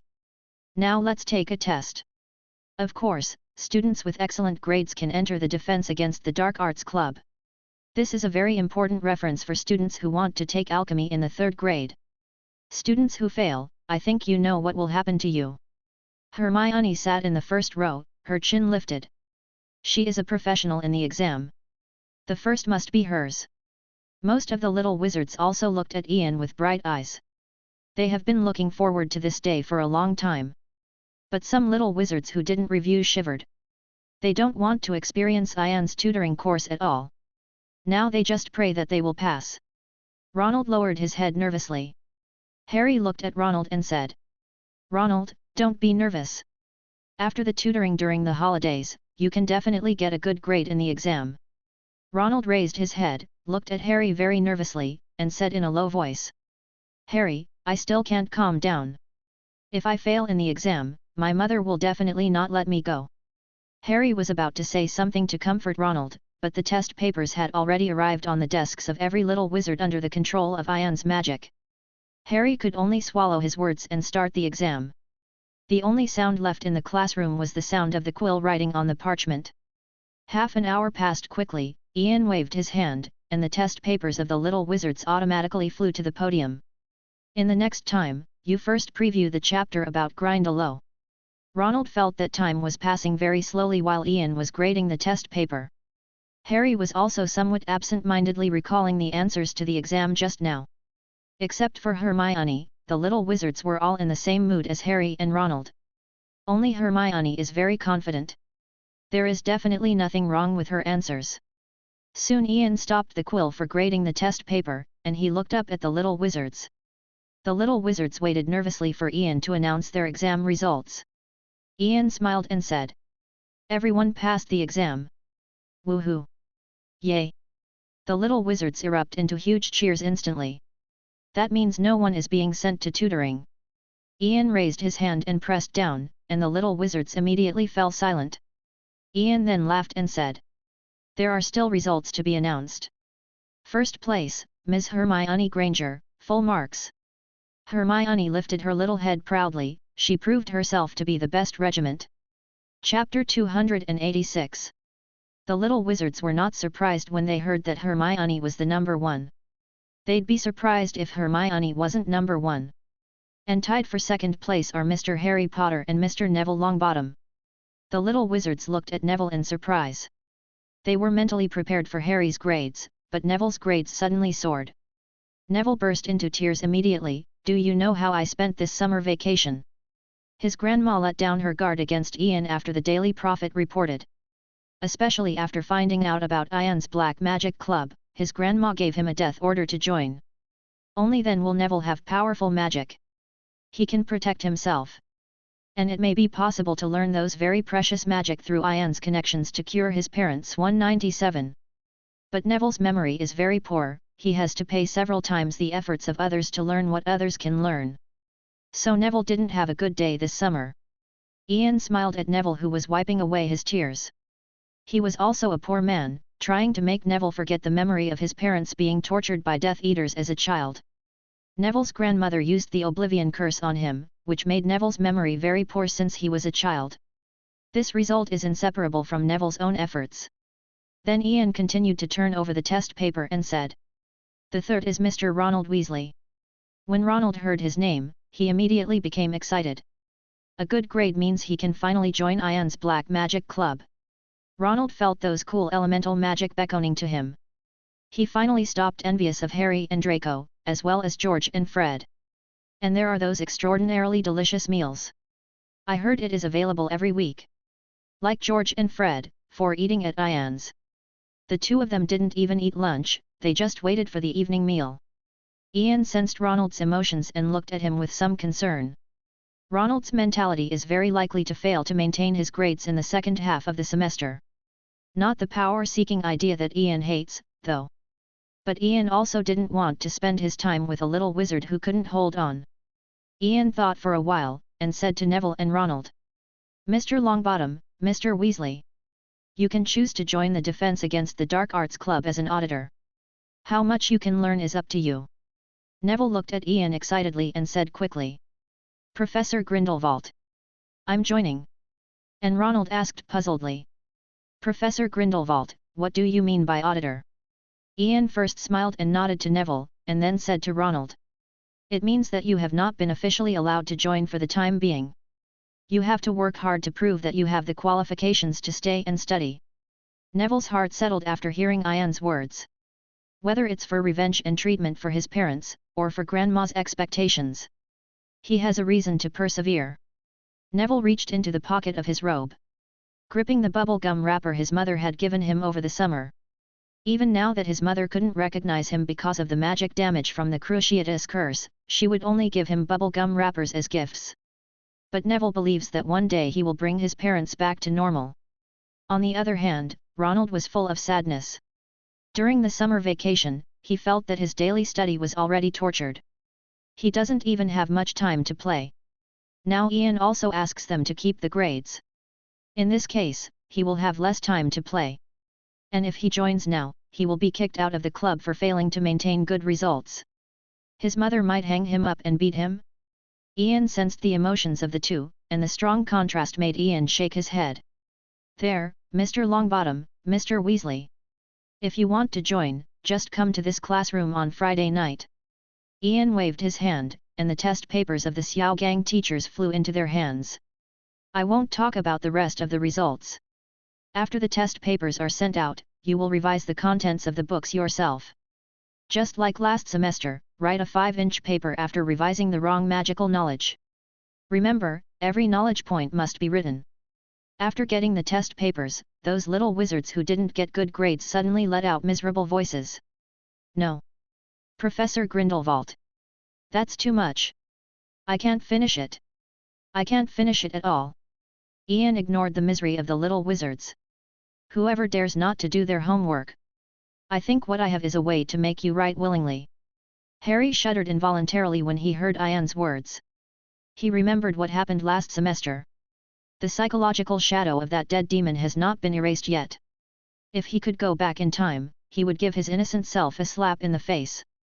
At the same time Harry began to pray for his classmates, praying that none of them would really dare not do their homework.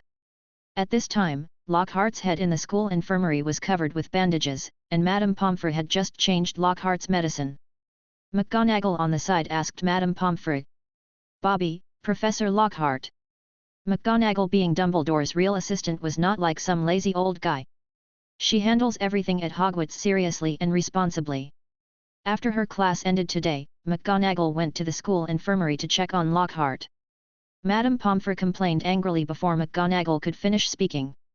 Professor McGonagall, 2.7 I couldn't believe it when Lockhart was picked up. He would have his tongue bitten off by a ghost. It's the first day of school. And he dared to bring a dangerous dark magic creature like an inferi to Hogwarts. What if I hurt the little wizard? McGonagall looked at Madame Pomfrey helplessly. She knew that Madame Pomfrey was very worried that the little wizards would get hurt, and that's why she was so angry. Bobby, calm down, Professor Bouledoux and I need to know what's going on with Lockhart now. McGonagall's words made Madame Pomfrey calm down a bit, and said. Professor Lockhart is not going to talk for at least a week. If there is no accident, he can wake up tonight. But what McGonagall and Madame Pomfrey didn't notice was a transparent figure listening quietly. Chapter 287. Dobby came to Hogwarts during the rest time. At that time, Dumbledore and Dobby appeared at the same time, so the Hogwarts ghost in the armor did not shoot him. Dobby's work at the Hogshead pub had 2 days off a week, and Aberforth let him arrange his own rest time. Dobby felt he could protect Harry during his downtime. And before school started, Dobby heard Aberforth that day, and they said that Gilderoy Lockhart got the black magic item.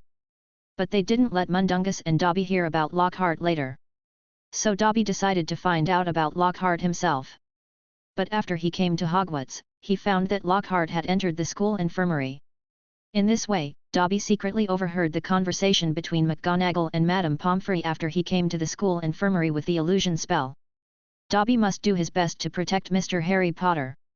Although Mr. Harry Potter said that Dobby's protection was not needed. But Dobby has an obligation to help Harry Potter. Dobby was very touched by the forgiveness of Harry and the Weasleys. He couldn't let Harry get hurt a little bit. Lockhart will wake up tonight, and Dobby will break the news to Mr. Harry 29 Potter. Dobby disappeared into the school infirmary after talking to himself in a low voice. In the evening, Harry finished his day's lessons and returned to the lounge wearily after dinner. The leisure time of the summer vacation made the little wizards unable to adapt to the study life of the first day of school. On this first night the little wizards all went to bed early. In his sleep, Harry seemed to hear someone calling him. "Harry, Mr. Harry Potter." Harry felt vaguely that the voice was very familiar. "Mr. Harry Potter. Mr. Harry Potter." The voice became louder and louder, finally waking up Harry who was sleeping. Harry opened his eyes vaguely, and saw those familiar big eyes for the first time. Just as Harry was about to exclaim, Dobby stopped him immediately. "A lot. Woohoo! Mr. Harry Potter, please calm down." Harry quickly pulled Dobby's hand covering his mouth, and asked in a low voice. "Dobby! Why are you here? Could this little elf want to cast a nightmare curse on him again?" Dobby looked at Harry's unkind eyes, and said with some fear. "Mr. Harry Potter, I have something to tell you." Harry didn't believe Dobby's words, glanced at Dobby and asked again. "Then what's your business?" Dobby whispered to Harry. "Someone is going to hurt Mr. Harry Potter." Harry heard Dobby's words and looked at him like a fool. "Dobby, this is Hogwarts. No one can hurt me here." Dobby shook his big head and said. "Mr. Potter, that man is at Hogwarts. You must pay attention to him. That man is Gilderoy Lockhart." Harry was stunned when he heard Dobby's words, and couldn't help asking. "You mean Professor Lockhart?"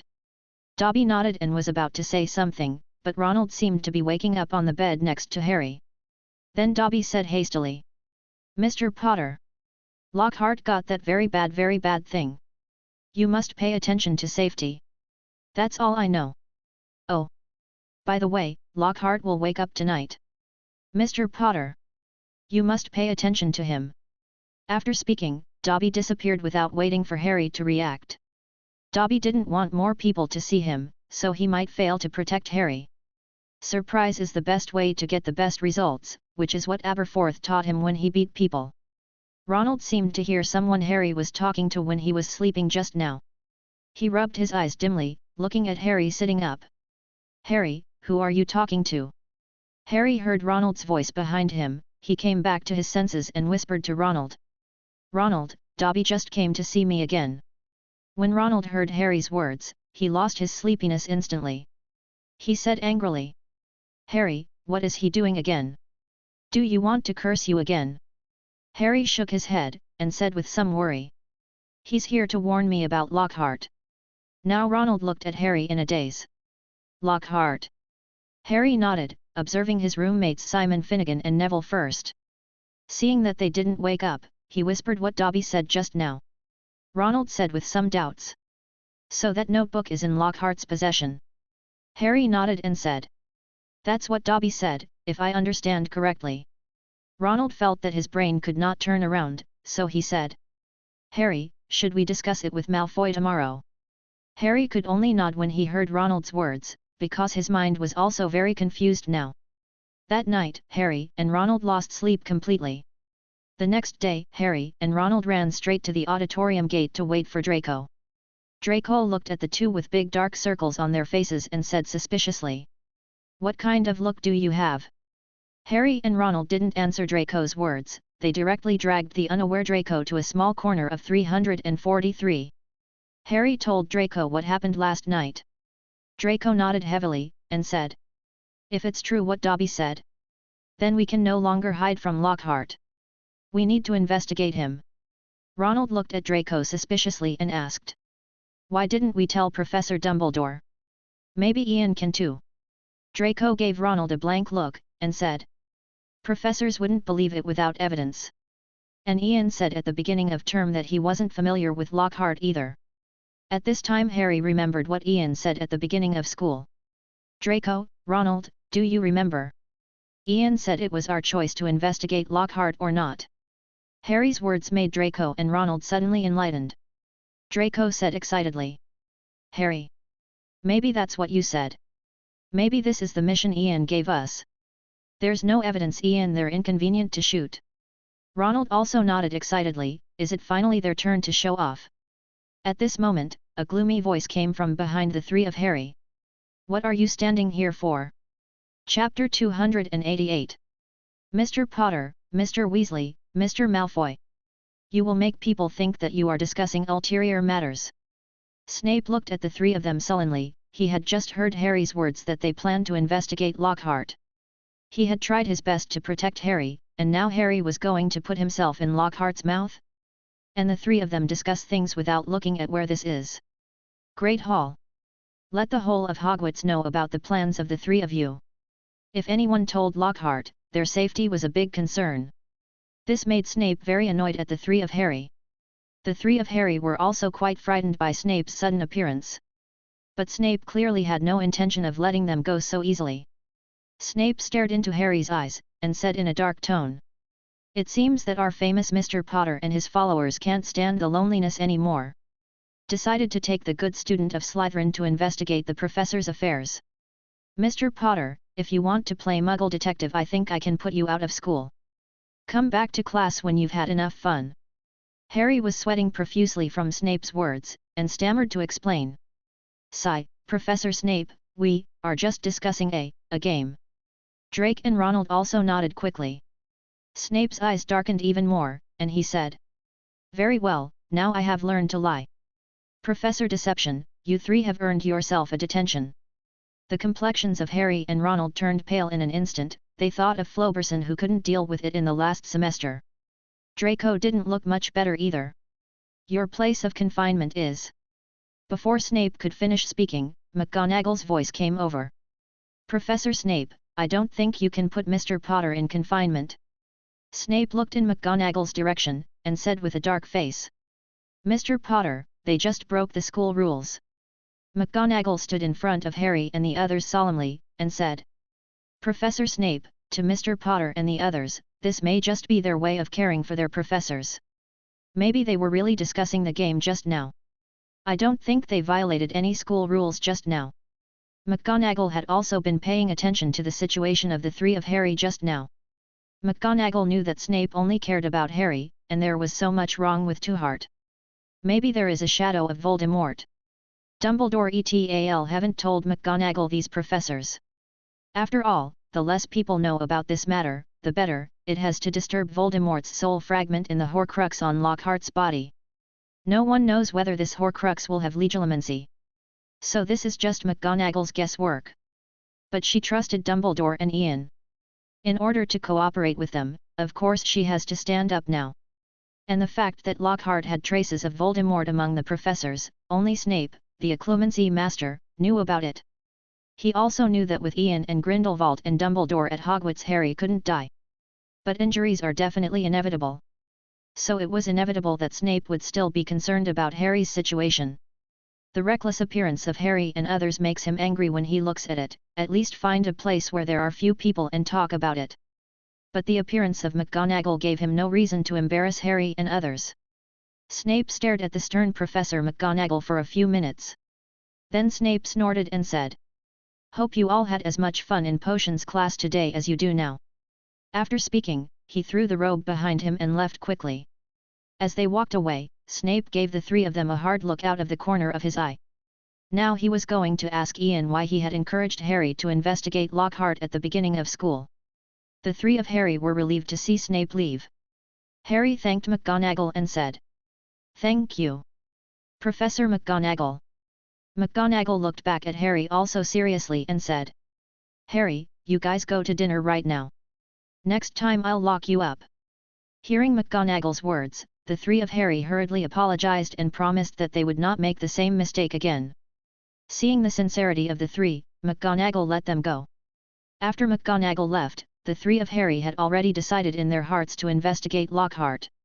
As long as you get the evidence, you can go to Ian and Professor Dumbledore for a shot. The three of Harry also ran from the auditorium to a corner of the Hogwarts atrium to continue discussing how to investigate Lockhart. On the other side, Snape came to Ian's defense against the dark arts classroom. Ian, why did you urge Potter to investigate the Lockhart matter? Ian looked at the stern-faced Snape with a smile and said. Didn't Dumbledore want to train Harry? A good-for-nothing wizard like Lockhart is a good trainer. Ian would never say that he just wanted to watch the show. That said, Snape was going to fight him hard. There was concern in Snape's eyes. Lockhart is a grown wizard after all. If anything happens to Potter, I can't tell Lily. Snape didn't continue. If he didn't protect Harry well, there would be no way to explain to Lily when Lily came back or he went to the God of Death. Ian stood up from his seat and patted Snape's arm. Severus, put your heart in your stomach first. What we have to do in the future is no easier than facing Voldemort. We need more help. Not to mention that the old man is watching, Nyakians, Lockhart's now. If you expect more from Harry, let him grow. There's a muggle saying that young eaglets always need to grow up. When Snape heard Ian's words, he was very troubled. After thinking for a long time, Snape sighed and said. Well, I trust you, Ian. Ian nodded with a smile and said to Snape. Having said that, some of Newt's fantastic beasts are coming of age. Aren't you going to go and have a look? Snape had gone there many times during his last term. But he was guarded by Newt like a thief. Along with Snape were Nico and Gregorovitch. At this point Snape had regained that paralyzed face, but his soul wave betrayed his true thoughts. He'd been wanting to borrow some new magical animals to work on for a while. Chapter 289. Newt has been so excited lately that some of his new breed of fantastic beasts are finally coming of age. This means they can start breeding populations. New fantastic beasts are coming to this world. And the second batch of biological embryos can also start hatching. This made Newt feel so fulfilled that even Tina complained to Pernelli that Newt was too busy. Every day she sleeps, she has to tie people up with a confinement spell.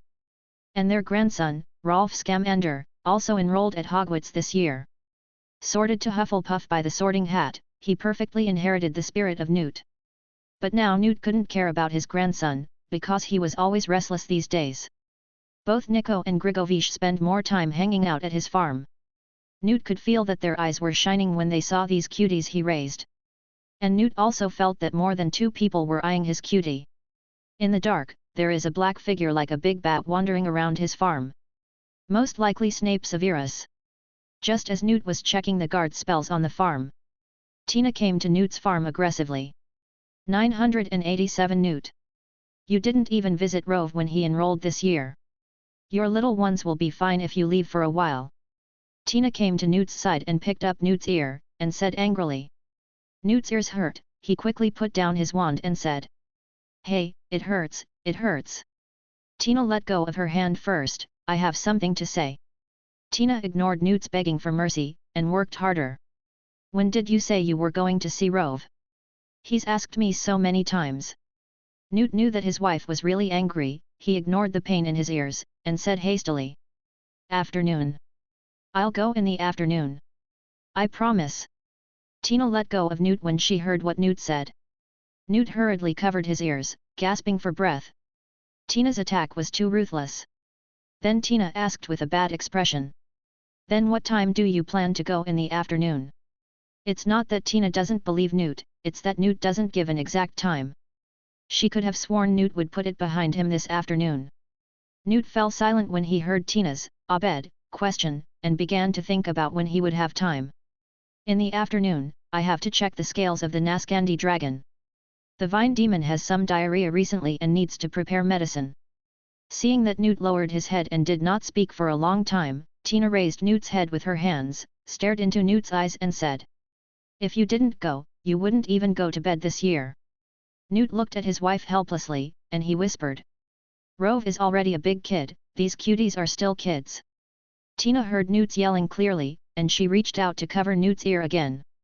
Newt saw that Tina was about to come up to clean him up again, Newt covered his ears and backed away quickly. He said in horror. Don't do it. I'll go after Roves get out of class in the afternoon. Tina then withdrew her hand, gave Newt a blank look and said. Remember what you said. After finishing speaking, Tina left. The two were married, and she knew what Newt looked like best. As long as Newt told the exact time, it was fine. Now that the goal has been achieved, she also asked Pernelli to go shopping in Nocturne Alley together.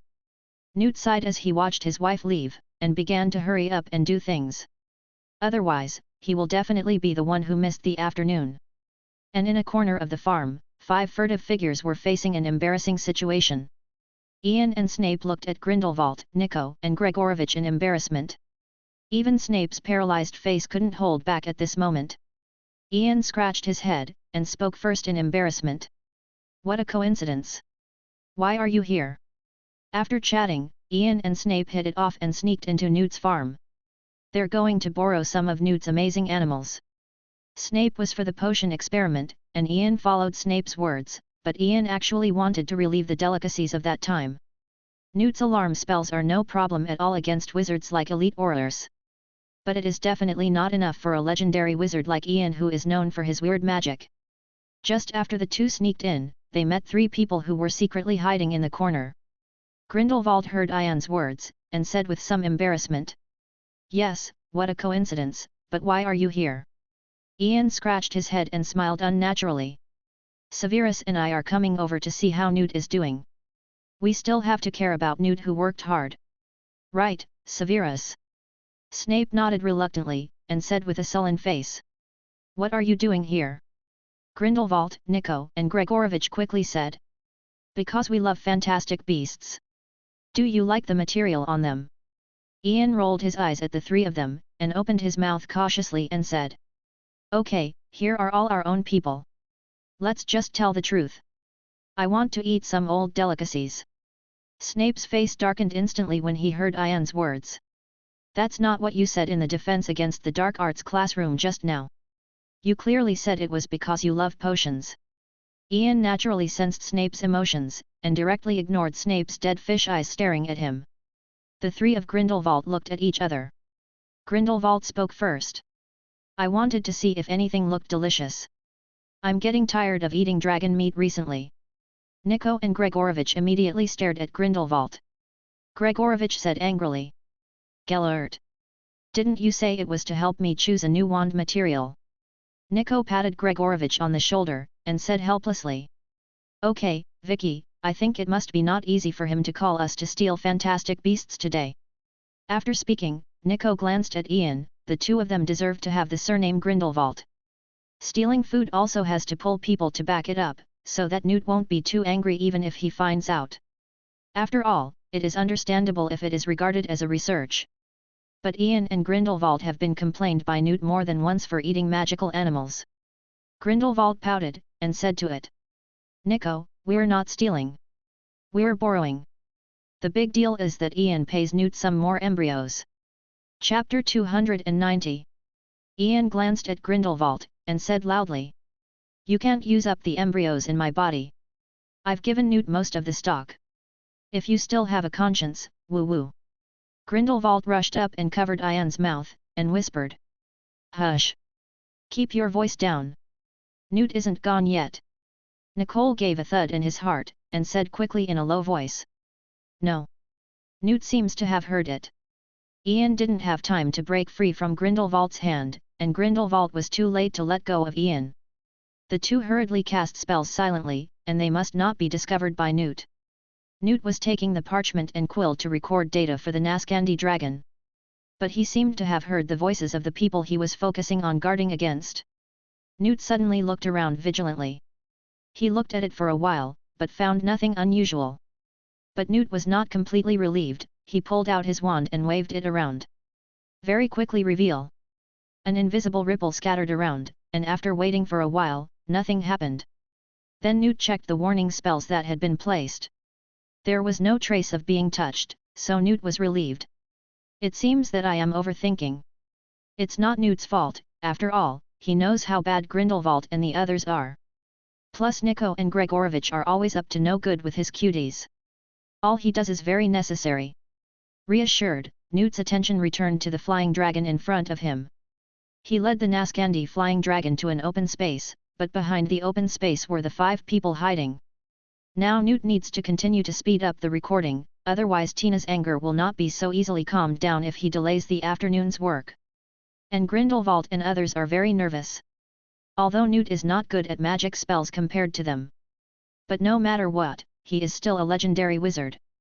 Just now their disillusionment spell was almost debunked by Newt. Fortunately, Ian and Grindelwald cast spells very quickly, and cast a disillusionment spell secretly. This escaped Newt's revealing spell. Seeing that Newt's attention returned to the flying dragon, Ian pulled Grindelwald's hand away. "Hey! Old man, are you trying to smother me to death?" Ian took a deep breath and complained. Grindelwald gave Ian a blank look, and said, "It's not that you were too loud just now to attract Newt's attention." Snape said now grimly. "Be careful, if Newt finds out we won't be able to run away." Nico and Grigovich nodded and said, "Severus was right. You two should be quiet. Newt is very close now." Ian and Grindelwald glanced at each other at the same time, they snorted coldly and turned their heads. I knew this old man, boy, was unreliable. At this moment, Snape seemed to have remembered something, and his face became ugly. He still has class this morning. But now that Newt is up ahead, he might not be able to get back to class.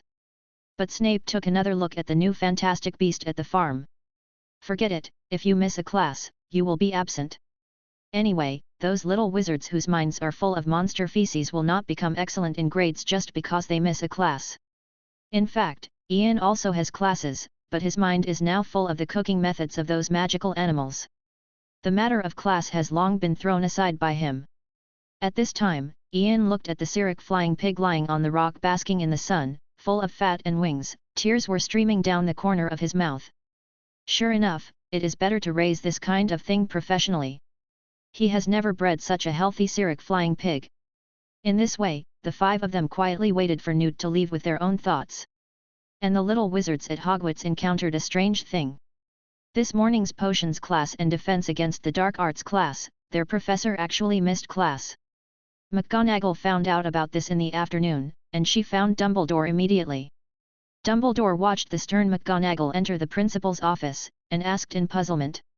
"Minerva, has something happened?" McGonagall came to Dumbledore's desk and said angrily.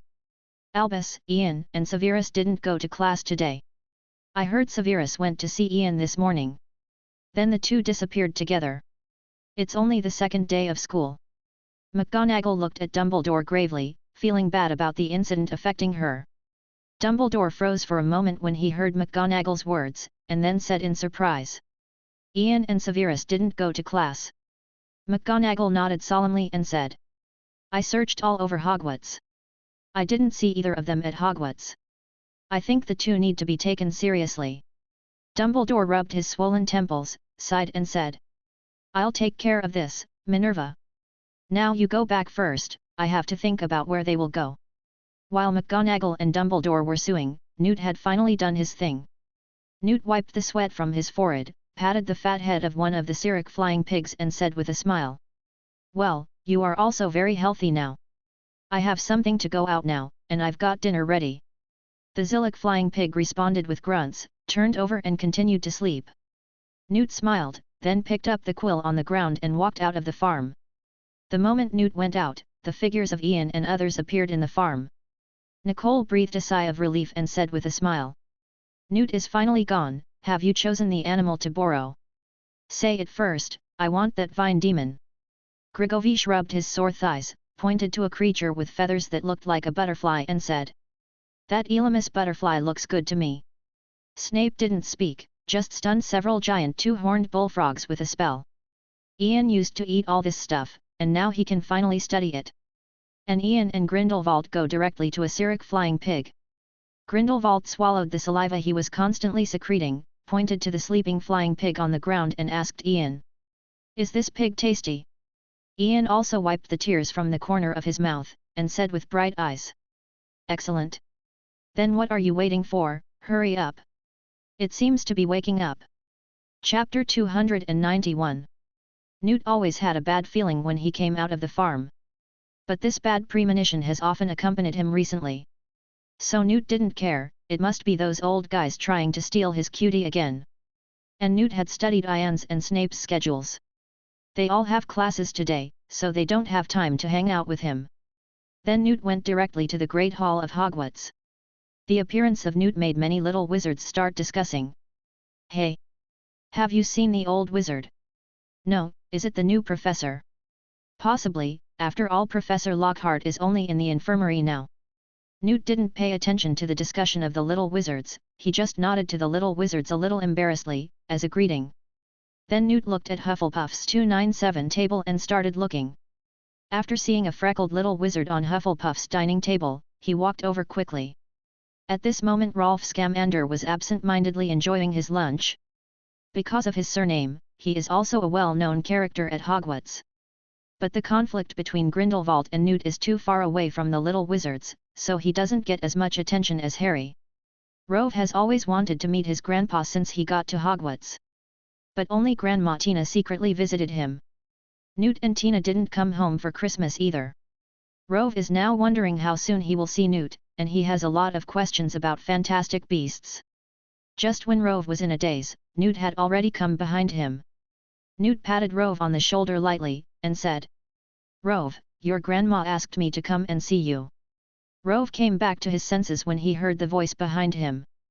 Turning around, he saw the Newt he'd been wanting to see. Rove shouted in surprise. "Grandfather!"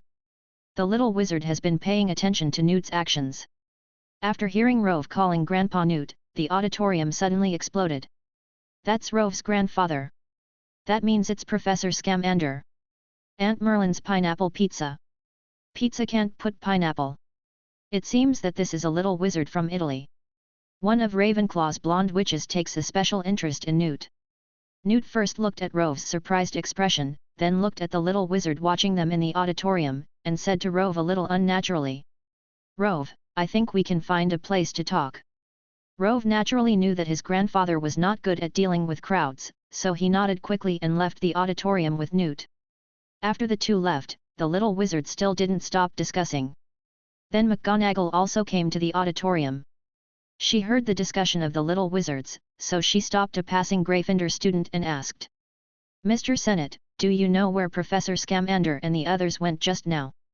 Sennett, tense after being stopped by McGonagall, hastily pointed to the right-hand corridor of the auditorium and said, "Professor, they went over there just now." McGonagall nodded, thanked Sunny for a week and then chased in the direction Newt had just left. She was going to ask Newt if he had seen Ian and Snape. After running for a while, McGonagall spotted Newt and Rove chatting in a corner of the atrium. McGonagall stepped forward and said solemnly, "Professor Scamander and Mr. Scamander, sorry to interrupt your conversation. But I need to ask you something urgent." Rove wasn't offended by McGonagall's interruption, knowing there must be something very important. "It's okay, Professor McGonagall, you can talk to Grandpa first." Newt looked at McGonagall suspiciously, but nodded and said, "What's the matter?" "Professor Miller McGonagall." Now that Rove is still here, it doesn't feel right for him to call McGonagall by his first name. McGonagall first smiled and nodded to Rove, he is really a sensible child. Then she asked Newt seriously, "Professor Scamander, have you seen Professor Grindelwald and Professor Snape today?" Now Newt was even more confused, and said to McGonagall, "I haven't seen them today, what happened?" At the same time, the uneasiness in Newt's heart deepened. "I saw," McGonagall said helplessly. "They missed class today. I haven't found any of them yet." Newt felt a thump in his heart, and he asked hesitantly, "Did the two of them disappear together?" And Professor Grindelwald was talking about Ian. He wants to make sure again. McGonagall nodded at Newt's question. "Yes, after Professor Snape went to see Professor Grindelwald in the Defense Against the Dark Arts classroom this morning. The two never appeared again. How did Ian get along with that bastard Snape? And as a professor, he also missed classes together. Unless there's something that appeals to both. There is only one place that can think of in Hogwarts, Newt. That's his farm." "Broken!" Newt yelped and almost jumped up. He ran towards the farm without even saying goodbye to McGonagall and Rove. damn. Why can't Hogwarts use apparition? That was the only thought on Newt's mind right now. McGonagall and Rove froze as Newt rushed out. Immediately McGonagall reacted and shouted. Newt, what happened? Newt said loudly without looking back. My farm. Then Newt's figure disappeared at the gate of Hogwarts atrium. McGonagall and Rove looked at each other, and Rove asked puzzledly. Professor McGonagall, what is that 1.2 farm that my grandfather talked about? McGonagall knew not to tell Rove about the new magical beasts. It's about their plans. McGonagall thought for a while and said perfunctorily. Your grandfather is managing the Forbidden Forest now. Perhaps he has some animal in it. Rove nodded at McGonagall's words, which was indeed his grandfather's style. But Rove, who has been in contact with magical animals all year round, feels that things are definitely not that simple. Like Newt, he has a magical sense of magical animals and human hearts. This made Rove involuntarily interested. Maybe the reason Newt is busy is in the Forbidden Forest. After Newt ran back to the farm in a hurry, he came to the gate of the farm. Nervous Newt hesitated to open the door. Probably the worst thing he can think of has happened. Chapter 292. Newt hesitated at the door for a long time, but he knew that no matter what, he still needed to accept reality. Newt made up his mind and pushed open the door. What came into view was the same scene as usual, with the new magical animals living happily in the farm. This made Newt breathe a sigh of relief. But Newt was still not relieved. He began to carefully examine every plant and tree here. Soon Newt discovered the suspicion. What about my big vine demon? Eramus butterfly. Where are you? Giant two-horned bullfrog stolen again. Why is Cyric flying pig missing one? Desperately, Newt counted the number of fantastic beasts one more time, only to see that he was right. It used to be Ian who stole the giant two-horned bullfrog, so forget it. After all, the giant two-horned bullfrog reproduces at an astonishing rate. But now even the rare Erasmoth butterfly, vine demon and Cyric flying pig have been stolen. 01. Especially Herrick the flying pig, his best new magical animal ever. He still put a lot of potions into these magical animals to make them grow so fast. Newt held his forehead and thought carefully about who stole what, and he was going to settle accounts with them. The giant two-horned bullfrog must have been stolen by Ian. Then the rest must be Grindelwald, Nico, Snape, and Gregorovitch. Among them, Snape is the most suspected. Newt pulled out his wand and ran out of the farm in a huff and headed straight for Hogwarts. At this moment, Ian and the others, who didn't know that Newt was on their way, looked at the trophy they got with a smile on their faces. Even Snape had a faint smile on his lips. Ian and others came to the gate of Hogwarts Castle, and Grindelwald said to Nicole and Gregorovitch. Okay, Nico, Vicky, go back and study. Ian and I are going to study that pig too. Nico and Gregorovitch rolled their eyes at Grindelwald together when they heard Grindelwald's words. Nico said bluntly. Gellert, we know exactly what your plan is. Gregorovitch also looked at Grindelwald with disdain. Yes, Gellert, don't even think about eating alone. Just when Ian was about to say a few words against Grindelwald, an angry voice came from behind them. What are you guys doing? The sound made Ian and Snape shudder. Only then did Ian remember that he still has class today. Ian and Snape looked back stiffly to see McGonagall looking at them angrily from the door. Nico and Gregorovitch suddenly changed their faces, and Nico patted Ian on the shoulder and said. Okay. Vicky and I will go back first. Gregorovitch nodded with a smile and said. Nico and I will go first. Grindelwald yawned and said to Ian. I have something to do, let's talk tonight. Grindelwald did not forget to use magic voice transmission for Ian when he left. Remember to contact me after dinner is ready. After speaking, the three of them ran away without a trace. Only Ian and Snape were left to wait for McGonagall's wrath. Ian and Snape looked at the shameless trio, feeling very upset in their hearts. But face McGonagall first, or the no-nonsense head of Gryffindor might end up with them. Although Ian is not afraid of McGonagall, but usually McGonagall is very good to him and Ian also had no reason to go against McGonagall. And Snape still had that dead face, although he was flustered, he still said without any emotion. Minerva, I have something to go out with today. Ian nodded quickly and said. Little things. McGonagall obviously guessed from Newt's reaction just now that Ian and the others probably went to Newt's farm to steal something. McGonagall ignored the words of the two, and said directly, "Come on, I'll take you to find Albus." After speaking, McGonagall turned his head and walked towards the principal's office. Ian didn't panic when he heard that he was going to find Dumbledore. After all, McGonagall is not easy to deal with, and it is troublesome to deal with, but old man dang? He is not afraid at all. Snape saw that Ian had already followed McGonagall to the headmaster's office, so he thought about following. In this way, the three of them soon came to the principal's office. Dumbledore, sitting in the headmaster's seat, looked at Ian and Snape helplessly. "Tell me, what did you do this afternoon?" Snape stared at Dumbledore without saying a word. Ian spread his hands and said, "The fantastic beasts at Newt's place came of age today. We're just going to see what's going on. Look at the situation. You guys are definitely going to steal fantastic beasts." Hearing Ian's words, Dumbledore looked at Ian and Snape with some headaches. "Then you can't skip class, it will have a very bad influence on the little wizards. Think about how to solve the subsequent impact. Ian, Severus, what can you do?" Snape looked at Dumbledore without emotion and said, "I think it's okay for the professor to have something to do temporarily." Dumbledore shook his head and said, "It's not fair to other professors."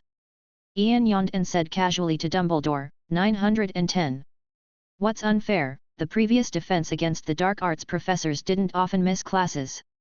Dumbledore and McGonagall gave Ian a blank look. Were the previous professors absent from class?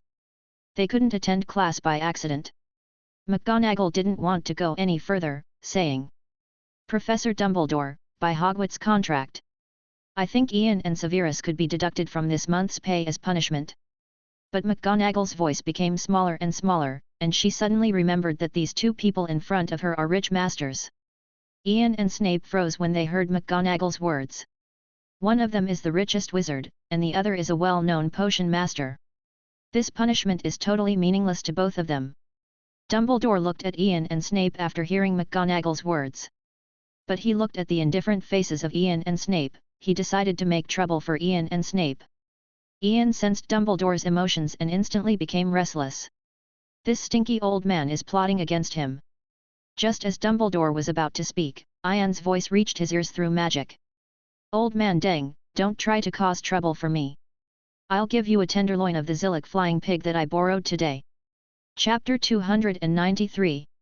When Dumbledore heard Ian's words, he immediately put back the idea of looking for trouble just now. He had heard from Ian before that the flying pig was very delicious. Now that Ian has spoken, there is something to talk about. Dumbledore sent back the sound transmission without changing his face. 2. I want sweet and spicy. Otherwise there is no need to talk. Ian gritted his teeth, and spread Leto. Make a deal. Now Dumbledore changed his serious expression just now, smiled and winked at McGonagall and said, "Minerva, it's not a big deal. Besides, the compensation for punishing them both is meaningless. Forget it this time." When McGonagall heard Dumbledore's words, although she felt so bad in her heart, she also knew that it was true. But she always felt that Dumbledore and Ian must have made some kind of deal just now. But she had no proof, so she could only stare at Ian and Snape, and said seriously, "I hope you will seriously reflect on this matter. Never have a problem like this happen again." Seeing that McGonagall agreed, Dumbledore smoothed his beard and said with a smile, "That's it, but the students need you to explain it yourself." After speaking, Dumbledore winked at Ian, signaling Ian not to forget the promise just now. 2 tenderloins, this time I made a lot of money." Ian rolled his eyes at Dumbledore, head. Then, boom. But before the words were spoken, the door of the principal's office was violently pushed open. Dumbledore, Ian, and others looked towards the door. Newt rushed in angrily. Newt's trench coat blew up under his running. Newt clenched his wand tightly in his hand, and roared, "Ian Grindelwald! Snape Severus! Give me the magical animal you stole!" Dumbledore looked at the angry Newt, then looked at Ian and Snape playfully. "The incident you provoked happened, now it's up to you how to solve it." McGonagall had put her hand to her forehead. She was having a terrible headache now. Instead Ian looked at Newt in feigned surprise, and said, Newt, what's the matter with you? Snape was still looking dead, like it had nothing to do with him. Newt looked at Ian's surprised expression and yelled. Stop acting. I know you stole it. No one can break into the farm but you. Seeing that he couldn't fool Newt, Ian changed his surprised expression just now and said indifferently. Well, old man Newt, we're not stealing, we're borrowing. Of course Newt would not listen to Ian's nonsense. He rushed forward and grabbed Snape's wizard robe. Hand them over immediately. Otherwise I will never end with you today. Snape stared at the dead fish and looked at Newt's face close in front of him, and said with a dark face. Why don't you grab Ian's robe? I didn't do anything. Embarrassment flickered in Newt's eyes when he heard Snape's words. He can't beat Ian, and if he grabs Ian's robe and threatens him, he may not be able to get down for a while. Plus Ian definitely still has some amazing animal embryos on hand. So out of emotion and reason, he can only find Snape who is easy to bully. I don't care. Don't change the subject. Just steal one or two. But why is the giant two-horned bullfrog missing in half? And the precious vine demon and Elamis butterfly? The most important thing is the Cyric flying pig. That's what I've been raising for a long time. Newt clung to Snape's robes, his wand almost poking into Snape's face. And Newt's angry yell got a lot of his spittle in Snape's face. Snape raised his hand to wipe the spittle off his face, looking at Ian from the corner of his eye with a dark face. I saw Ian watching the fun as if he had nothing to do with himself. It seemed that Ian was still cheering for him. Then Ian magically transmitted a sound into his ear. Snape, hold on. Never plead guilty. If you want to plead guilty, don't confess me. If you can, help me take the blame. Thank you. Snape's face darkened even more now, and he now wanted to expose Ian's egging on him on the spot. But when he thought that he still wanted Ian, if he exposed Ian now, it would be difficult to do things in the future. This blame can only be carried by him. So Snape took a deep breath, slapped Newt's hand with a dark face, and said. It was Giller. Nico and they stole it.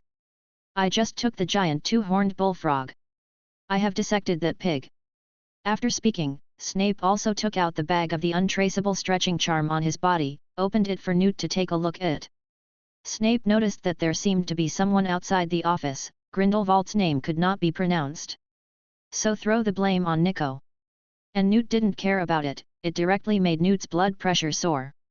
The giant two-horned bullfrogs in those bags are now rolling their eyes, and it's too late to save them. Frogs. My frogs. And my pigs. You guys died so badly. Newt's miserable voice echoed in the principal's office. At this time, many young wizards gathered outside the principal's office. They had just seen Newt Scamander storming into the headmaster's office. And he still has a wand in his hand. This made the little wizards who were full of curiosity decide to come with him in an instant. As a result, the dialogue from the principal's office did not disappoint them. Although they couldn't see the situation in the principal's office because of the obstruction of the spiral staircase in the office, they could still hear some voices. Professor Scamander seems to be here to trouble Professor G. What, Lindelwald and Snape. That's right, did you hear that miserable voice of Professor Scamander just now? I just don't know what Professor Grindelwald and Professor Snape did to make Professor Scamander scream so miserable. It seems to be the name of some magical animals. But I haven't seen it in the book. No wonder I didn't see Professor Grindelwald or Professor Snape today. It seems that there is something about Professor Mailer, I heard his name. Do you think it was Snape who left Hogwarts to steal Professor Scamander's fantastic beasts? Hush! Keep your voice down. Don't let the professors spot us. Among the little wizards, there is also a little blonde witch with a carrot earring on her ear and little stars twinkling in her eyes. She murmured in a voice that only she could hear. Will Professor Scamander, the horn snorer, know? Gen. Chapter 294. In the principal's office, Newt is still grieving the loss of Frog and Piggy. McGonagall heard the young wizards discussing outside the office door. She first looked helplessly at Newt and Snape, then adjusted her expression and walked out of the office door. McGonagall came to the spiral staircase with a sullen face, and said to the little netmasters in a serious tone. Now we are dealing with the professor's affairs. Have you finished your homework yet? When the little wizards saw McGonagall coming out, they looked at them unkindly. Immediately, the little wizards dispersed. McGonagall shook his head watching the fleeing little wizards, and closed the door of the principal's office. And with the departure of the little wizards, the news of Newt spread throughout Hogwarts in a very short time. Of course, the people who are still in the principal's office don't know about it yet. After waiting for a while, Ian stepped forward and patted Newt on the shoulder, sighed and said, "Well, old man Newt, pigs and frogs can't come back from the dead, so have a good dinner tonight. I will give you some more embryos, and it will be my repayment for you." Newt raised his head when he heard Ian's words, but said with a choked tone, "But I have been raising them for almost a year, and I have used a lot of potions. Also, I want to bury them, I watched them grow up." Ian smiled and pointed to Snape beside him. "That's right, you can ask him to provide you with potions for free in the future. Just take it as an apology for this incident. After all, the potion brewed by the potion master is much better than the potion sold outside." Newt thought about it, and what Ian said seemed to make sense. Ian sensed Newt's emotions and saw Newt take the bait. There was a smile on the corner of Ian's mouth, and he continued, "I will bury these magical animals. I will cremate them. After all, I brought them into this world. I still have some responsibility." Newt heard what Ian said, although he knew that Ian was going with Snape. But he was still very moved when he heard Ian say this, so he said, "Ian, I misunderstood you before, you are a good person." After speaking, Newt snatched the bag from Snape's hand and handed it to Ian, wiping the tears from the corners of his eyes. "Just to trouble you, Ian." Newt didn't want these cuties to be sliced and studied by Snape and the others. "No trouble, no trouble. No trouble at all." Ian took the bag with a smile. He was already thinking about the relationship between these two horned giant bullfrogs and Cumin. And Snape's face instantly became like the bottom of a pot. It's not that Newt didn't ask him to get through the potion, but it was at Newt's own expense. Now under Ian's rhetoric, it directly becomes a free second. After the bag was snatched by Newt, he got nothing this time. And the biggest culprit in this matter is Ian yourself. Snape was about to speak, but was cut off directly by Ian. "Old man, the matter can be settled in this way, can't it?" Ian looked at Dumbledore and said with a wink. "Old man Deng, now it's your turn to play." He couldn't give Snape a chance to speak now, or he might be the one being blackmailed. And he couldn't get Newt to realize that when he said cremation he meant barbecue. Dumbledore naturally understood, stroked his beard and said with a smile, "Ian is right.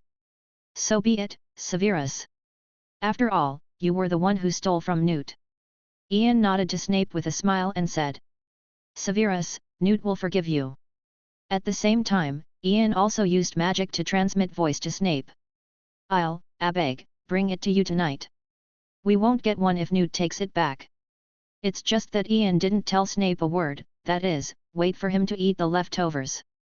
How could he return it all to Snape?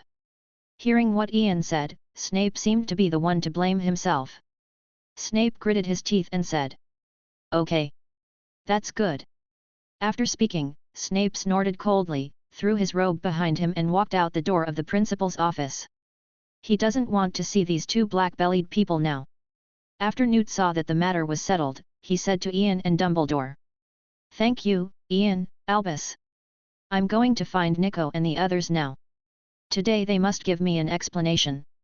And Ian, those fantastic beasts, I know I can't stop you. But until they breed into a population, I hope you will show mercy." Newt looked at Ian seriously. He was afraid Ian would finish them. Ian nodded quickly when he heard Newt's words, and said, "Old man Newt, you are welcome. After all, the two-horned giant bullfrog I usually eat is taken from you. Don't worry, I won't finish them." Having said that, Ian looked at Dumbledore and McGonagall, and then whispered, "You can actually do what I just convinced Severus. They'll definitely say yes. Ask them to help you with a little thing." When the three of Grindelwald left Ian behind, Ian was thinking about how to make trouble for them. Behind Ian, the complexions of Dumbledore and McGonagall darkened instantly. They heard what Ian said just now, and Ian's heart is too dark. And Newt was stunned immediately, and after a while Newt suddenly realized. Why didn't he think of such a good reason? You can use this reason to teach Nico and the others a lesson later. It is estimated that the Vine Demon and Elimo's butterfly have also encountered accidents. Let them know that Hufflepuff's honest people are not easy to bully. On the other hand, Snape walked out of the headmaster's office. He stretched out his hand to smooth out the creases on the robe that Newt had just grabbed, and he swore that he would never believe Ian's nonsense about trivial matters again. Ian's character is much worse than Dumbledore and Grindelwald. Now Snape just hoped that Lily's kids wouldn't be like Ian. He was afraid that he couldn't help tearing off that face that he hated. As Snape was walking and thinking, he saw through the corridor window a figure dressed up and walking in the direction of the Forbidden Forest. Chapter 295. That's Lockhart. Snape squinted his eyes as he looked out the window. Lockhart should be hospitalized in the school infirmary now, and his behavior in going to the Forbidden Forest is very abnormal. And what made him go to the dangerous Forbidden Forest with pain? Perhaps Voldemort had run out of patience and was about to act. Snape decided to follow to see what Lockhart was up to. He had to know in advance what Lockhart and Voldemort were planning.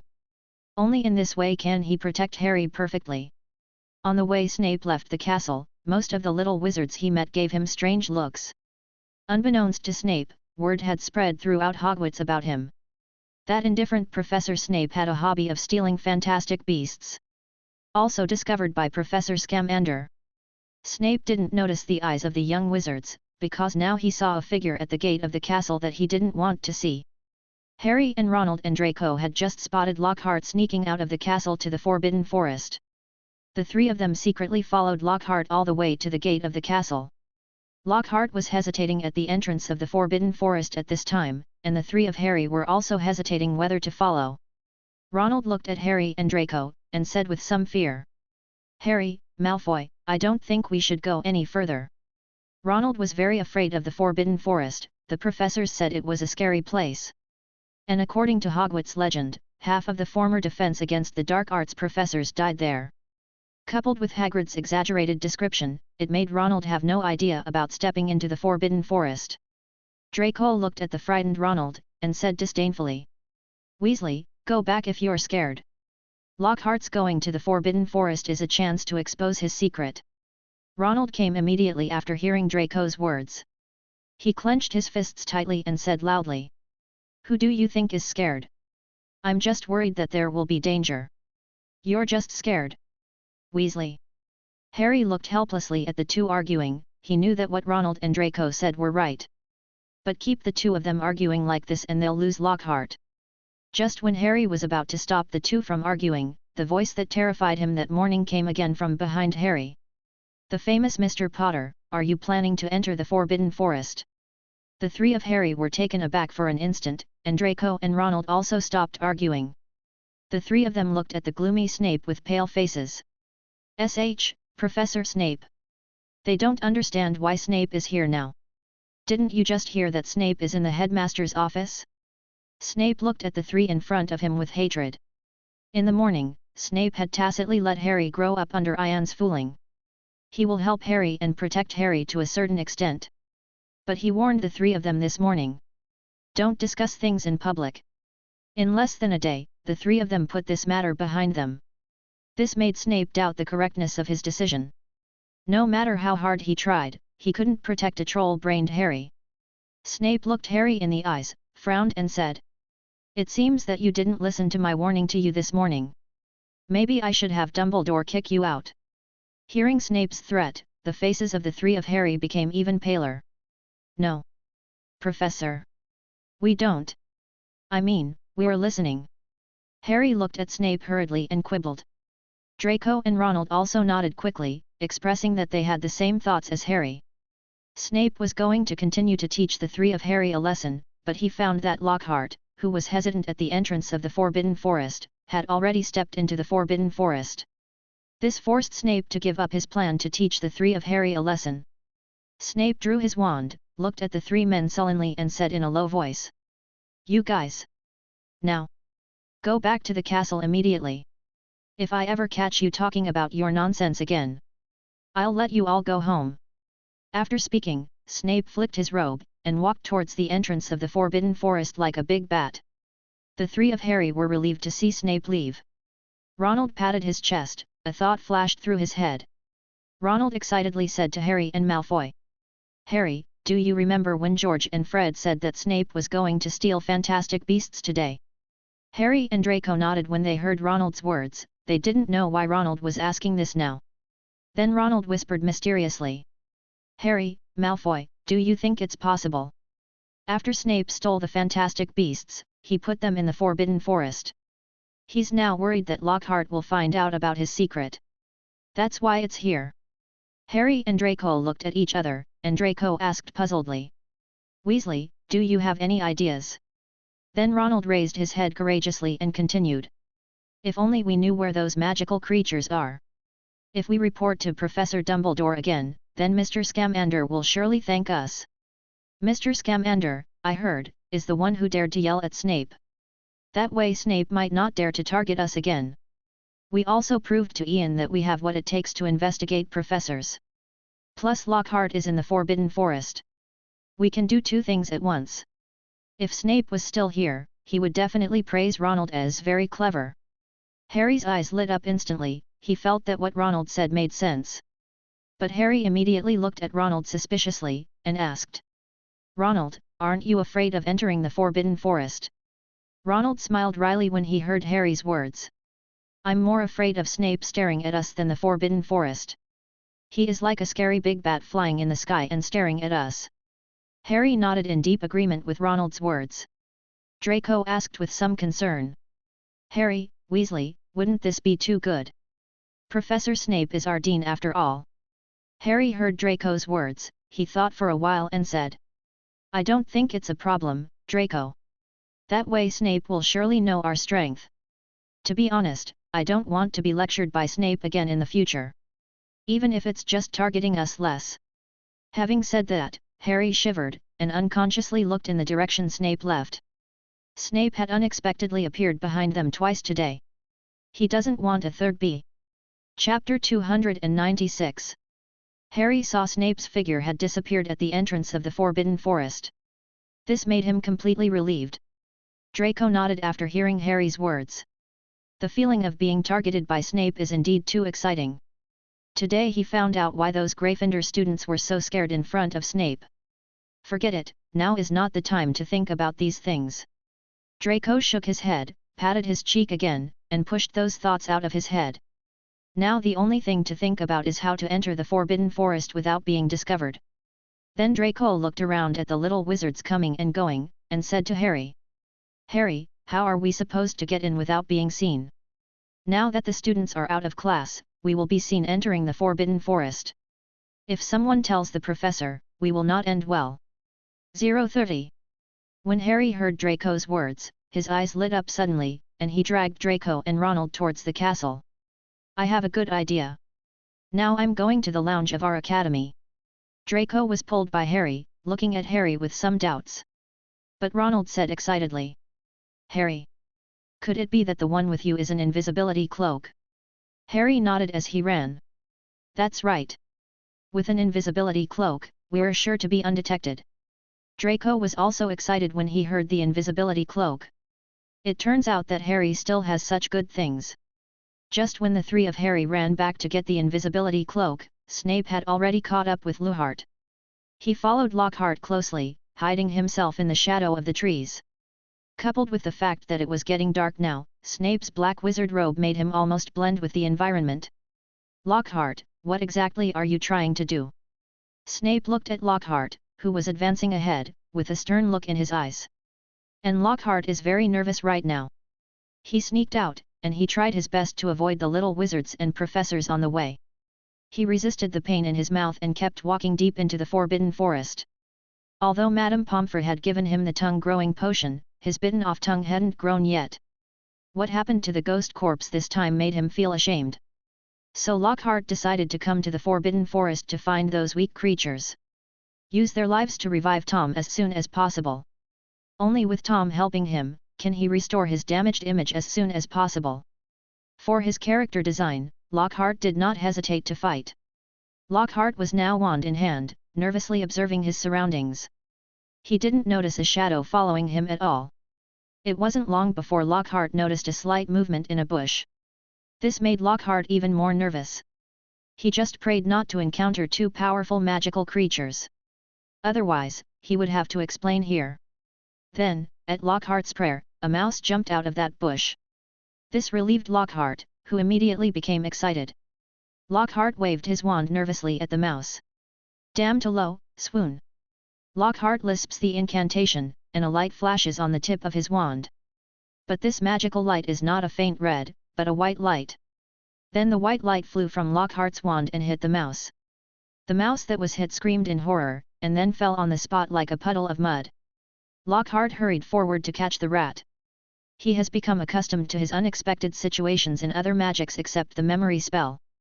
To prevent the mouse from waking up and running away, Lockhart swooped down and placed the mouse under his palm. But I don't know if it was because of the magic just now, the mouse under Lockhart's palm was pressed so hard that he vomited out its internal organs. Red blood wets Lockhart's palms. Ah! Lockhart screamed, but he knew it right away. This is the Forbidden Forest. If he makes too much noise it will attract things he can't deal with. So Lockhart quickly covered his mouth with his blood-stained hand. The smell of blood reached Lockhart's nose and mouth, and Lockhart almost spat out his lunch. Vomit. Lockhart retched, and hurriedly took out the handkerchief he carried with him to wipe off the blood on his face just now. After finishing all this, Lockhart shook his hands in disgust, looked at the torn rats on the ground and thought to himself. Finally got the first creature. Tom, you shouldn't be disgusted by now. It's not like Lockhart didn't want to buy some creatures. But these creatures are sacrificed to Tom to supplement nutrition after they are bought. It wouldn't stand up to scrutiny, let alone under Dumbledore's nose. The portraits in the castle are all Dumbledore's eyeliner. If all the creatures he bought were thrown away like black magic, he was accidentally seen by a portrait. Then Lockhart might be the next one to die. Then Lockhart took out a black notebook from the wizard's robe, and placed it gently on the water. Snape's eyes froze when he saw the scene behind Lockhart. Was the thing Dumbledore said about Voldemort the same notebook that Lockhart was holding? Snape's hand in the sleeve was already gripping his wand. If there is any bad premonition, he will shoot immediately. After Lockhart put the notebook on the mouse corpse, he saw that the blood quickly merged into the notebook as if it had been absorbed by the notebook. The rat's corpse quickly turned into a mummified corpse. Lockhart picked up the notebook contentedly, and started looking for the next creature. Snape also continued to follow him closely. At this time, the three of Harry finally came to the entrance 2.1 of the Forbidden Forest again. It's just that now all three are crowded in the invisibility cloak. Ronald looked at the dark environment in the Forbidden Forest through the invisibility cloak and couldn't help swallowing. Originally full of confidence, he began to retreat again. Harry, are we really going? Harry nodded seriously to Ronald and said. Ronald, we have to go. This is a good chance. Like you said, we can look into Snape's and Lockhart's chances at the same time. Ronald wanted to say something more, but Draco wouldn't give him the chance. You were the most excited just now, but now you are the first to be discouraged? Draco covered Ronald's mouth, then pulled Harry to the Forbidden Forest. He can't wait for an adventure. Chapter 297. Following Harry, the three went deep into the Forbidden Forest. The excitement they had just entered the Forbidden Forest has now turned into fear. The Forbidden Forest is shrouded in darkness, and the cries of magical animals will sound from time to time. The lush branches and leaves of those big trees also blocked the moonlight over the Forbidden Forest. Now the only thing that could let them see the way was the faint light on the wand. Beneath the cloak, Ronald pulled Harry and Draco slightly trembling. He already regretted coming to the Forbidden Forest. Ha, Harry, Malfoy, I think we should go back. Ronald paled and whispered to Harry and Draco. Harry and Draco's faces were not much better at this time. But Harry's and Draco's growing confidence didn't allow the two to back down here. If they were scared here, how would they face Voldemort? Harry and Draco shook their heads at Ronald at the same time. Harry suppressed the fear in his heart, and said to Ronald. No, Ronald, we haven't found Lockhart and Snape yet. Like Harry, Draco said reluctantly. That's right, Weasley. If we back down. If Lockhart and Snape are doing something bad 03, that's bad. Although he heard what the two said, Ronald still wanted to persuade Harry and Draco to go back. Harry, Malfoy, I think. Just as Ronald spoke, a magical light flashed in the woods ahead. And then there's Lockhart's inarticulate incantation. Harry and Draco were overjoyed immediately, regardless of what Ronald was about to say. Draco covered Ronald's mouth again. Hush! Weasley. Looks like Lockhart is up ahead. Harry extinguished the light on his wand, nodded to Ronald, and whispered. Draco's right. Let's be careful. Don't make a sound. Ronald, just nod when you know. Ronald nodded quickly when he heard Harry's words. He felt as if he was about to be smothered by Draco now. Seeing that Ronald knew about it, Draco let him go. Ronald quickly took a deep breath and complained softly. Malfoy, are you trying to kill me? Draco gave Ronald a blank look, and said. Who made you talk so much? Seeing that the two were about to quarrel again, Harry held them back and whispered. Okay, okay. Now is not the time to fight. Let's go up slowly and see what Lockhart is doing. When Draco and Ronald heard Harry's words, they looked at each other and snorted softly. The three of Harry stared at the invisibility cloak and cautiously approached the direction where the cursed light came from just now. The closer they got in that direction, the clearer was Lockhart's muffled chants. Only then did the three of Harry confirm that it was Lockhart who cast the spell in front. Just as the three of Harry were slowly approaching Lockhart, Snape couldn't bear to shoot Lockhart anymore. Because with Lockhart killing more and more animals in the Forbidden Forest, the black magic aura on the notebook in his hand became stronger and stronger. This also made Snape more and more uneasy. Unaware that someone was following him, Lockhart wiped the sweat from his brow, and complained in his heart. Tom, there are 20 mice, why haven't you woken up yet? Although he was complaining, there was no delay in his work. He killed a mouse again, and used the same method to make the notebook drain the mouse's blood. As the mouse's blood poured into the notebook, Roadheart felt a tremor in his hand. This surprised Lockhart instantly. He hastily took out the quill he carried with him from his pocket, and wrote in his notebook. Tom, are you awake? The sentences in the notebook slowly disappeared, and several new sentences appeared in the notebook one by one. I didn't expect you to wake me up so soon. I underestimate you, Gilderoy, my friend. But someone is following you, maybe we have been exposed. Birth? What? Lockhart jumped up in shock, beads of sweat slipped from the corners.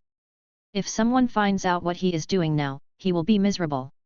Lockhart suddenly looked around, trying to find who saw him.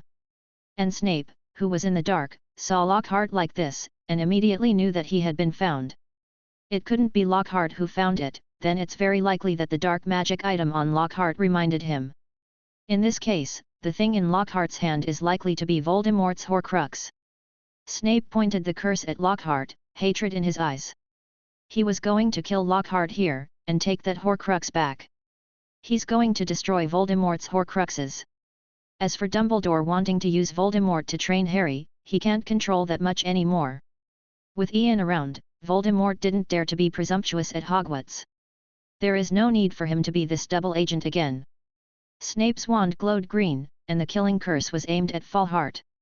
But then Snape found 3 pairs of feet on the ground behind the bushes beside him. And those shoes are Harry's. That made Snape stop preparing to cast a spell. He gritted his teeth and looked at Harry's shoes out of the corner of his eye. Damn it, why are Harry here?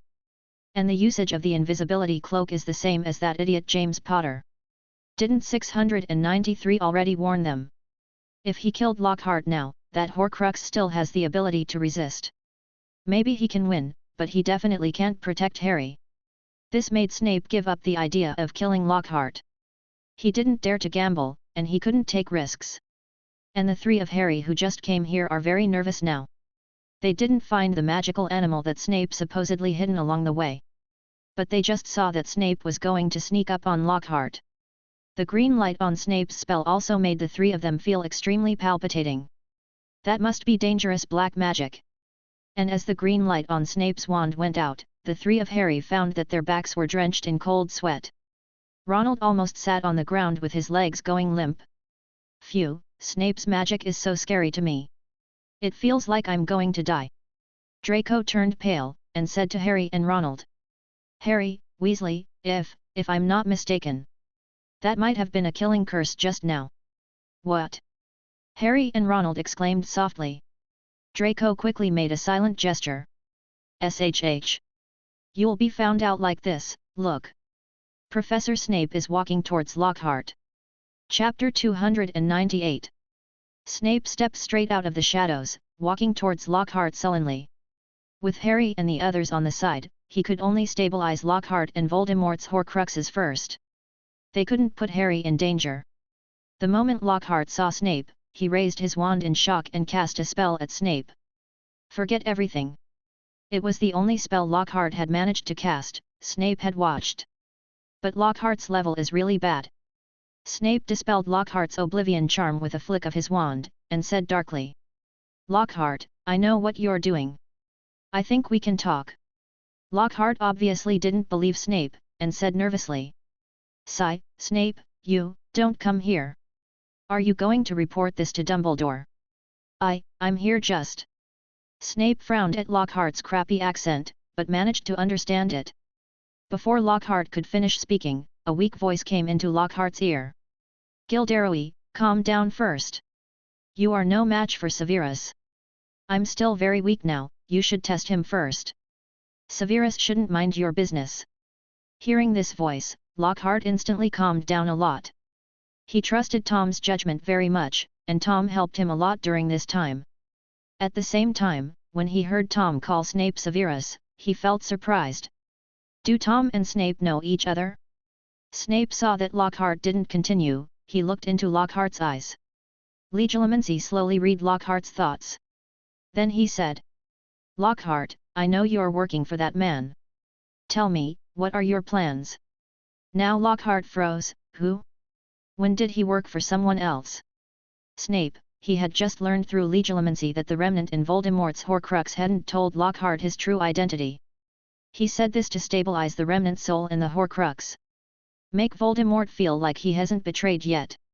Seeing that Lockhart didn't answer, Snape continued to speak gloomily. It seems that you are not doing anything for that person. It's because I think too much. With that said, Snape glanced at the black notebook Lockhart was holding. I'm not interested in your affairs. Hope you don't use that dark magic item on the students. Otherwise Dumbledore won't let you go. Lockhart breathed a sigh of relief at Snape's words. Snape shouldn't have pursued his affairs. Then Lockhart returned to his usual form, stepped forward and patted Snape on the shoulder. Showing his iconic smile, he said. Of course not. I'm just determining how dangerous this item is. I got it in an ancient ruin. You know, adventurers always have a lot of things to try. Lockhart's strange accent combined with his contrived posture at this time made people feel very weird. Snape adjusted the spot on his robes that Lockhart had just patted with distaste. He had no intention of exposing Lockhart's lie now. So Snape snorted coldly and said. Go back to Hogwarts now. Remember, don't be found out. Lockhart nodded quickly, and said with a smile. Of course. And Severus, please don't tell Professor Dumbledore about it. Snape gave him a cold look, and said coldly. I'm not that boring yet. Hearing this, Lockhart was completely relieved. But just to be on the safe side, he was going to find a chance to cast an Oblivion curse on Snape. Lockhart didn't express what was in his heart, he still smiled and said. Then I'll go back first. Lockhart stole a glance at Snape as he walked. He gripped his wand tightly, waiting for Snape to let his guard down now. Snape paid attention to Harry's situation from the corner of his eye, seeing that the three of them were still in place, he was relieved. But this time because of Harry's presence, Snape worried that the fight would involve Harry. So he missed an opportunity to destroy Voldemort's Horcrux. He is very complicated in his heart. Lily, wait a minute, I will avenge you next time I have a chance. And Lockhart noticed that Snape seemed to be distracted, and he realized that his opportunity had come. Just when Lockhart was about to strike, a weak voice entered his ears again. Gilderoy, leave Severus alone. He may be our help. Lockhart, who was about to make a move, froze for a moment. He decided to trust Tom anyway. Lockhart whispered to the notebook. Okay, Tom, I believe in you. At this moment Snape came back to his senses and saw that Lockhart hadn't left yet. He said coldly. Aren't you planning to go back? The longer Lockhart stays here, the more likely Harry and the others will be found. Lockhart put the notebook back in his robes and said with a smile. I'll be right back. Professor Snape, you can come to me if you need help. I'm the most professional.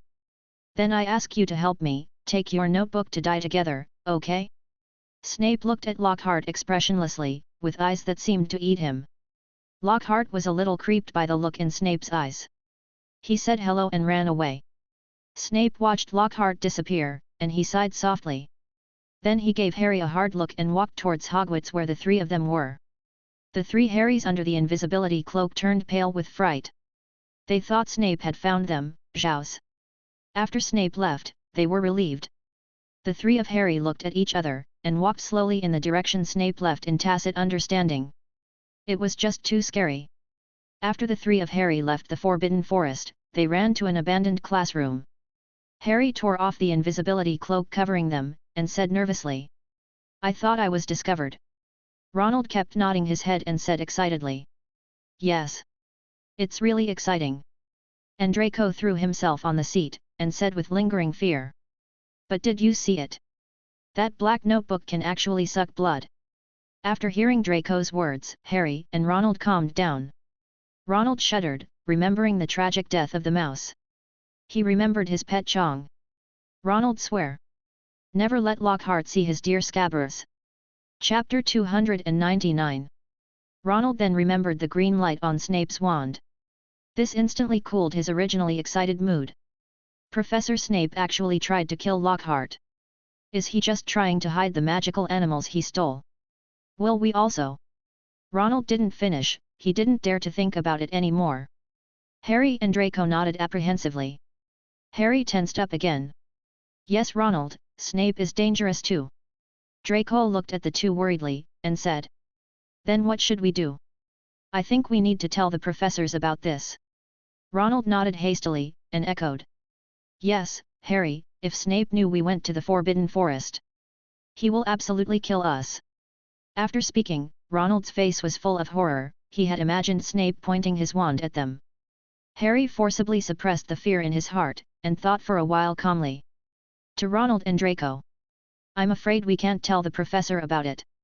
"What for 373? Ronald asked tremblingly, jumping up from the stool. "We have no proof, Ronald. The professor won't believe it. We haven't even found the fantastic beasts that Snape stole."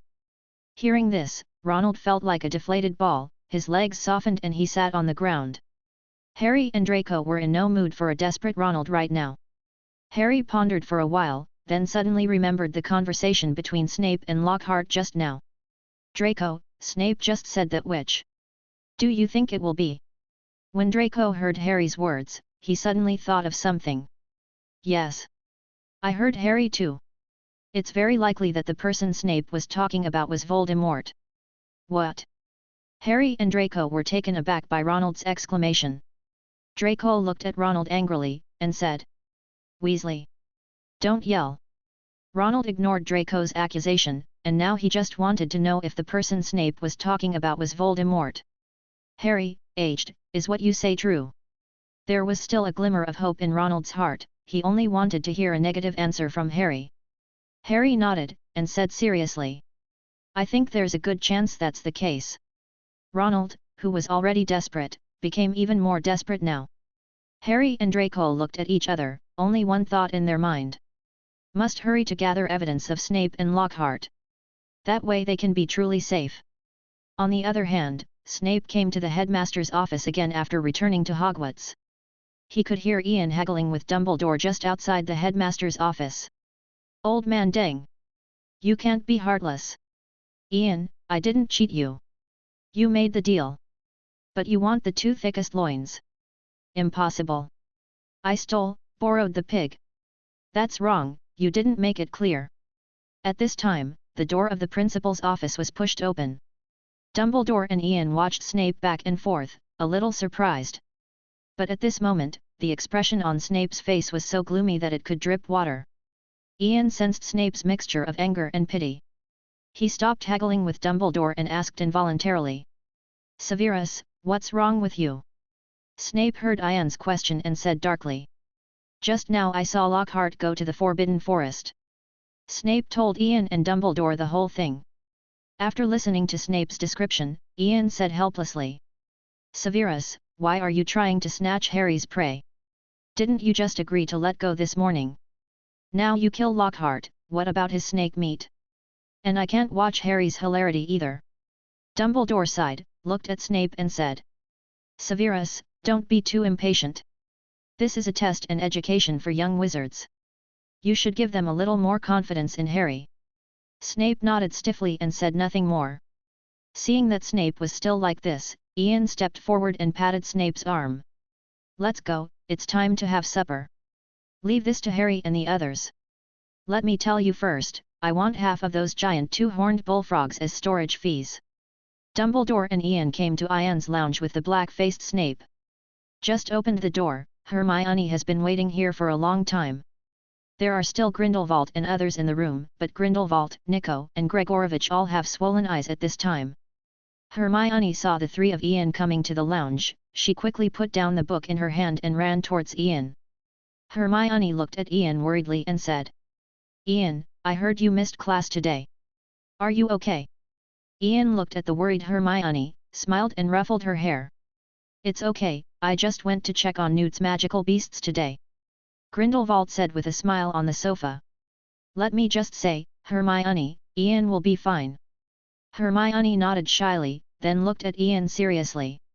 Ian, it's wrong to miss class. Ian felt like Hermione was possessed by McGonagall at this moment. Ian said helplessly. Did Minerva tell you to tell it? Hermione nodded upon hearing Ian's words, her face still very serious. Ian was going to muddle the matter, saying. We're making some new dishes tonight. I got the ingredients today. And Hermione knew that Ian wanted to change the subject, so she looked at Ian angrily. Seeing Hermione like this, Ian knew he couldn't escape. Well, not next time, I promise. Hermione let Ian go after hearing what Ian said. She snorted softly, took Ian's hand and whispered. If you have something to do, remember to tell me first. I'm your girlfriend. Ian nodded with a smile, then turned his gaze to Grindelwald and the others. Ian said to Grindelwald playfully. Old man, why are your eyes swollen? After speaking, Ian looked at the three of Grindelwald with a strange expression. When Grindelwald and the others heard Ian's words, their faces darkened immediately. It's not your fault. Chapter 300. Grindelwald and others didn't want to talk to Ian at all.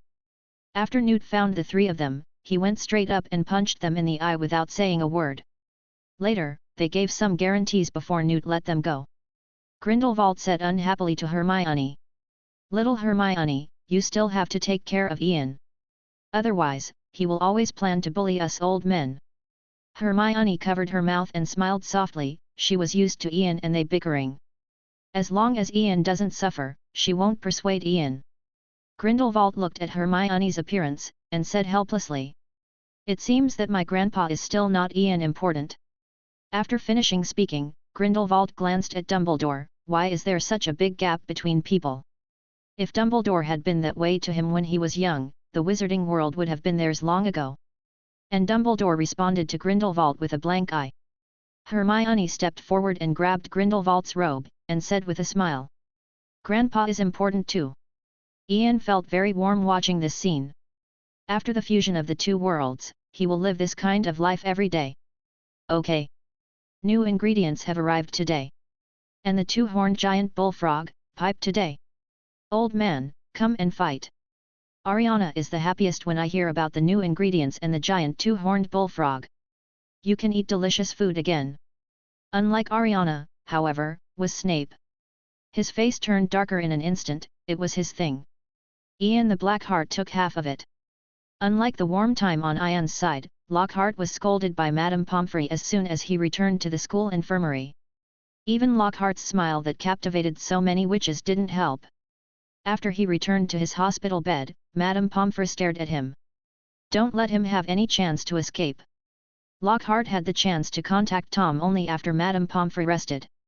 After Madame Pomfrey turned off the lights, Lockhart eagerly took out his notebook. He whispered into the notebook. Tom, are you still there? But Tom didn't give him any response. This made Lockhart very anxious. Merlin's pants. Tom. Tom. I need your help. What to do? Madame Pomfrey in the compartment seemed to hear Lockhart's voice. She got up and picked up the lamp, ready to see how Lockhart was doing. Lockhart, who was anxious, heard Madame Pomfrey's footsteps, and hurriedly stuffed the notebook under the quilt. Madame Pomfrey stepped out of the compartment, and the infirmary was illuminated by the light of the oil lamp. Madame Pomfrey looked at Lockhart carefully and asked, "Professor Lockhart, what's wrong with you?" Lockhart shook his head, bared his teeth and said with a grin, "It's okay, Madame Pomfrey, I'm just rehearsing the plot of the novel. You know, a good writer." Madame Pomfrey directly interrupted Lockhart's words, and said sternly, "Professor Lockhart, you need to rest now." Lockhart was naturally aware of Madame Pomfrey's strict control over her patients. When he was in school, what he was most afraid of was Madame Pomfrey's concern. He nodded quickly and said, "Of course. I'll keep an eye out."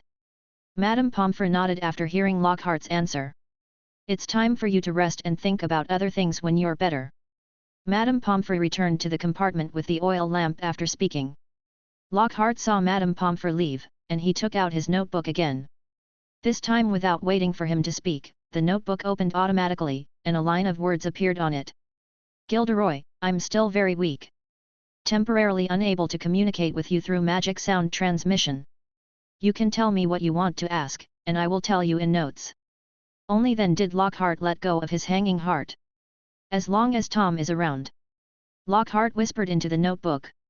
"Tom, how did you know Snape?" After speaking, Lockhart waited intently for Tom's answer.